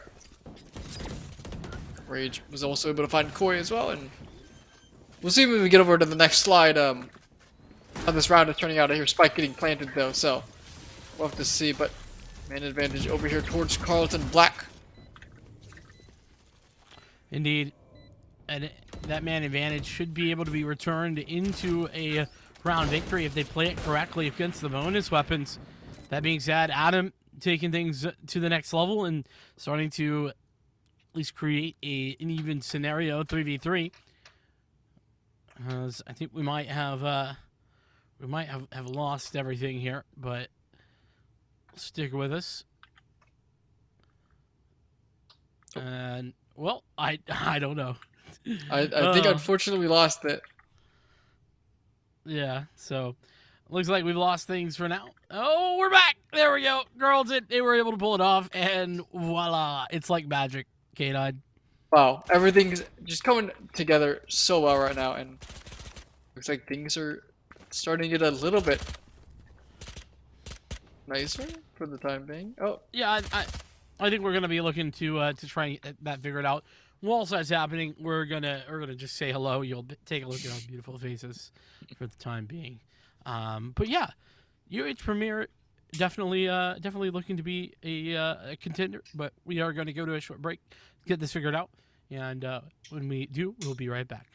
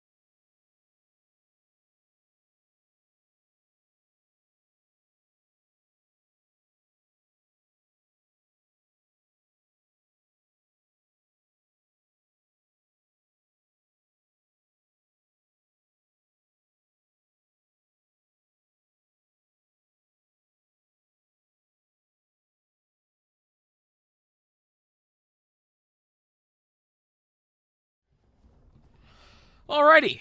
We think we've got things sorted out. Apologies for the delay and for the troubles. We're back in, and we're ready to roll. Back into things. Rage with the Tour de Force online has popped it as well. UH Premier was able to pick up a round. Unfortunately, weren't able to see it, but now Carlton Black is on the save. Pistols in their hands, and Rage trying to make work with that Tour de Force. And already an early aggression over here for Carlton Black over towards this B bomb site. Lots of walls, lots of utility being used right now. Got the entry here in towards the B site is a bit tentative, let's just say. Playing around yellow or Carlton. And when we last left them, they won a round, but unfortunately they lost the follow-up to that. And so UH Premier now working with the advantage once again. That Tour de Force is the real big heavy hitter for Rage. There we go. There's the dart. Information. Wall goes up as well. Ooh, very nice from Eric. Trade from Adam. No plant for Daenerys, at least not yet.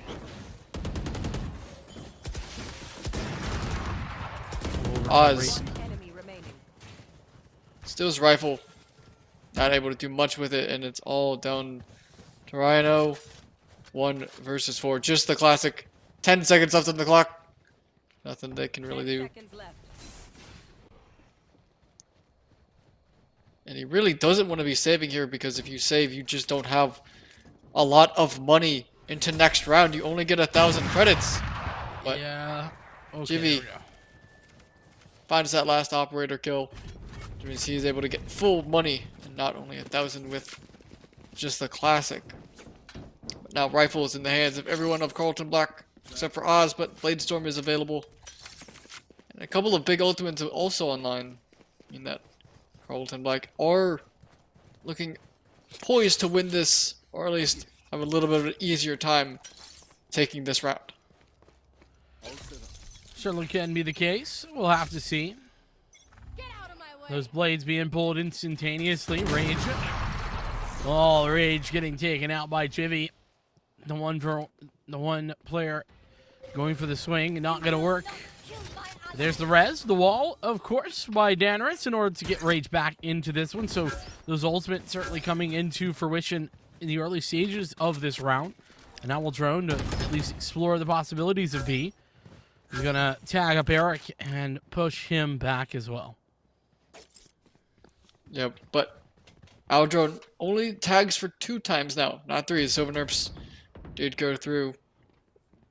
But Carlton Black are poised to try and take this A site. 5 members here, just 2 members here for UH Premier solely. The Vandal holding for the cross. There's going to be the wall up as well. Koi throws his own wall up to try and stall things out for the rotates to come through. Yep, there we go. Koi ready and waiting. And there's Koi and Sully. Koi getting 2, Sully 1 of his own. And Koi on the triple before Jivy comes in with the headhunter dispatch with Niner, who had a nice flank going until Jivy found out what was going on. 5-1. UH Premier is starting to be the ones to look very dominant in this one. They might have lost that first map, but Carlton picked out Icebox, and right now it's starting to seem like maybe that wasn't the right choice. Yeah, UH Premier really building up quite the bank account right now. Koi with 7,000 in his name, Jivy with 6,300, and an operator. Got a lot of money to work with. It's going to be quite the uphill battle for Carlton to break the bank of UH Premier, if even possible at all. Spots the head of Solomon, but not able to land the headshot just yet. Though not for lack of trying. Eric certainly is hitting heads and headshots. Crispy maneuver. Molly Appleson. Daenerys, though, going to trade in towards the plant. Adam looking to maybe deny it, but shock dart a double. It's actually no shock dart kills to work with before Niner chews through one more player. The UH Premier still have the round lead. Get the spike defused, and plenty of players stay alive. Yeah, but not a bad eco round there for Carlton. They get the spike plant, they get 2 kills. which means that's 2 rifles out of the hands of UH Premier, but they've got plenty of money to work with. They don't really care that they lost 2, and Carlton, they get a little bit extra money from the plant. Rage is able to afford an operator with that. So even rifles for both sides on this round now. But we'll have to see if Rage can use this operator effectively. Here we are. Rage baited out by that jump peek. Eric has it online. There's that Viper spit I was just talking about. Eric taking some massive damage. The Hunter's Fury even being bombed out off the back of the touch with the Owl drone. With that being said, though, everything's still just fine as Eric rejoins his own Viper's clouds and is going to keep that pit alive and kicking over at B. It got tagged up, but Sage was over there to be able to heal them up. A nice early kill, though, for Carlton. Over towards the A site. Only 2 members Koi with the wall to try and stall things out. But Carlton Black ready for it, or breaking it. Did get tagged by the dart, though. And the execute's going to be coming out. Oz dashes onto site. Snake bites the wall as Koi finds Reno, though. Spike should get planted here. We're going to see a 4 versus 4 retake. Oh, retake's already started. Adam, traded by Danaris. It's back and forth, a Christmas tree. UH with the lead. 3v2. Off the back of that res. Oz has a good look here. Is being held. In fact, checked by Adam. Up and over. For Oz. We're waiting. A lot of time being taken off this clock. The cloud burst to create some space. Oz defending his tower. His ivory tower. As Eric not able to do anything left. The time it's been taken for far too long. It's Carlton. They might lose all their players, but they are certainly not gonna lose the round. Yeah, but a very, very expensive round there for Carlton. All 5 members fall means that they're gonna have to rebuy all the rifles, and I don't know if they're gonna be able to afford the cleanest of buys considering how much they spent in their last round. They're gonna opt for another operator though. So one of the members did have a little bit extra credits to work with. Rage gonna have that, but we see half armor on 2 members. Most likely not full utility on some of the members as well.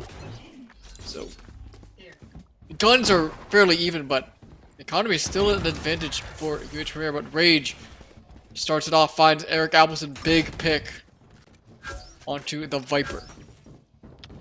Yes, indeed. The Yellow Drone finding more information as Danaris pushes forward through the tube. Shock Dart not quite going to connect. The Hunter's Fury maybe will be better. It's going to tag 1 and even gets the frag onto it.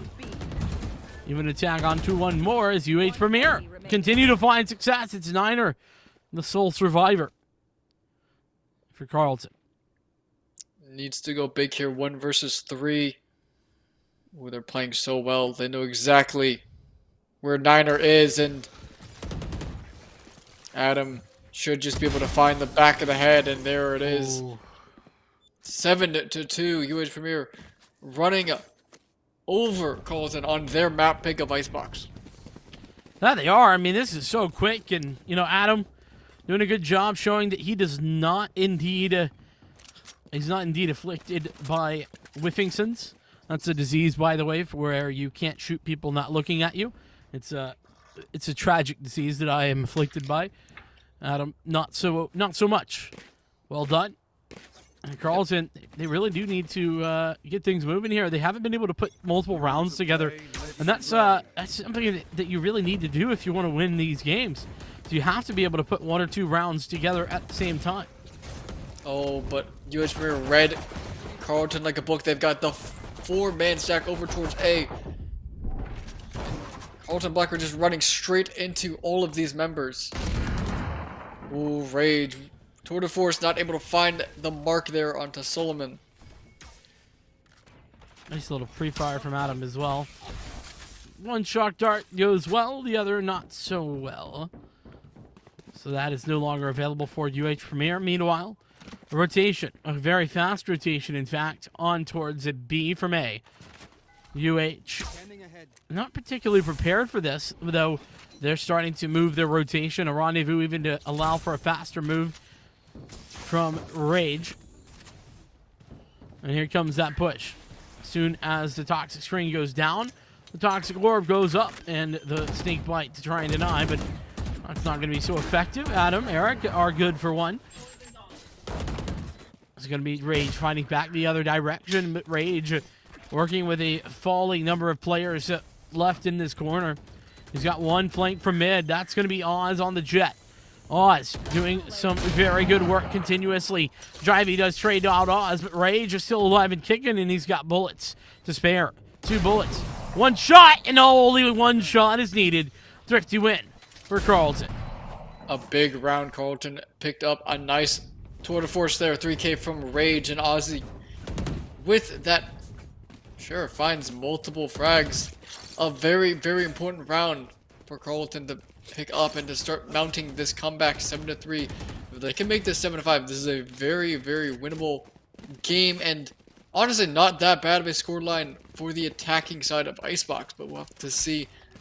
3 ultimates available for Carlton. UH very close to having almost all of their ultimates online as well. Ooh. Able to dodge out of that op shot there. Sully. I don't know if Oz actually sees the barrel of Sully. Well, Sully certainly has information. Rage taking him out. The owl drone gave away the information, and Sully couldn't get out in time. So the op duel works in the favor of Carlton, who's been bringing things back the last couple of rounds. And it looks like that might continue here. Danaris, Rihanna, both getting frags. Carlton Black have a way back in, and it is here at B. Yeah, B side wide open. Danaris doesn't even need to use the wall. He's that confident in getting that spike down. Nas going for a little bit of a late lurk behind mid. I know at least one back by Snowman. Always got to be very careful. One nice shot there, though. Taking down Danaris. And this late lurk here from Oz. Trying to spot out Boy or Jibby. And Rage finds Jibby first. And there's Oz finding that last frag there by picking up their 4th round. Try and make this a 7-5 round. Yeah, and if Carlton can push this to a 7-5, I mean, that would be so impressive.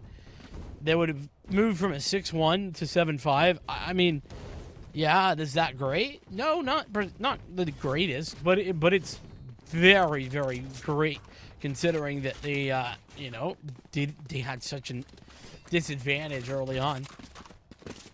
Yeah, double to make up? this double up, maybe. Looks like they're going to be doing it in this last round. But a 7-5, not the greatest, but definitely a nice comeback to how the map started. Appleson gonna use that Viper's Pit to make things a little bit tough. Sully already pushed so deep down here in mid. Miner has the drone. Let's see it. We see the res come out with the wall. Oh, Sully pops the Empress, but not able to find it. Danaris is good for 3.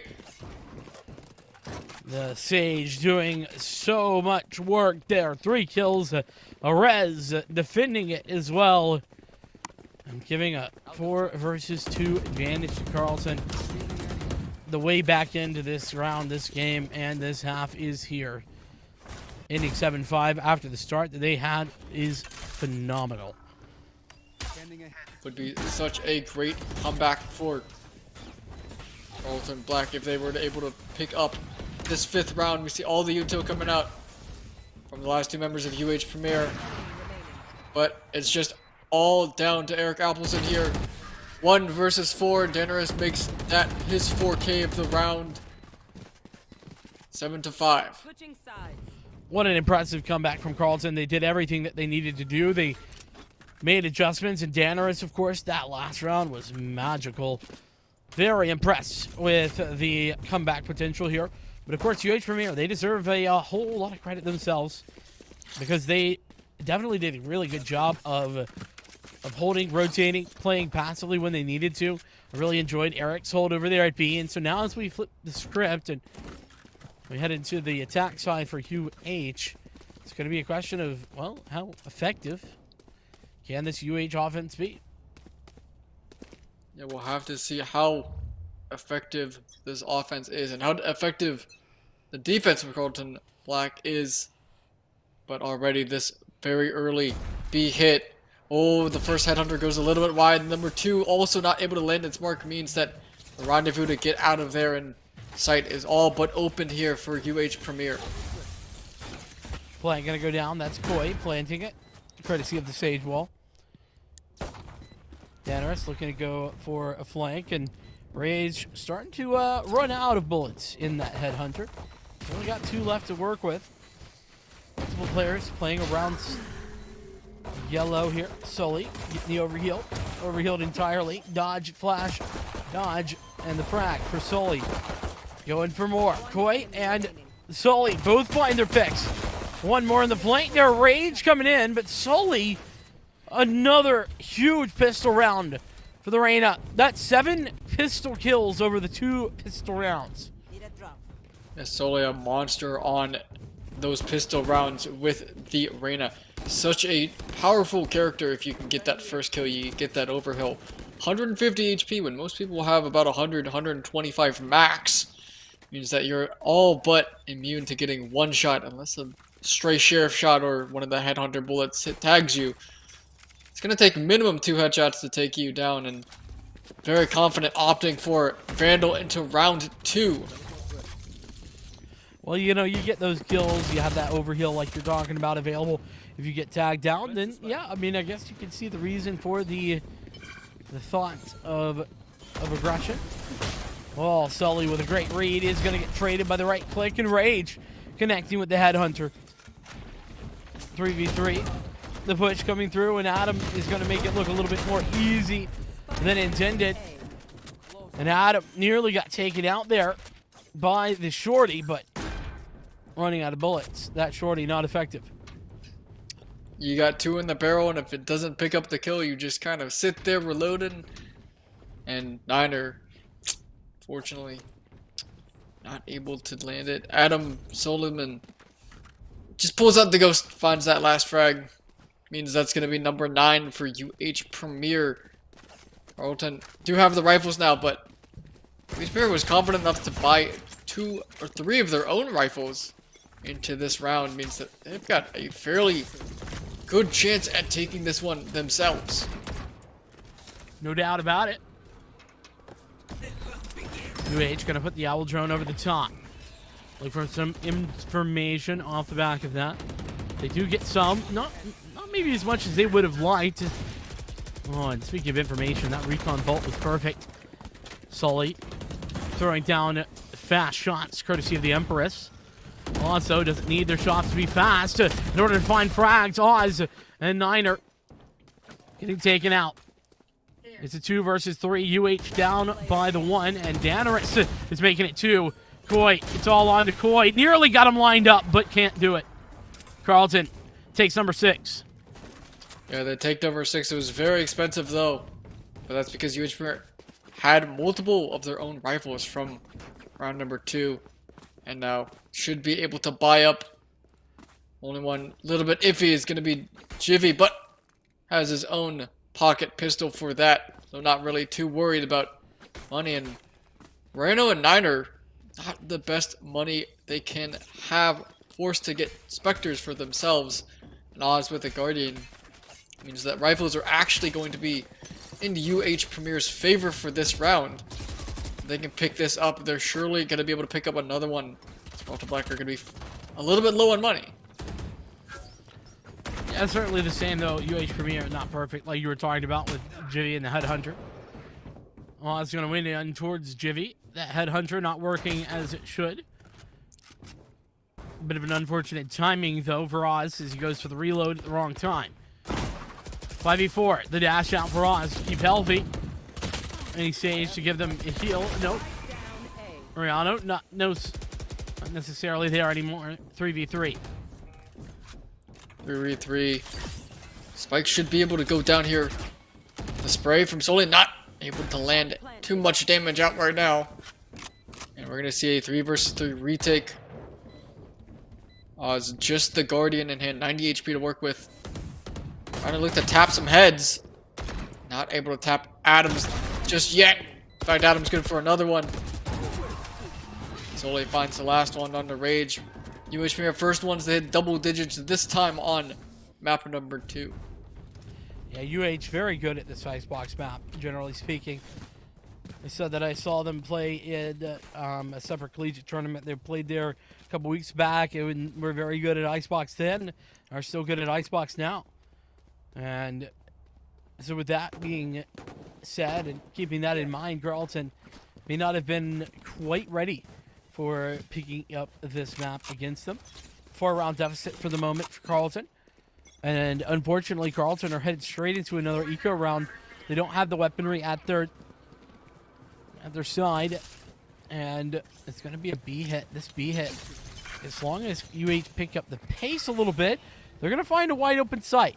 No one here, no one to deny their plan. Yeah, Carlton Black going for the gamble stack over towards A, but unfortunately UH Premier doesn't walk into it. Means that they get a free site over towards B. Blade Storm available for Oz. The updraft trying to spot someone, but no one peeking, and Koi with that Bulldogs are going to be able to find Reno. Soli finds Oz. No more Blade Storm online. Oh, a nice head under shot though from Rage. But it's going to be a team ace. Eric Appleson finds the last frag, 11-6. Carlton Black kind of looking like the same position that UH Premier was on Haven. Yeah, but this is a significantly more one-sided game thus far. Now, granted, Carlton, this is their opportunity. This is their moment. They need to win this round. Not only just because UH Premier will be on towards map point if they do not, but because they'll have no money if they do not. Carlton, this is where they need to stand tall. They're Alamo. As we head into towards the last potential few rounds of this map. Here we go. Rage. Jivy, though, getting that first. And there's UH starting out strong. Oh, and the rendezvous out, not fast enough. Solely better for the headshot. Already, Carlton Black looking on the back foot in this round, 3 versus 5. And Premier, UH Premier has a lot of utility here to make sure that Carlton Black can't even get close to winning this round. We see the Viper's Pit come out. Solely make that number 3 for the round. It's all down to Niner on the Silva. Not a lot of HP to work with. Up against the world here. Solely, 1 bullet. Oh, tries to get the flick. Boy, he takes that one away from him. It doesn't really matter who gets it at the end of the day. A dominant round for UH as they take map point. 12-6, doubling up the rounds of Carlton at the moment. And beyond that, who's it been? Who's been the one to watch? I mean, Adam Solomon has been very consistent, but the impact player has to be Sully. Excuse me. He just has had multi-frag after multi-frag. Whereas Adam, it's been more like the key 1 or 2 rounds every single round that has put him up to that 24 kill marker. Yeah, Sully been playing very well, getting the very important frags. When he gets one, he really just goes off and gets multiple per round. And the rotates are coming in already from Carlton Black. You see Sully pops the Empress as well on this final round to make sure that they're able to get it. Hunter's Fury as well to try to stall this plant just a little bit longer for the rotations. But the counter one comes out as well, and Reno gets one taken when Sully a little bit too aggressive. Rage finds that frag in 4 versus 4. Hunter's Fury is still online. A res if UH Premier want to use it. So Hunter's Fury might be pulled here, and yes, it will. I'm going to try and deny the Spike planter, but Spike is planted anyway. That Hunter's Fury a little late. Doing some damage, though. 2 players relatively low. Jivy, though, hitting that shot. Adam going for the kill. Jivy with another. It's Adam and Jivy to close. 13-6. UH pick up another game, and it's on Icebox. Tying up the series. 1-1. Yeah, UH Premier fighting back on Carlton Black's map pick of Icebox, making sure that they're able to take it in an even more commanding fashion than Carlton Black did. So very well played solely on the Reyna. I questioned it at first, but the frags were coming in. He was hitting those shots. He was feeling it, and man, did he play very well. Everybody, it felt like he was playing very well for UH in that one. I mean, Sully, Jivy, I think the two to talk about, but Adam Suleiman continually finding impact every single round, no matter what. I mean, you know, putting themselves in positions to find those successful frags as well. I think back to that last round where they repeat once the player got off the spike defuse and just made sure that that player could no longer get back on the spike after the fact. So lots to think about, lots to talk about, and well, we'll be doing that right after this break. We're going to be setting up for Fracture, which is coming up next.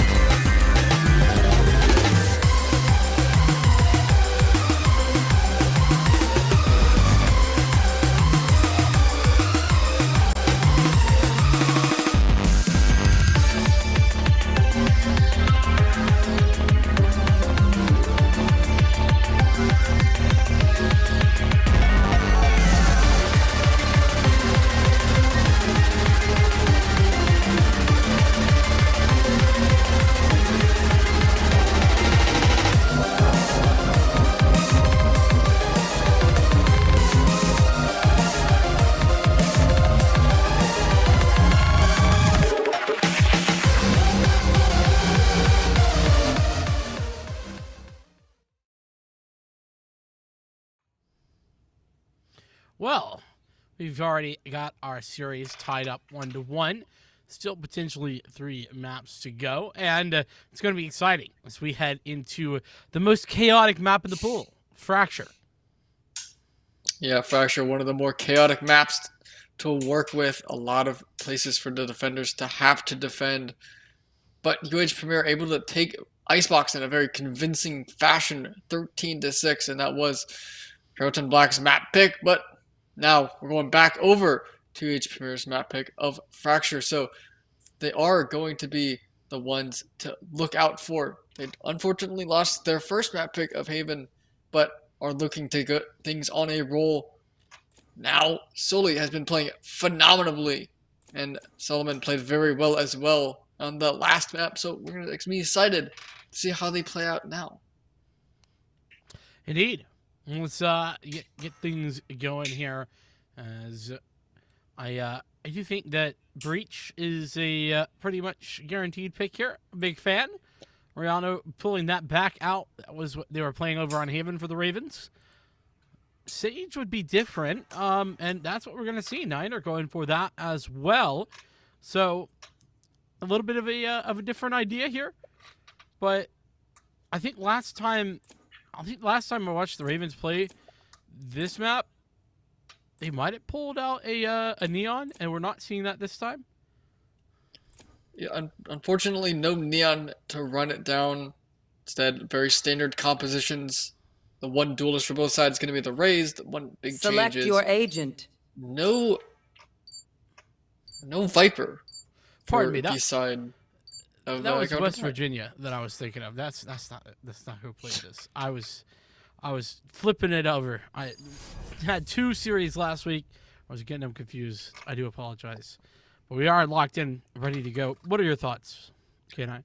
One big thing is Carlton Black not running the Viper. Viper, very popular in this map. The wall can be very good to use on both attacking and defending, blocking choke points along with that orb. But opting for the Sage, which is a little bit interesting, a little bit more defensive. Wall can be also very good for helping set up plant positions, but when we get into things, we're going to have to see how it all works out. But I'm very excited. I too am very excited to see how things go. That wall plant you were talking about. UH Premier on the offense here. Carlton starting the defense. Yeah, and Fractures is one of the few maps that are predominantly attacker-sided. Defenders just have so many different angles they have to cover, with being essentially flanked from both sides means that attackers get a very early advantage.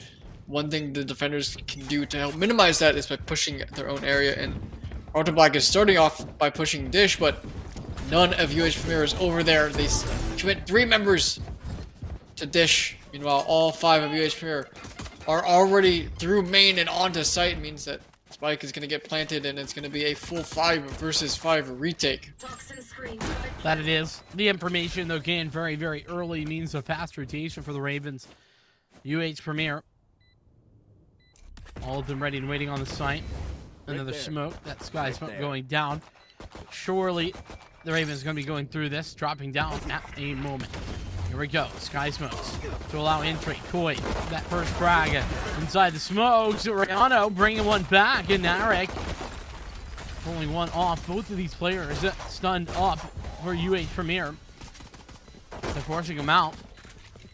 Rihanna, another frag. Koi's going to trade back. The defuse, though, from Rihanna is going to allow for the touch. Another tap on towards that spike, but Jivvy knows it's not being defused. And it's not enough time anyway, but Jivvy hits the shot to deny Rihanna, who had a quad kill. A valiant effort from the breach, but it's not enough. Yeah, Rihanna almost starting things off with an ace, but just not enough time. All 5 of Carlton Black decided to go through drop, and the Sky Smokes, interesting play from Denners to try and run through the Sky Smokes. It was very chaotic, but in the end, UH Premier is able to get that round win. The Niner wall, unfortunately, no one was on the spike to defuse it. Stalled out, and UH Premier were able to run around it and make sure that they couldn't get that defuse. Indeed, Here we go again. Back in towards Sands. Double satchel in for Sully. Rihanna hit with a truck. The form of that double satchel, though Niner and Oz, meanwhile, have found some success. That's 2 for 2, and so the 3v3 ensues. Rotations from the backside. Rage. Long range. Headhunter. Very good, and he takes the extra time to make sure that shot gets hit. And recovery of some weaponry. Adam trying to make sure that that doesn't go through. 2 left alive. The push forward, and Eric has both. Yeah, very good round win there for Premier. They lose 3 members, so Carlton Black not too upset about that round. They get some guns out of their hands, means that they have to spend a little bit of extra money to make sure that they can buy for this round. And Carlton Black, 5 Vandals across the board for them. Full utility, including the Breach Ultimate, the Rolling Thunder, very powerful in this map. Stopping pushes and for those retake bomb site plays. So we'll have to see how it's used. Very powerful indeed. We'll be on the lookout for that. Carlton yet to pick up a round. That Breach Ultimate could be the ticket.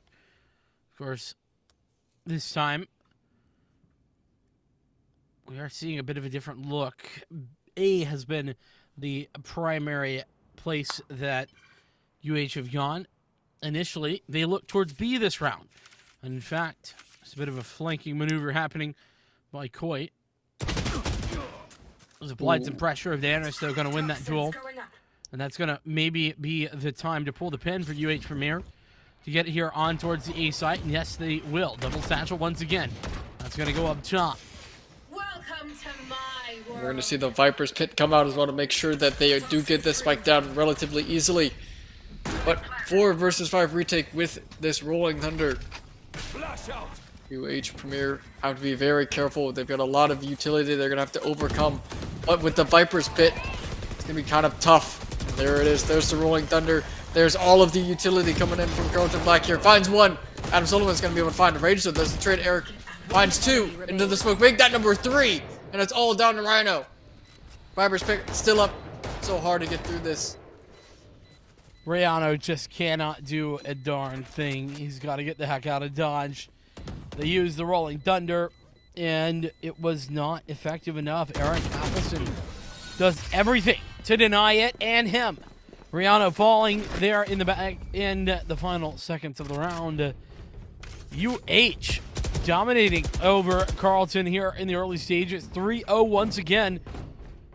And I'm starting to get some vibes like I got over on the Icebox side of things. UH starting out strong. Yeah, Eric Appleson, nice play inside of that Viper's Pit, able to pick up 3. The decay, the loss of HP means that the Spectre is essentially a rifle in itself. Very hard to deal with, very powerful even with that Rolling Thunder used. And now Carlton Black forced onto a save. Rage with the nice headhunter shot there, and gonna pop the tour de force as well to try and give themselves an edge. Well, they certainly have given themselves an edge, especially considering that UH have elected to push in towards this B side of things. The double satchel is per the usual arrangement from Sully. And Smoke, these Sky Smokes entirely pushing back UH Premier, but meanwhile Danaris is good for 1. Jivey, Coy, both picking up off a couple, but does leave some utility here. The big one being the orbital strike available here, and Jivey's ready for it. Knows as soon as the spike gets tapped, he'll go for the orbital. They turned it into a 2 versus 2 with that orbital strike to try to deny, and there it is. Slowly, spike is ticking away. We've got another Molly as well to give things even harder, but oh, Niner tried to stick it. Rhino is going to try and get this, but Jivey's there to stop that. A nice 3K for the Brimstone to make sure things go in UH Premier's way, and that's going to be round number 4 for them. Very, very nice one. It was expensive, sure, considering that was an eco round, but expensive is sort of irrelevant as long as you win the round. And to be fair, UH Premier have money to spare. They have plenty of cash to buy back here, and they still have cash to spare after the fact. So we'll see the adjustment. Here's Rage, operator in hand. He's got the rendezvous down. But a little bit late on that uptake to go for the swing. It's actually some dish control being attempted though. So the irony being that whilst one player moves the other direction with the operator, it's actually going to be a push from the other side through the dish. A Rolling Thunder, not going to hit a darn thing as the entry is not denied. Rayano trying to hold steady, can't do that either. And Carlton loses a member as the site is overwhelmed. Careful there. 4 versus 4. Operator, though, still in the hand of Rage. Can look to find a nice early pick, but the smoke can try and make things a little bit difficult. Koi almost caught out there, but the aftershock along with the stun to try and stall things. Soli finds Rage. Niner's going to be able to find Koi, and the execute is coming in. Niner's good for 2. The Molly to try and stall out the split. Trying to make sure that the spike can't get diffused. Adam, not able to find it. The spray through. Daenerys is able to find the other Brimstone. Means Carlton Black finally put one up on the board. Great defense of Oz on the defusal there by Daenerys. Daenerys, a big heavy hitter oftentimes for this roster. Carlton, it's been a hot minute. I mean, it's been that full map since we've really seen them fire in all cylinders, and we haven't seen that just yet either this time. Adam struggling to get enough money to buy in here. Going to have the tour de force instead, using the operator that way.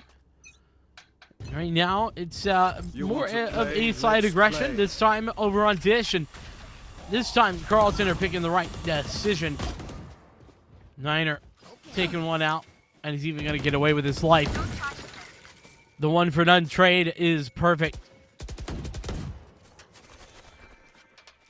Yeah, Adam Solomon, though, tour de force still in hand. Ryan needs to be very careful. Ooh.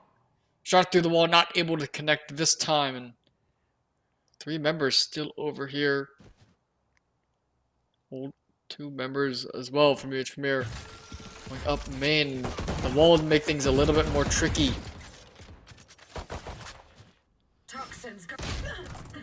Ooh, that was a nice shot. That was a nasty little shot, and Oz has done it again. 2 in quick succession to deny the second prong of this A attack. Shot, Adam going for more, and he does. He hits them both. Unfortunately, he's all alone. Not a lot of left to work with. He does have 2 bullets in the tour de force. Eating the headhunter. 30 seconds left. Satchel out. Satchel to buy some space. Mission at tag, actually. I have them. Oh, and there we go. So the tour de force is no more. But he's got a Vandal in hand. This is big. Not so much time, and Rage. He had an operator, didn't realize it. And it's going to be impossible to cross that gap with Rage on the angle like that. So, UH Premier not quite able to take that round despite some heroics in the late stages from Rage. Yeah, Rage shuts that down real quick with that operator in tow. Means that Carlton Black able to pick up their second round of Fracture. But UH Premier still plenty of money to be able to buy up. Soli even has the Showstopper online as well. Might be looking to use it as well. Niner drops the wall to gain total control over A main, but UH Premier, no one over there. We're going to be opting to go over towards this B site where the 3-stack is. Yeah, but there's a big crossfire set up, and the Showstopper denied by from Sully. It's Rage who does the denial. Teleport's broken. All right, going to be able to get towards the side, but there is not going to be a plant. Daenerys finds Koi in the attempt to deny the spike plant. Does massive damage. Chivy to try and bring things back. Low health for 2 of these UH Premier players, though. The Sky Smokes fall down. It's going to have to take a miracle to bring it back in the favor of UH Premier. Yeah, not a lot of HP here on UH Premier. Eric Appleton down to 10 HP, and Jivy not a lot as well in the name of his, so the numbers in Carlton Black's position, along with the res, means they can turn this into a 5 versus 3. And there's it is. Niner's going to be able to bring Rhino back to life. A 5 versus 3. They do have the orbital laser though online, and Adam Solomon not able to find it. Rhino is going to be able to find Appleton after he's been resurrected from the dead. And Jivy finds Niner, but Daenerys is better for the second shot. It's only good for 1 in the round. Yeah, Carlton have clawed their way back now 3 rounds in a row. And UH, they should be out of cash flow. Not a ton to work with in a round like this one, if I'm not mistaken. Oh, they have something. It's not perfect, though. Might be trying to force up here. Yeah, it wouldn't be a bad idea considering the amount of rifles that they could get out. But it looks like they are actually going to be going for a save, which I think is equally respectable, understandable, considering the fact that they have the lead still. You don't want to necessarily overforce. And so with that, makes sense. We leave the freeze time. It is going to be a pretty spread out attack for now. 2 sides of the same coin, though, as the B side is going to be pushed. Yeah, and Koi able to pick up another orb. Puts him that much closer towards the Rolling Thunder again. Is very powerful for these executes. And so far we're seeing UH Premier playing a little bit more passively, a little bit slower this round. Waiting for Carlton Black to make some sort of aggression, some mistake that they can punish. But Carlton Black not giving them any sort of play that they can make. Here we go. The push is forthwith. Here. Double satchel there to get in towards the heaven position. Daenerys going to shut that down. And Koi trying to come back through, but he's got to go through the fire and the flames, and Daenerys is not taking prisoners. He's only hitting headshots. More to play. It's Ryano with another in a flawless round. As Oz's paint shells come to fruition. It's been a bit of a long road to this point, but it's 4-4, a tie game. 4-4 now. Both teams able to string 4 rounds in a row together to get to this point. And now both teams, a lot of ultimates to work with, a lot of very powerful things online. Both Rolling Thunders available. You see, for the side of Carlton Black, they do have a nice showstopper as well. Meanwhile, Eric Appleton, Viper Pit could be very useful if they can get on site and to be able to play inside of it. Certainly would be nice. Early presence being maintained there at the A main position to, at the very least, convince Carlton that, hey, nothing's going to go on here. You can't really push aggressively, and while Adam certainly can find opening picks, is going to be the Rolling Thunder off the back of that. But once again, there's really nobody in the position here at B. Sully, oh my goodness, Sully nearly had it. In fact, it's a headshot, but gets instantly taken out by the opposition. The snake or the Viper's Pit on the site, and the Rolling Thunder from the opposition is then denied. Aftershock back and forth the fault line as well. So much breach utility in Niner. What is that? The running headshot. Jivy 1v4. Gonna smack down that orbital strike and even hit the frag. Molly coming out, and Jivy has got another. His 1v4 is good. Jivy with the clutch. Are you kidding me? 1-on-4 victory for Jivy. Jivy with the 1 versus 4 orbital laser comes out, finds one, and just able to play around with the Molly with the wall that Niner put up didn't actually block off a main or B main, so Jivy's able to just play off of it and able to find a nice 2K spray down at the end to be able to clutch up the round there for UH Premier. An almost unwinnable round was able to be brought back by a nice 4K from Jivy on this Brimstone. Jivy with the big clutch play there for the team. Oh, here comes that satchel. play from Sully, but it's denied by Rage. Sully getting put in his place. Sully instantly punished for the over-aggression. And now, Oz with his own paint shows to make that space. Boy's got to be able to fall back. But Carlton has already taken their early lead on this round. Ooh, that wall. That wall is the death of Niner. Such an unfortunate situation. As Koi pushes in, Adam falling back just a little bit before moving toward the rest of the team. A little bit of a bait and switch on the zip line there. The flashpoint over the top gives it the information away, and Danaris is getting McRight clicked to death. 3 versus 2, but there's going to be the showstopper. Not a lot of HP for UH Premier. And there's going to be Eric Appleson. He had full HP. Oh, these satchels are so scary. They can actually kill the members of UH Premier. And Rage is going to be able to find Solomon. Koi just trying to stall. A nice aftershock though, but it's not planted. Koi's got to send it if he wants to stop the defuse, but he's not able to. Rage sticks it. Pros don't fake, and he finds the 3K as well to tie things back up. 5-5. You got to give Koi credit, though. Really played that well.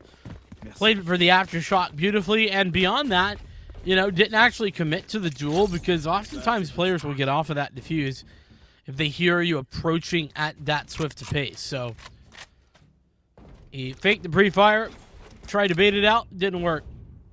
A 50-50, and this time it doesn't work out. So a much even game here. This is much more cognizant of that early Haven matchup than it is over on Icebox. Sully getting a forward position, but man, Sully has gotten counterfeited time and time again here. Adam, though, certainly not the case. He's getting no, never mind. Adam denied by Danaris, who gets an absolute blinder of a shot. Shuts that down real quick. Jivy dodging the own op shot over by B site as well. And now, stuck in this corner, a nice flash onto Oz. Koi is able to get out of that corner with the spike and his life. But no HP, no real guns to work with for Koi, just that frenzy. Yeah, it looks like, especially with this passiveness, that UH are really playing for a couple kills at best. Jivy had it over. Might collect this orb here. 30 seconds left. We'll give him an ultimate into the next round, I believe. But instead, he's going to pass right by it. We'll take out the trademark. But Oz is taking out Koi in the meantime, and so the information's gained. Jivy can't even do anything more. 6-5 the score. UH Premier behind by just 1 as we head to the last of the half. Round before the switch. Last and a half, but because of that save, UH Premier is able to full buy rifles into this next round. Solely not playing as well as we would have hoped. He played so well on the first and second maps, but now on this race, on Fracture, is starting to look a little bit lackluster, is a little bit too eager, too aggressive with those double satchels going into essentially 4 people in that last round and just gets taken out for free. No real trade can be done. Well, you know, a lot of that has to do with the lack of follow-up, though, too. I mean, Sully is putting their life on the line, and it feels like the follow-up is certainly not there, even if part of it is Sully getting over-aggressive, you know? It's definitely a teamwork error in some way. Yeah, definitely some sort of communication issues, but hopefully he can start bringing that back on this round and into the next half. Oh, but Solomon comes into a nasty crossfire, and they start breaking this wall, but the storms as well allow for these rotations to start coming in. And Sully's going to start heading out right into Niner, who's going to find that, but a trade from Eric Abelson. Orbital laser as well to try and keep things into their favor, and boy, finds one, but Rage is better for it with that core to force. 2 versus 3. Tour de Force still up, though. Rage has it. Now 2v2. Enemy remaining. Rage finding the shot. Knows where the last player is. Eric in the corner. Rage rethinking. Oh, but Danaris eventually going to get the kill courtesy of the Molly. 7-5 is going to be the scoreline. UH Premier doing a decent job on their attack side initially, but Carlton not only brought it back, but came into a leading half from a 4-round initial deficit. Yeah, they really did start picking things back up towards the second half of that first half, and really just started to read UH Premier and really just had all of their numbers written down. But with the change in pace now, Carlton Black is going to be on their offensive side, seeing how they can take control of this game. Pistol rounds have been a big deal, especially for UH. They can pick this one up here. No harm, no foul. We basically tie the game back up off the back of the pistol in the follow-up. Smoke's down. But a very split defense right now. You got two players ready for this A push in towards A main, but they're not ready in the sense that they're going. They're just prepared to go. And Koi with the flash ready to play off of Eric, and there it is, and a nice shot, nice double play there. Niner trying to find something, and Koi's gonna find one, but not able to find anything else. A nice headshot on the Rage puts him down to 7 HP. But starting off strong, UH Premier does have the advantage, and they're gonna say that we don't actually want to go A. They're gonna start to wrap back to B. But the trips are here from Chamber. They're gonna be running into that, and Brimstone is rotated over. Jivy can go very big here if he finds the right people. Certainly a possibility here. The disadvantage for Carlton, considering that they have just one less player, but we've seen much more from much less before. Sully, that's some nice movement. Even a very nice placement. I'm not quite sure how that doesn't get the kill, but here we are. Damage being done, massive damage. In fact, everyone low for Carlton. And there's basically no choice in the matter. The defense have taken it. Rihanna was so far behind. Eric gonna actually gather that third kill, but like I said, UH, they were just one round away from getting right back into this game. Yeah, and that's the round that they needed to win to be able to bring this back tied 7-7. They're gonna have the gun advantage. Carlton Black not able to buy means that they've got a frenzy and a lot of classics. They've done it before. They're going to try and do it again, but I wouldn't hold it to them if UH Premier is able to take this one very, very commandingly. There's that op. Oh, I said op. I meant scout. Excuse me. Very nice shot. That being said, Carlton with these pistols are doing a great job. They've got an even scenario, though that's only for a moment. Koi has brought things back to more of an advantage to Carlton, or to UH, excuse me. Aftershock, along with the snake bites, are good. Danaris, he's playing around it. Oh my goodness, no way. I think that was an accident from Koi, but he still gets the knife kill. Don't know if that was intended, but Koi, I don't think he's upset about that. Gets a nice knife kill, a little bit of BM if it was intended, but Right there. they are able to pick up that 7th round. Only 2 members fall. Adam picking up another Marshall was good for 2 with it last time, or just 1 with it. And Jivy probably going to be opting for a sheriff of some sort, or some sort of, just a ghost from one of his teammates. Carlton Black, 5 Vandals in their hands. Going to try and take this bonus round. But if UH Premier is able to take this round, Carlton Black going to be put on the back foot after that early lead in the first half. Yes, indeed. Slow approach. Look at the Look at the move from Sully. Sully's going to have a quick flank. We'll get back to that. Carlton are pushing their way forward onto A. And they should have a free entry. They do. The side is open. Now we get back to Sully, who's taking out Rage. Rage caught out in the open, and the boom bot plus the nade to try and deny the area. Sully gonna get an upgrade. Here we go again. The Vandal. Good. Adam has one as well. 2 surviving. Not for long. Sully only gonna have a moment to think. As Oz traded out. It is a fantastic retake from UH Premier.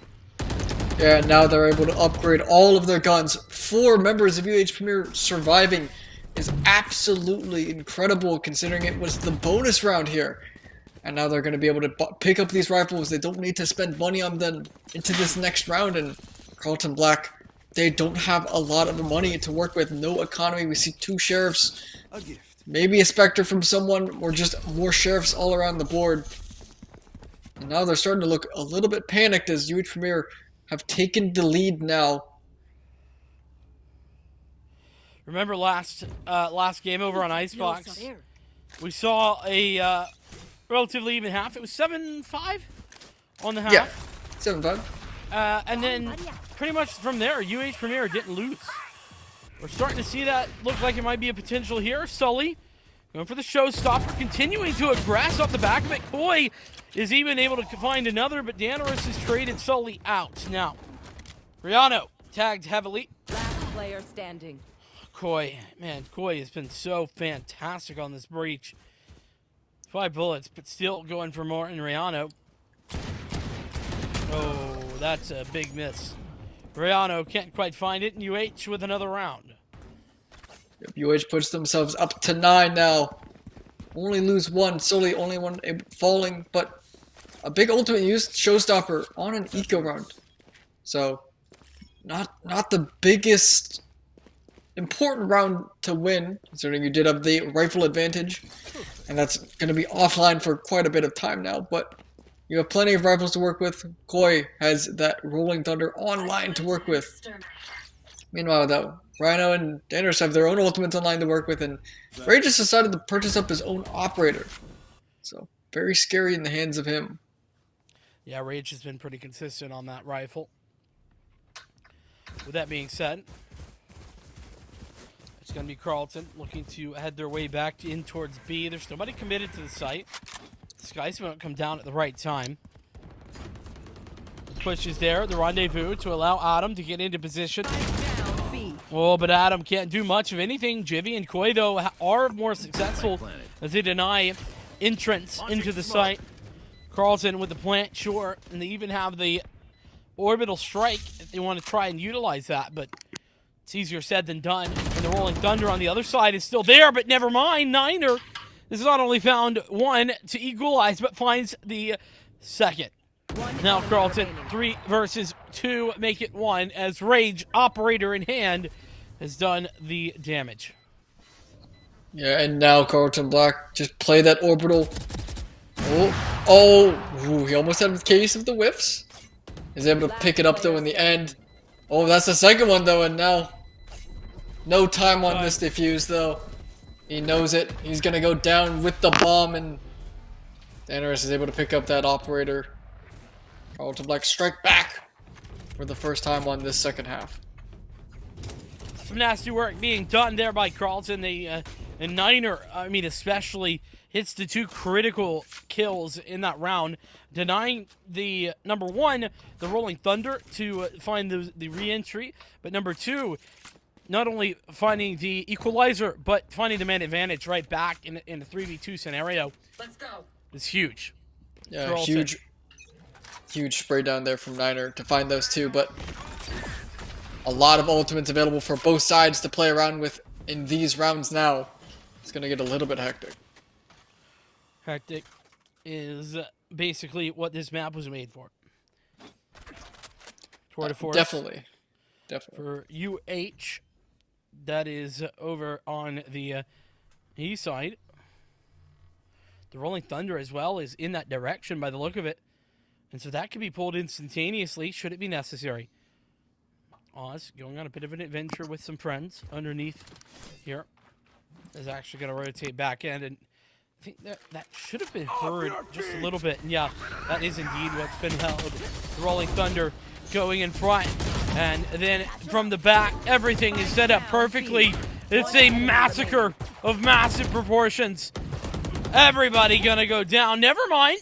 That is a little bit ambitious. UH giving Rihanna a big chance. He's got 3, looking for one more. There it is, the quad. An ace on the board is a possibility. Oh, but he can't do it.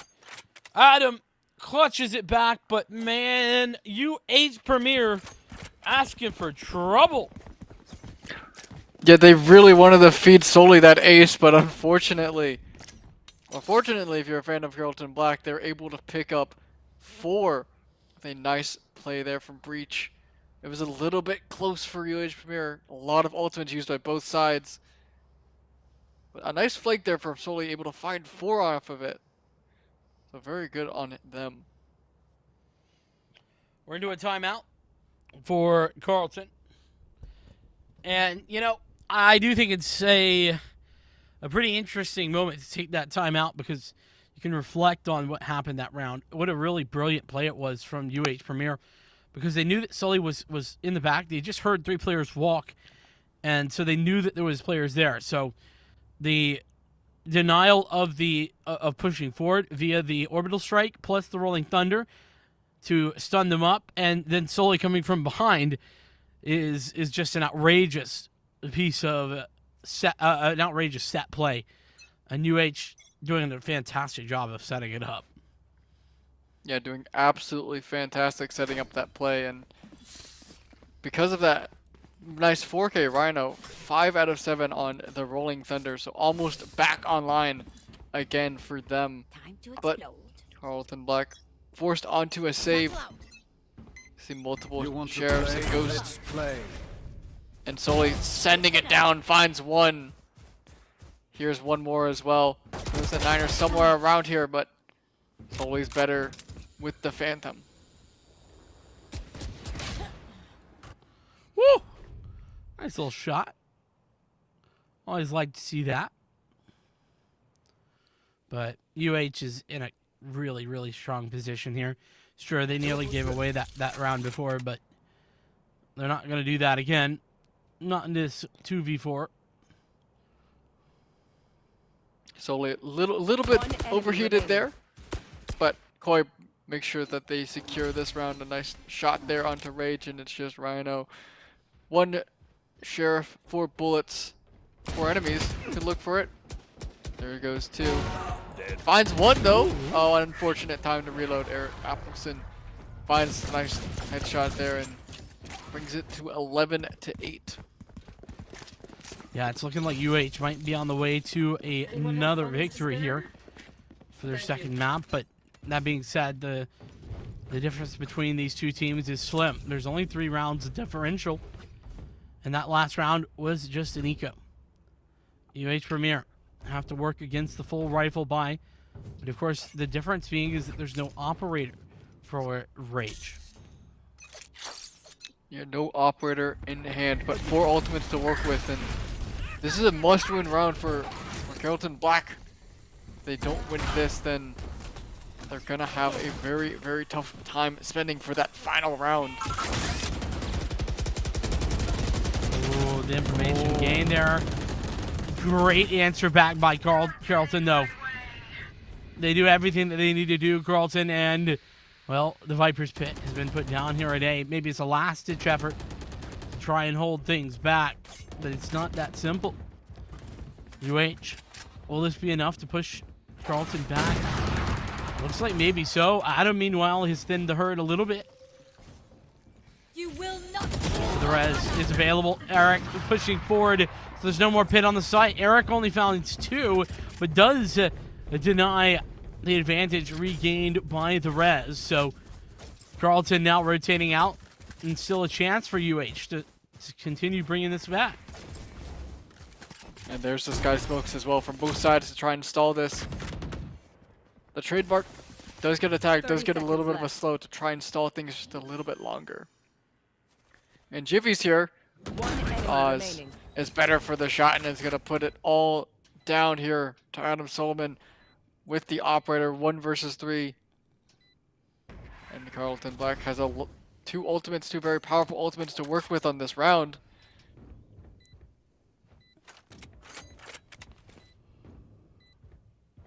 He's trying to find something, but both members are up towards tower. One's wrapping back around. Doesn't know where they are. He's one, and then he's got... Oh, he's got found one, but... Generous. He doesn't know about the second. And that's going to put the score 11-9 in favor of UH Premier. Indeed, you know, Carlton starting to bring it back there one round in the right direction, sure, but it did take quite a lot. I mean, well, you know, not as much as I was anticipating, to be fair. You know, they had 2 players survive. They didn't have to use the orbital. They didn't have to use the Rolling Thunder. And they have that showstopper still online too, so definitely some stuff to work around here. And that A site especially is such an easy place to use things like the showstopper. Oz going to pull that off. How'd he do? Yep, do the bit of utility. Oz, showstopper, not going to do it. Rolling Thunder on the site, and that nade actually should be the denial. Nade unnecessary, and Rihanna going forward. Adam only 1 before he's taken to bed, and Sully does the same. It's Jivvy versus 3. It feels like another situation that we've just been seeing. He's done it versus 4, but Niner shuts that down real quick. Carlton Black strike back and hit double digits now, 10-11, and each player's economy is starting to look a little bit worse for wear. They're able to buy up just barely. But next round it's going to be a little bit iffy if they're not able to pick up this one.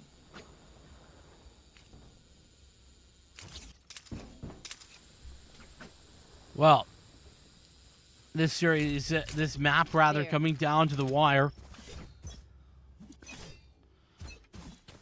And we're going to see a bit of a back and forth there at the very beginning. 3 players committed here to B, so a heavy amount of defensive utility being placed in this area. The Tour de Force is good as we see the orbital strike come down to deny anybody up top. That's not going to be very effective. The push is not quite through. And we're going to see a bit of a stalling out period there as UH Premier hold the advantage that they just gained. Oh, but Sully gets sniffed out there by Oz. Evens up the player count for the round. And this might be kind of the signal for Carlton Black to head back over towards A.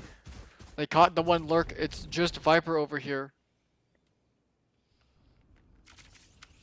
But because of that, they're going to actually draw Jivvy over towards A to help back up the Viper. And they're going to walk back out onto B. I like this rotation. The information gain, though, and I don't think it's been ultra effective. As Koi, you can see over the top, even gets the kill, falls away. Trying to deny the spike plant. Won't do that. The aftershock should find some damage. And Koi not even needing the aftershock. Up close and personal. There we go. Here comes the Rolling Thunder, but it's only Oz.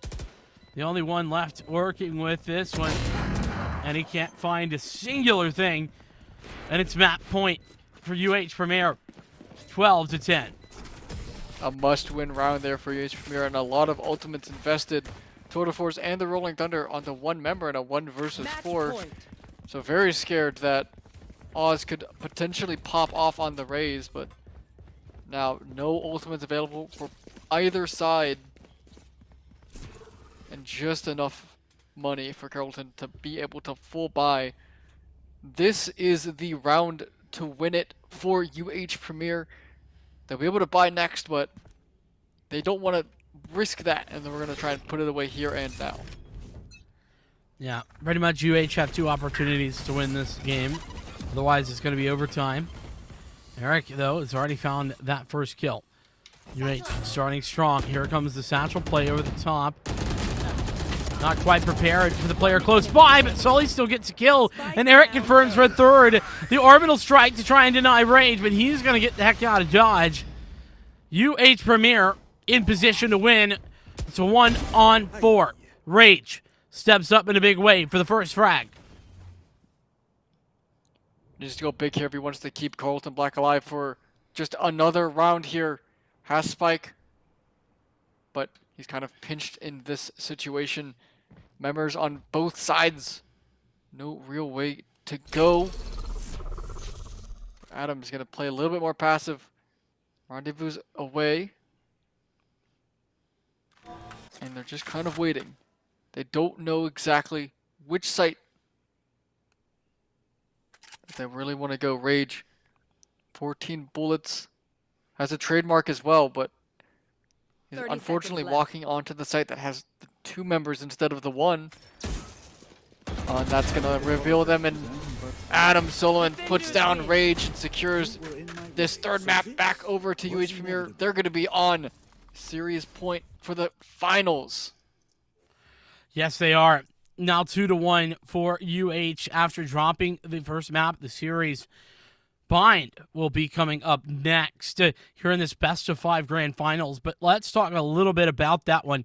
It felt like to me that UH had everyone firing on all cylinders, and the utility usage that they showed us, particularly some of those set plays. Obviously, that play with Sully that we saw with the Rolling Thunder and the Orbital Strike comes to mind, but so much to love from them on this map.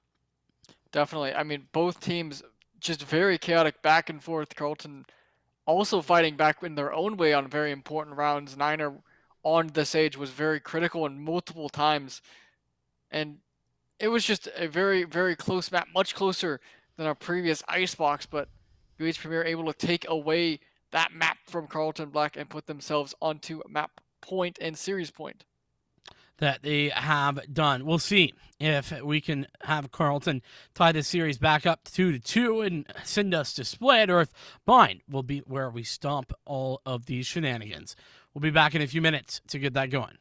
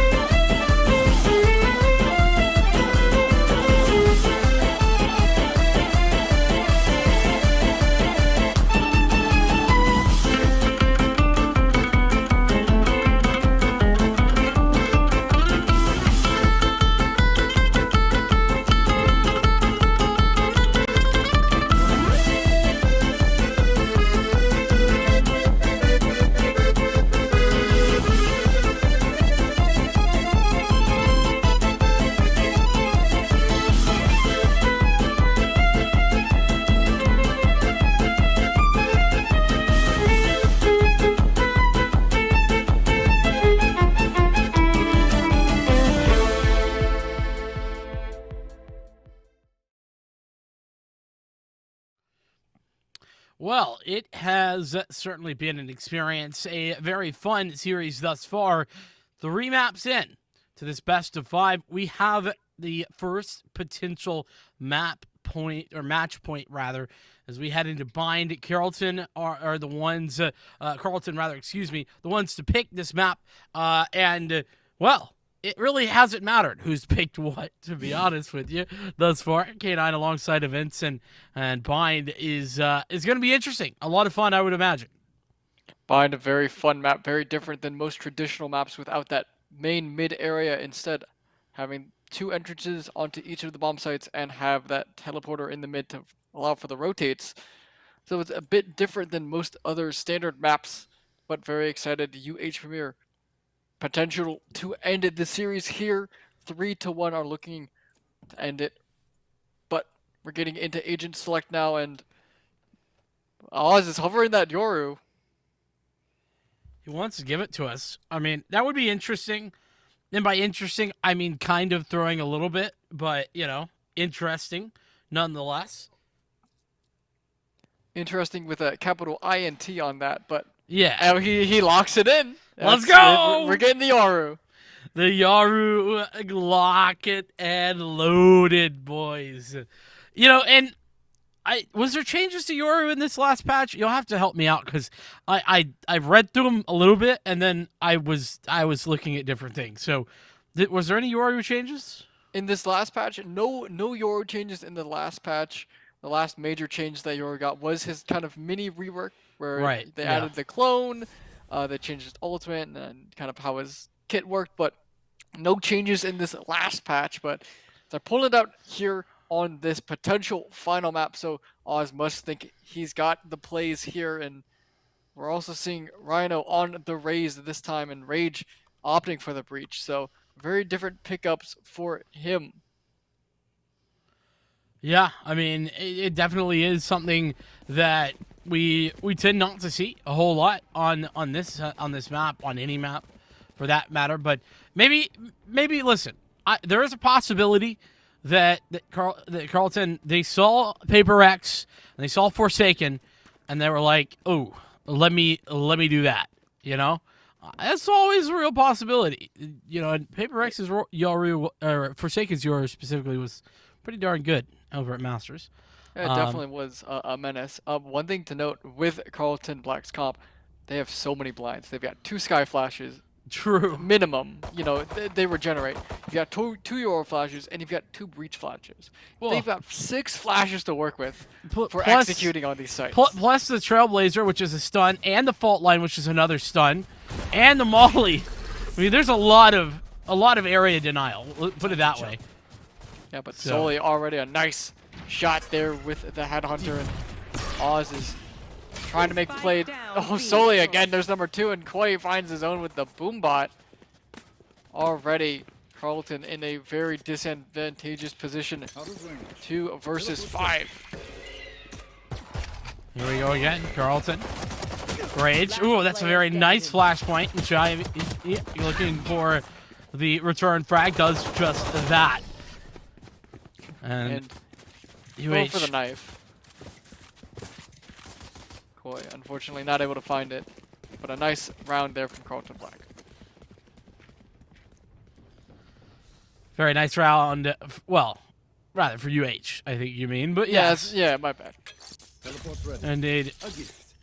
Easy to get things mixed up. We are on the backside of this best of 5. It's been a very exciting one.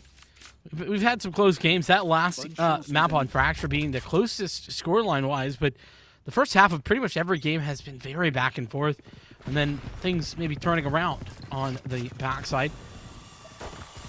We're going to see the gate crash go forward, but Jevy not going to allow for much of anything. A little bit of a whiff from Eric, though.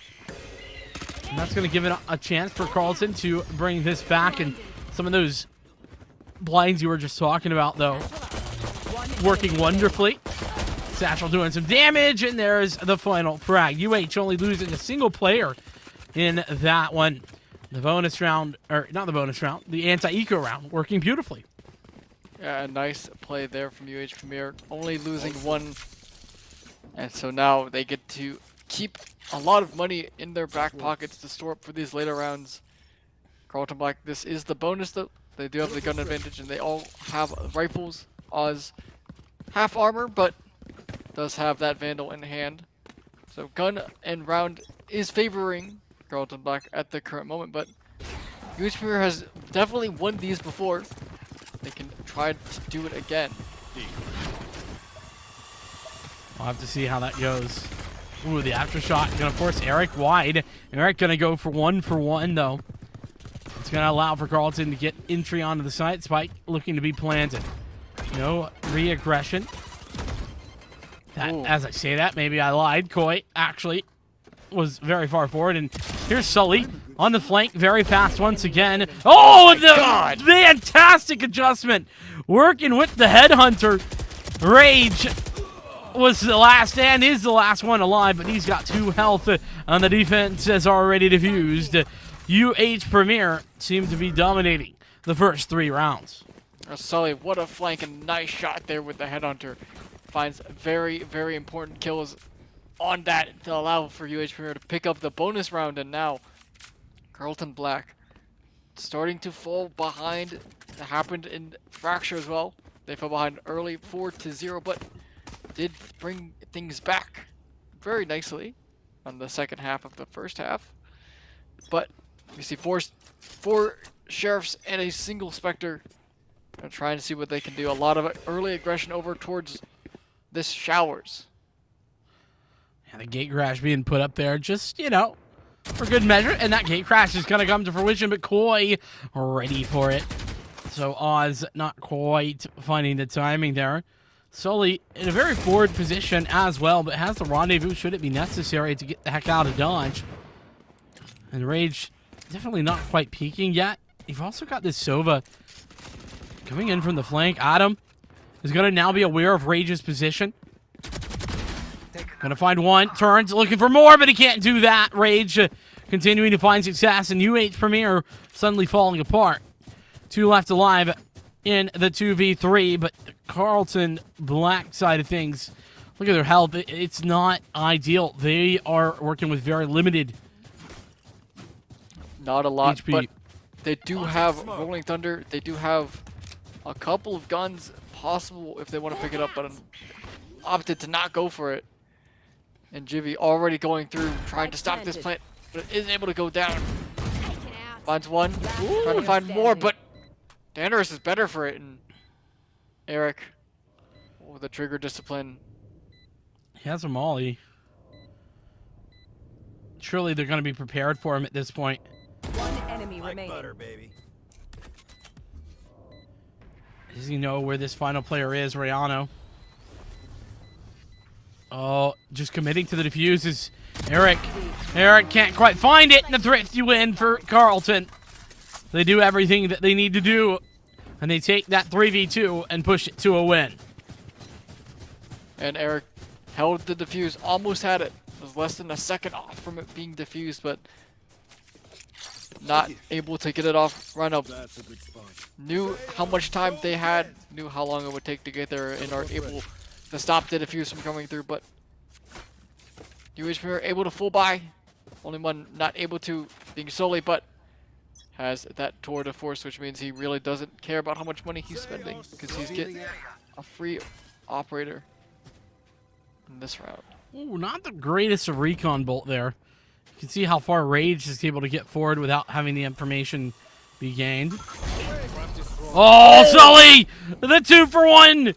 The patience doesn't get given away by the bot. And he's getting a huge amount of kills for it. The collateral working in his favor. 2 bullets for 1 kill. Already, UH Premier in a very, very good position on this round. They haven't taken much space towards A, though. The Carlton Black could wrap back over to A if they so wanted. But right now, Spike still hovering towards this B site. Brimstone and Yoru. There is a trap here, a trademark from the chamber that will get set off And the Boombot to clear out showers means that 30 seconds left. they know that someone's not there, but the rotations are coming out. There's 4 members over towards A. It's just Sully. Oh, Sully getting tagged pretty heavy there. He's going to dispatch with one and another. He's got the chance for the ace. Going for the spam damage. But he can't find it. No ace this time, more than likely for Sully. As the final player pushes back. Oh, Sully getting just weighted there. But it doesn't matter. Sully with a huge round 4 with the tour de force. And that is not the way that Carlton wanted to be going into a round after they had just won the prior. Incredible shots there from Sully, especially onto Oz and on Daenerys as they were jumping out. Finds both of them. Picks up a nice round win there for Premier. Almost gets the ace. Fortunately, Niner shuts him down, takes the rifle out of his hands, but plenty of money for an operator into this next one. And finds Rage early on. Sully with the old rendezvous to get the heck out of there as well. Carlton is instantaneously getting pushed back and pushed out. The overkill to try and keep Oz healthy, not so successful. It's Sheriffs for all 3. Carlton rotating back in. They're going to be meeting Adam, who's actually tagged up through the wall. Dart going to do damage. Woo! Oz is playing a dangerous game right there. The recon bolt to try and find even further information.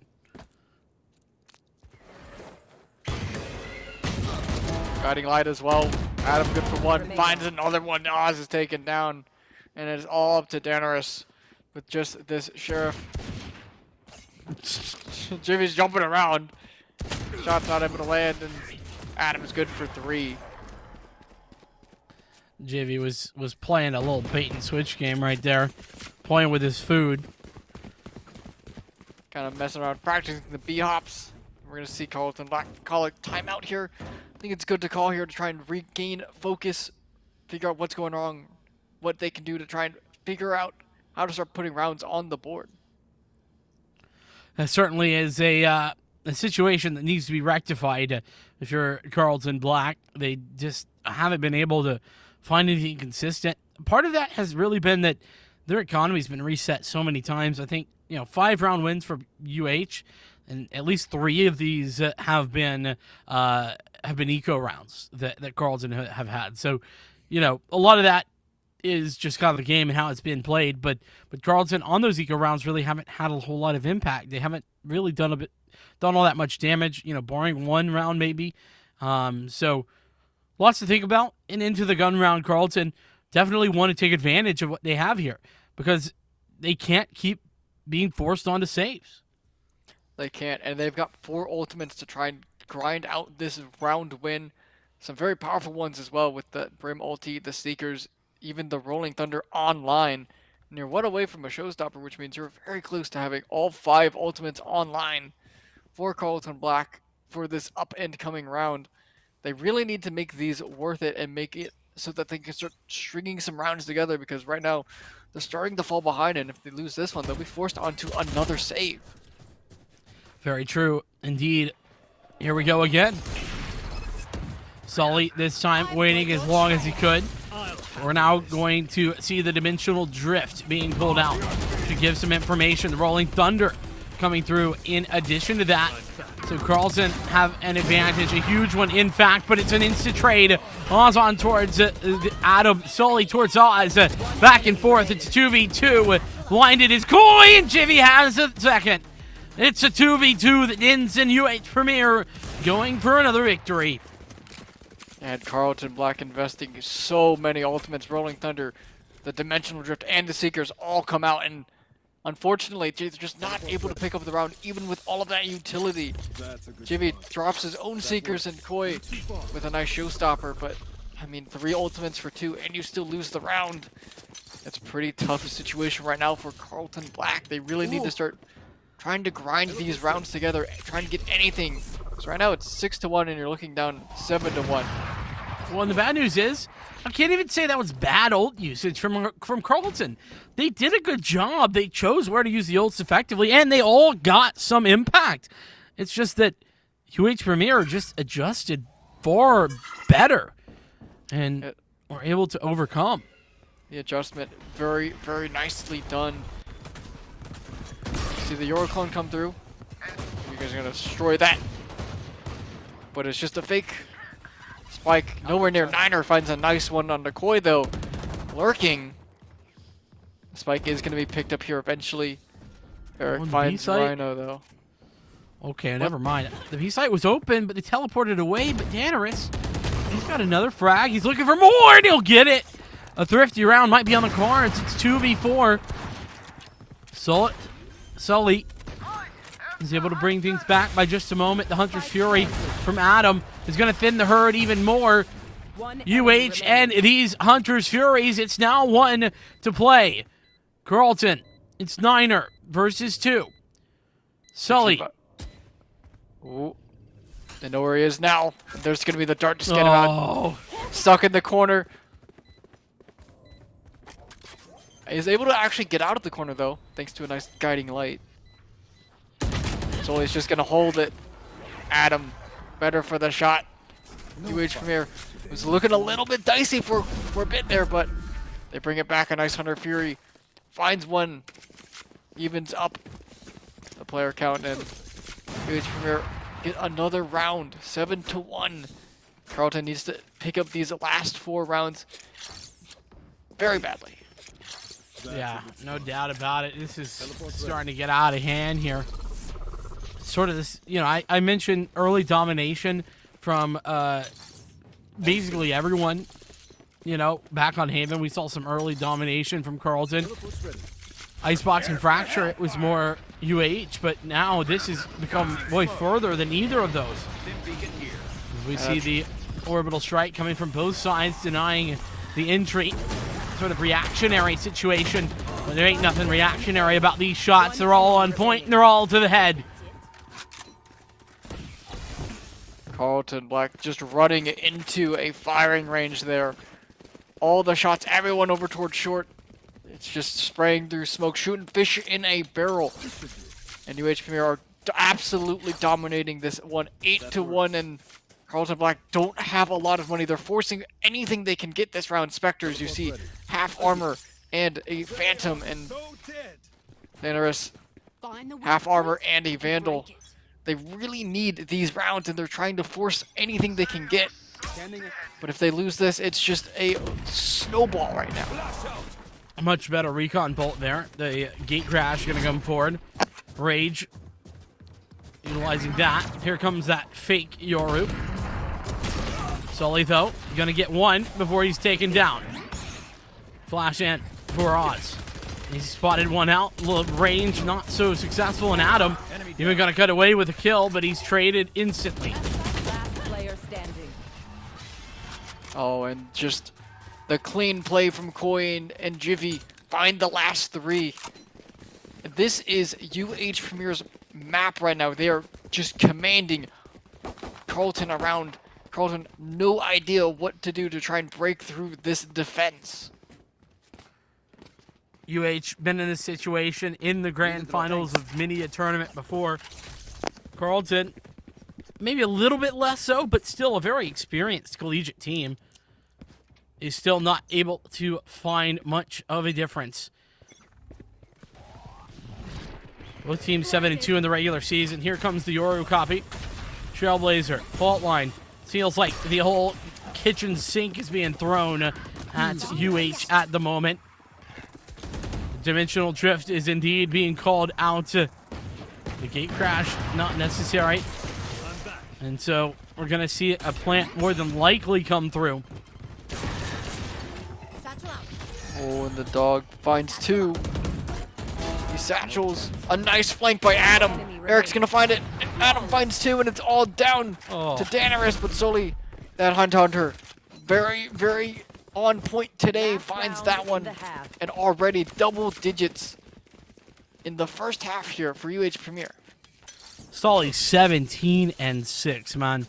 That guy is not missing shots. But you can say the same for everybody else. I mean, the most deaths, we're 11 rounds in, it is 6 for this UH Premier side. And I mean, that's the highest. So it's very clear to me that UH Premier simply aren't getting killed. They're not losing out on duels. All the shots are hitting. And Scully, the patience, knows that someone's gonna peek off of that Trailblazer before it actually lands. Oh, not able to land the second one onto Oz. And oh my God, Sully, you can't be doing this. Finds another one and then pulls out the headhunter.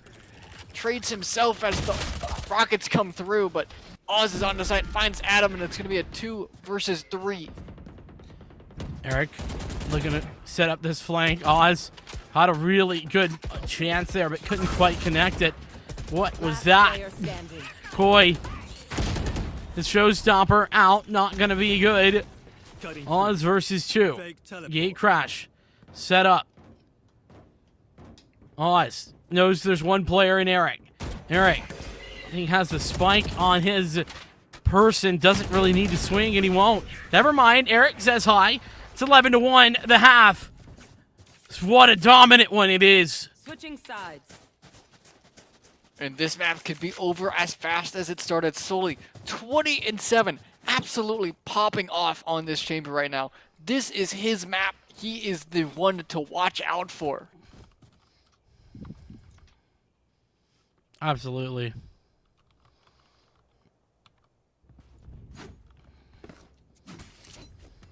And Carlton Black, they've got a mountain to try and climb if they want to bring this game back. They can't afford to lose almost any round on this second half.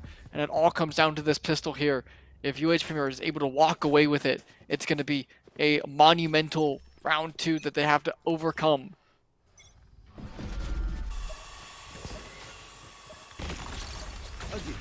Ooh, fault line, very nice. I'm gonna pause UH where they're at for now. Okay, there's a nice kill from Sully. That headhunter, seriously deadly, as has been the situation pretty much the whole time. Fake Yoru. Oz peeking off the back of it. Good for a frag. It's only for a moment though. Sully, who else but Sully? Rage ready and waiting. Rano bringing it back, but it's not enough. Adam and Jivy shutting it down. 12-1. It's looking like this might be over. Match point. This might be it here. Carlton Black, no money to work with.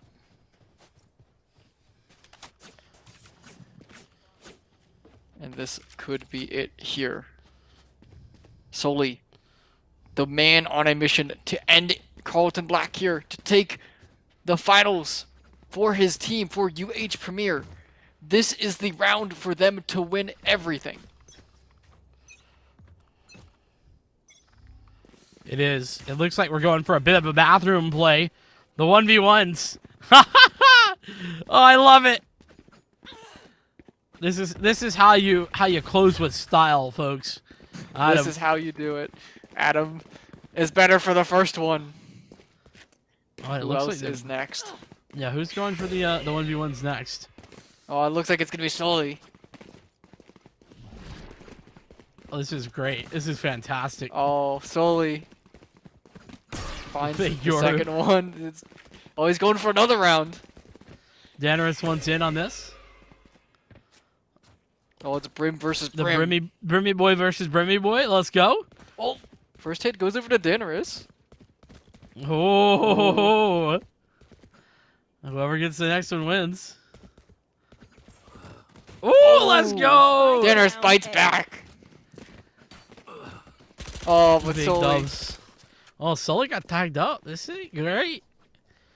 Oh, Oz can't quite hit it. Remaining. Oh, Oz can't it's even all hit up to Rage. He's got to fight the all of coin. them.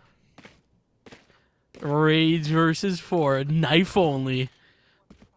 He's got it. Yeah. There's the first. Koi is still full health. Oh, and there's the second. Koi barely did any damage. This is so winnable. Last player standing. Oh, there's Rage three. is gonna win. Oh! No! Attack. Rage! Nearly with the 1v4 knife clutch. But it confirms the 13-1 win over the Carlton Black Ravens. UH Premier doing what they needed to do most, and they overcome here in the grand finals. Yeah, very, very close series up until Bind, where UH Premier just kind of dominate their game. Solely played absolutely phenomenally this whole series on such a wide array of agents as well. Yeah, I think that's what's so impressive. I mean, like I said, when we set out here, I've watched this UH Premier squad play it quite a few times, quite a couple different tournaments here in NECC as well, and it's definitely been impressive. I'm looking forward to getting to talk to one of these players, and well, that's what we're going to be ready to do. We're going to get one of them in for an interview, and we'll be right back.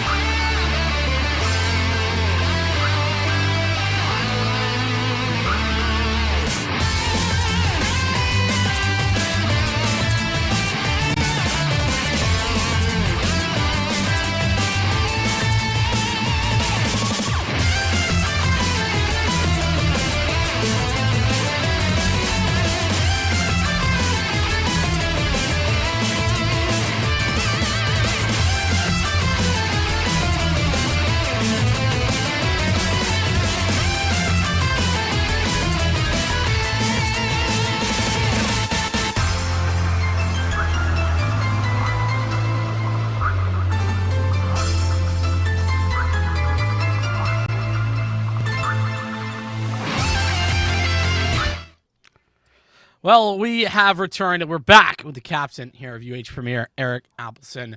I'm excited to get to talk to you, but first of all, congratulations on the victory here, taking the championship here at the NECC, Eric. Thank you.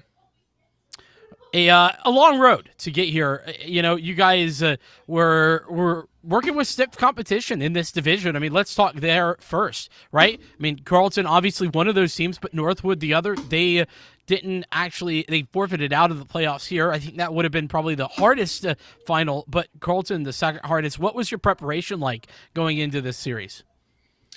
Yeah, we played Carleton a couple times. I think this is the B team, Carleton Black, and they're a pretty good team. So honestly, going to this game, it was more of sort of like a scrimmy feel. Like we didn't really have much on stake, even though it's a finals game. So we just came in, tried to like play the game, have fun, and just played it out. Yeah. Quick question: when Carleton picked up their map, how did you guys feel, kind of losing against the team that you kind of feel like it was a scrim against? We weren't too happy about that because usually our Haven's a little bit more solid than that, and definitely need to work on some things. Carleton, I gotta give it to them. They played it pretty well, so props to them. And other than that, I think we played everything else well, and yeah. Yeah, and you guys played very, very well on Bind. Sully was just playing absolutely out of his mind. Is he normally like this? Was today just a good day for him? No, Sully's just cracked. I mean, that's what he does. There's nothing special about him dropping 20 plus frags every game. That's just who he is. Yeah, and I think that kind of covers it for questions from me. Vincent, do you have anything else? Yeah, I was gonna ask. So we're here at the back end of the season, and your attitude seemed like, hey, let's go out, let's do what we can, and that's awesome attitude. What were y'all's goals coming into the season, and were you able to achieve them in making these finals and winning them out? I mean, goal with NECC is probably to obviously get into nationals, and then with the current teams that are left, I think we're probably the favorites to win out the whole thing. So goal is just to win the whole thing.